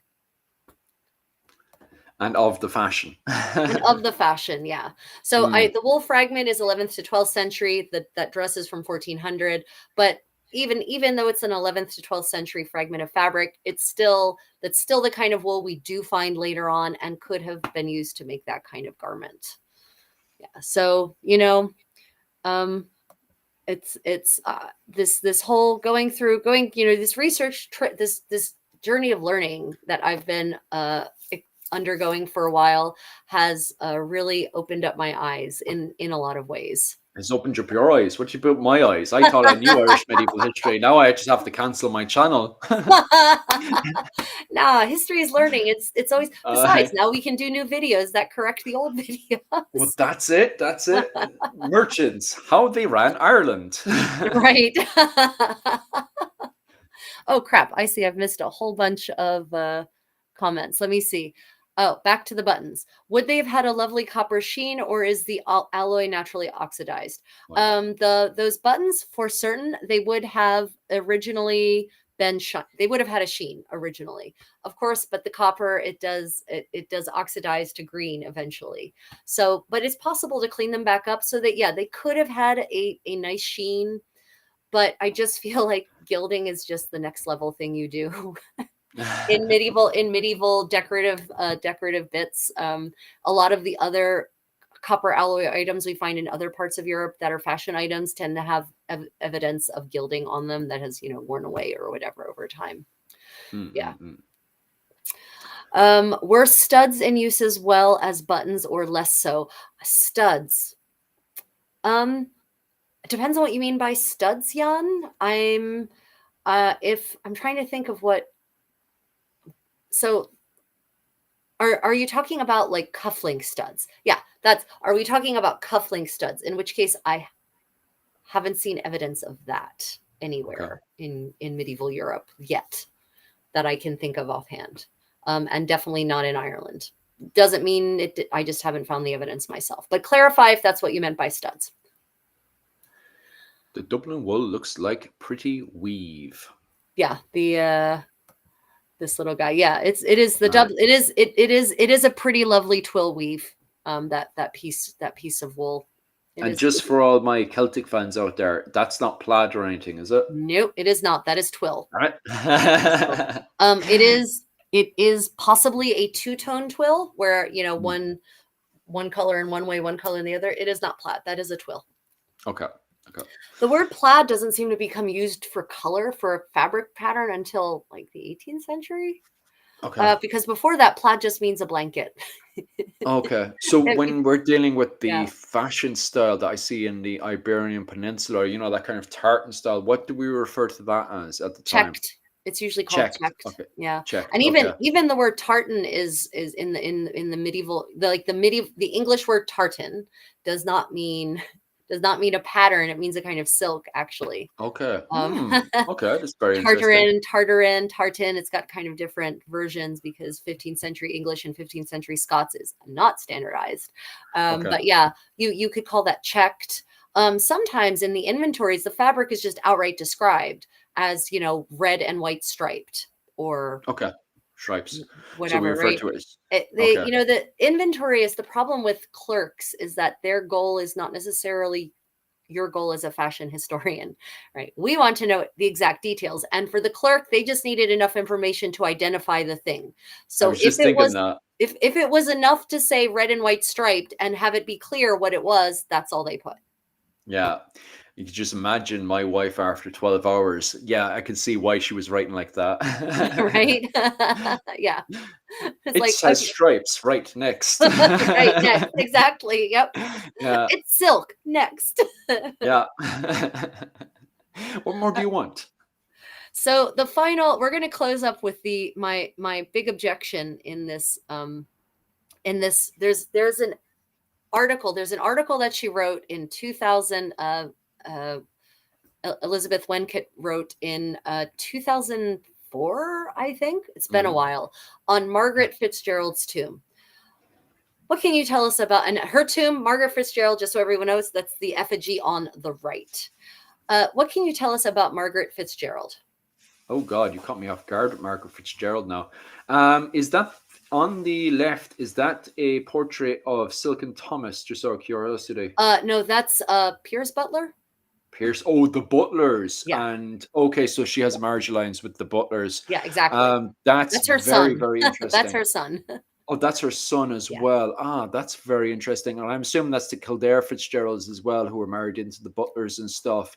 And I'm assuming this is around the late 15th century, the early 17th century, sorry, the early 16th century. So this is going to shock you. That effigy dates to 1541. 1541. Yeah. That's pushing it, but yeah, that makes sense. Yeah. So they were the Earl of Ormond. Is that right? Yeah, that's the one. That's the Earl Right. of Yeah. Ormond The in Earl. So Kilkenny. she's the Countess of Ormond, right? Mm, So she marries into the Butler clan.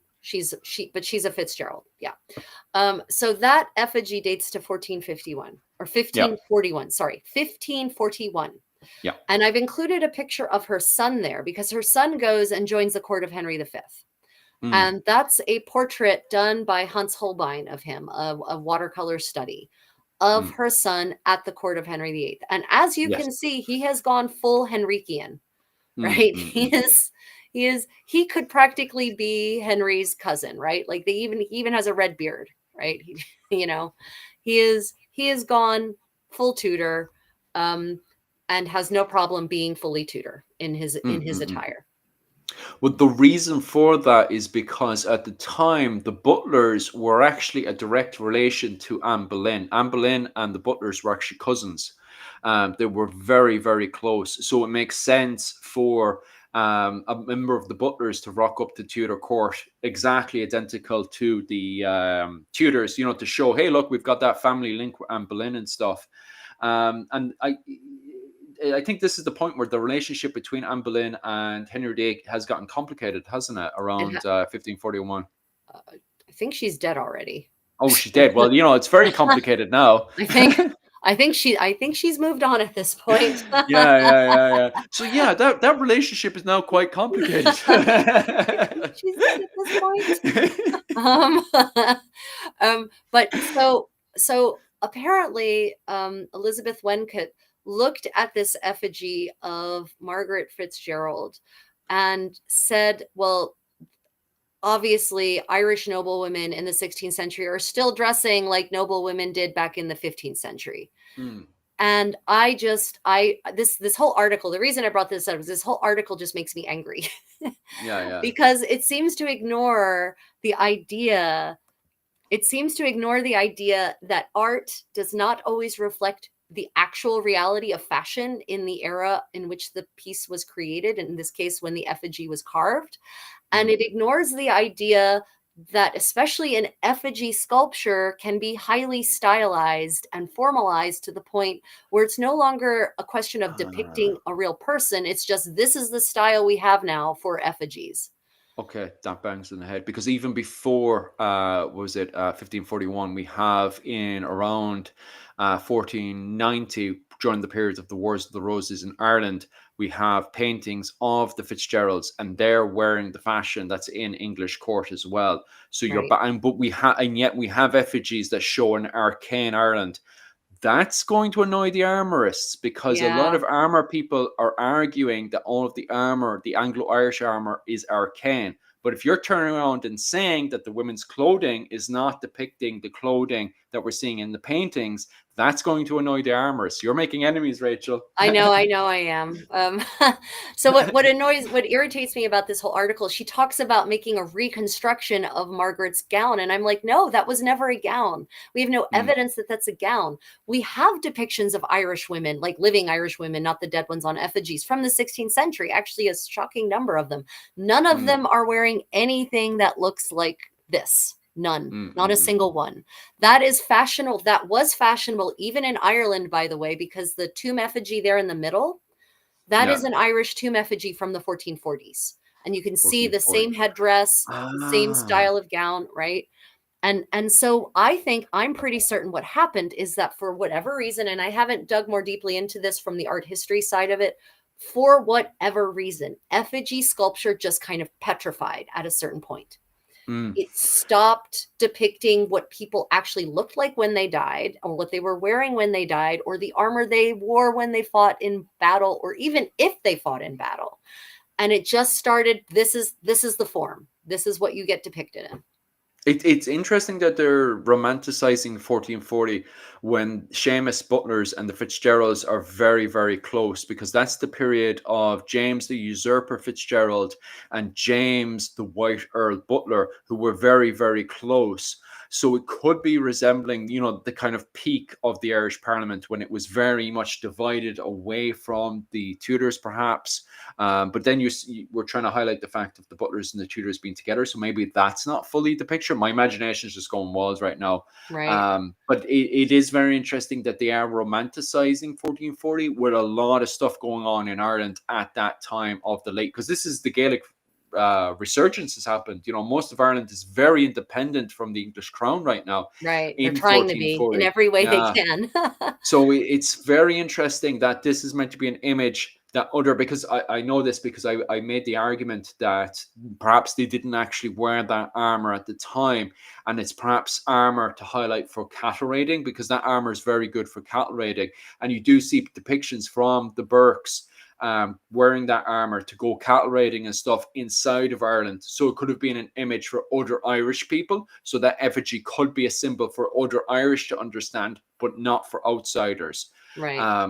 So yeah, you have my imagination going 1,000 miles an hour right now, Rachel. Yeah. So so it's like, I always talk about the trifecta, the trinity of fashion study, and that is, you want your visual sources, you want your archaeology, and you want your documentary evidence, and that will allow you to understand the full picture.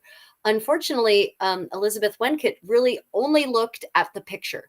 As far as I can tell, she didn't actually examine any documents relating to Margaret Fitzgerald, no expense accounts, no inventories, or anything even parallel in that time to other parts of Ireland. So she doesn't actually have any idea what was actually being made or worn. She's just going based on this sculpture. And ladies and gentlemen, artists are creative.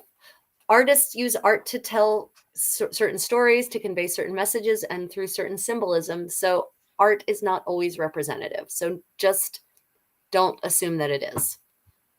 Okay. Hopefully there's more to come out with that one, because big statements coming out of Rachel right now. Yeah. Yeah, I just very much doubt that Margaret. And there's another effigy, like this style of effigy goes all through the 16th century, and we have depictions of women from the 1590s. In John what's his name, Derek, John Derrick's uh travel log about Ireland, right? He has all these drawings of men and women not actually wearing clothes, not just being naked, and none of the women are dressed like Margaret Fitzgerald here. So Yeah. I'm 99% convinced that this was just an artist convention, for a sculptor's convention, I for whatever reason, yeah. whether it's to harken back to the ancientness of your line, of your noble lineage, maybe. I think you're bang on Um, right. Mm. right? But I would never look at this and say, this is how Margaret Fitzgerald actually dressed. We need to now recreate this. And Because especially if you look at like the details of the headdress, which is an escoffion, actually not a hennin at all. mm, In the French, it's called an escoffion. In the English, they just called them bonnets. Like, we don't know what the specialized word was, but it's so stylized that it doesn't even look like a real headdress anymore, because the tomb effigy in the middle there, that's from the era when that style of headdress was actually fashionable. And that looks like something you could actually comfortably wear on your head. That thing on the right, that would give you'd get a headache and a yeah, big half from time. that thing. Because the thing is that even when we go into the period of both the Wars of the Roses in Ireland between 1450 all the way up to around 1490, and then going into the Tudor conquest of Ireland, the Fitzgeralds and the Butlers, they're fully active in the French and English court, and also to the Scottish court as well. And in Right. all those times they're inside the court, they have to be fashionable. They're going in there with the latest fashion and stuff. And that's the same thing when it comes down to the counter argument to the armor as well. The Fitzgeralds and the Butlers, they're active in both France and England, so they needed. And I've made this conversation as well with other people who specialize in armor as well. They had to. No one's turning around and saying, "Hey, wait, they're wearing arcane armor that doesn't Right. work in France and England."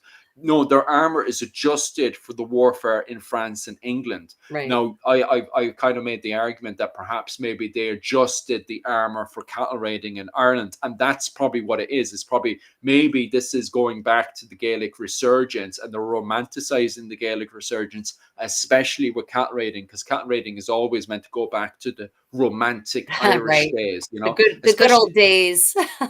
especially when they're holding these big festival assemblies around May 1st, with this big, massive, as we were saying, with two bonfires to bless the cattle and stuff. Right. It may be the Fitzgeralds and the Butlers were rocking up to these assemblies dressed in, the clothing of 1440 to romanticize this golden age of Ireland, and then harking back again to the period Could of the saints and could scholars and could stuff. could well be. I mean, there's a lot of evidence of yeah, lots of evidence of costumes. I mean, Yeah. medieval people also wore costumes, like actual costumes, like fancy dress costumes, where such and such is dressing like Alexander the Great, and this other person is dressing like Julius Caesar, and this person is dressing like Charlemagne, right? So and their idea of what historic garments were was not necessarily, or most likely not, any more accurate than what your average American would think people wore in the 12th century, right? Mm, mm, So there's, yes, it could absolutely be a version of fancy dress, of trying to connect themselves to a more glorious past, but that's where the archaeology really needs to come in, and where documentary evidence needs to be. So in the case of armor, like, I would want to know, well, what are the extant armor bits we have? What do they say? What story does mm. that tell? What about the expense accounts? What about bills from armor makers? What do we know about the technology for making armor in Ireland? Like, that's where I would start looking to try to inform whether it's real or not. I woke up this morning, my head blown from all the finds from the Roman site. Now I'm going into a point of the merchants controlled Ireland, and now I finally got to a point where the Fitzgeralds and the Butlers were doing living history themselves in Right. 1541, and I'm just like, huh? Talk about What's going meta. on? Talk about meta. Here we are portraying people in the 15th century who were portraying people in ancient Rome. I don't know what next. Where's this conversation going next? What's your next Right. slide? Yeah, bell beaker people. Yeah, that's the next one there in the comments section with Seamus there. Yeah, we have people in the Viking Age The dressing auroch up as bell beaker wrestling. people. I don't That know is- what's going to go happen next. The auroch wrestling. Fantastic. Oh my God. I don't want to be that person. No aurochs for me. Thank you. I'm good. Oh my God. Okay. Well, that is my presentation for the day. What? I was expecting And oh, another right. switch. So I included this in, right. So I wanted to show you, we have lots of imagery of how 16th century Irish may have dressed, possibly. Mm, Of course, it's all by people who weren't Irish, these drawings, but the point is that it looks nothing like anything that Margaret is wearing. mm, mm, mm, mm. Nothing at Because all. on the second image, I wouldn't say it's the best image of a woman, but It on the isn't. second one, we do actually have a camp follower. So she is following the Gallo Glass and Kearns that we can see in the image. Right. And you know the name, don't you? I hope you know the name. Do you know the camp followers for the German mercenaries? I can't remember what they're So called. that modernly they're often referred to as Kampffrau. Yeah. But that's not a historic term, apparently. But they would be the camp followers. So this woman here, this Yeah. poor woman, is making a living following these men, and basically, she would, bath them and look after their clothing and Feed them take and care that of their kind of needs. thing. Yeah, Yeah. yeah, that kind of stuff. And she's trying to make a living doing that kind of stuff, and so that's how she dresses. Now she's a woman who's desperate. She's forced into this. She has nowhere to go. That's why she's following this Gaelic mercenary company. Right. So even a person of low status here, that poor woman, because she doesn't even look like she has an under tunic on over her cloak. Yeah, and So God knows what was who knows happening. how accurate any of these depictions are. They're all by Mm, foreigners, right? So yeah, well, that's that as well. there's always that question of what is their angle? What are they? Yeah. But You know, like at the same time, if his angle was to show, hey, look how savage this Gaelic mercenary company is to their women. Look what the right, German mercenaries are doing, and the English mercenaries are doing to their camp followers. You know, the life of a poor camp follower was horrible. Like, so so my main point to this was just to point out, hey, look, she's of the fashion as well. You can see wear a nice little hat there. That it's not something that's very what was it called, 15th century, well, right, early 15th right, century. That it is a cap from the 16th century. So even a poor woman of low status who's trying to get by as a camp follower even has a fashionable hat of the period, right. from what I Yeah, can see. yeah. So yeah. Okay, yeah, that's it. So in summation, Ireland was connected. It was very sophisticated. It had sophisticated systems and institutions to engage in international commerce and textile production of a luxury level. Hmm. And for those who don't know, I forgot to mention the brat, the brat. So Oh yeah. the Irish mantle is, of course, it's not this. It's not like this unchanging thing that is the same from the 5th century to the 16th century. Not at all. But Hmm. in about the 13th century, it develops the version that was being produced in the 13th century develops a reputation on mainland Europe. And so by the 14th century, we have all of these. We have multiple expense accounts like Italy, France, talking about purchasing an Irish mantle, a mantella de Hiberne. And it's a luxury item. There's something special about it that makes people on the continent want to own one. Although And it's banned by the English in 1356 with the Statutes of Kilkenny. right, right. So Yeah. it's well, actually, so that statute, it doesn't exactly ban it. It's very interesting. It the statute that I read basically says that you can't wear it as your main daily garment, which doesn't mean you can't wear it. So you have to wonder what that language actually means. Like, what does that Does mean in that practical mean terms? you Yeah. can't wear it in the Irish Parliament? Because I know there's one thing of a bunch of Irish men. They were Gaelic men, and they went to the Irish Parliament, and they were this whole written thing. I can't remember what the actual source is, but they were constantly bitching about wearing the English dress for Irish Parliament, and at the moment they left Parliament, they literally stripped down their clothes and put back on their Gaelic, their native clothes that would have Right. kept them comfortable. Because of how uncomfortable English clothing was to them. And it would do. Like our Irish climate and temperature is completely different to England. So Yeah. that's why they would have straight away put back on their warm clothing again to keep themselves nice and comfortable. Yeah, but it's just funny. It could have been just the fact that it was banned from the Irish Parliament. If that's the case, that's Right. my interpretation. Yeah, it's really, oh, apparently my microphone must have died a while ago. Well, hopefully people have continued to hear me anyway. So if I can hear you. That's the main thing. there's been a change in sound quality, it's because we switched from my Lavalier to my we've been on over 4 hours. Apparently I hit the shelf life Yeah, I button, know, right? battery life on my mic. Okay, well then, yeah, that's it. My takeaway is Ireland was intensely connected for a very long time, had very sophisticated institutions, had sophisticated textile production industry, and definitely liked to dress nicely. I And in think all the ways. Seamus.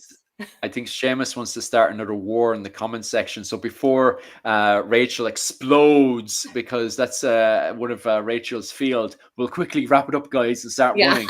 Okay, guys. Thanks very much, guys. Thank you, And everyone. Don't forget to like and subscribe and leave an emoji after the video posts. Bye, everyone. Thank you for joining us bye. today. See you. And Rachel, thanks very much for hosting me. Oh, no, thank you for coming on. This has been great. Oh, thank you. Okay, see you when I see you guys. Ciao. Sloan. Bye now.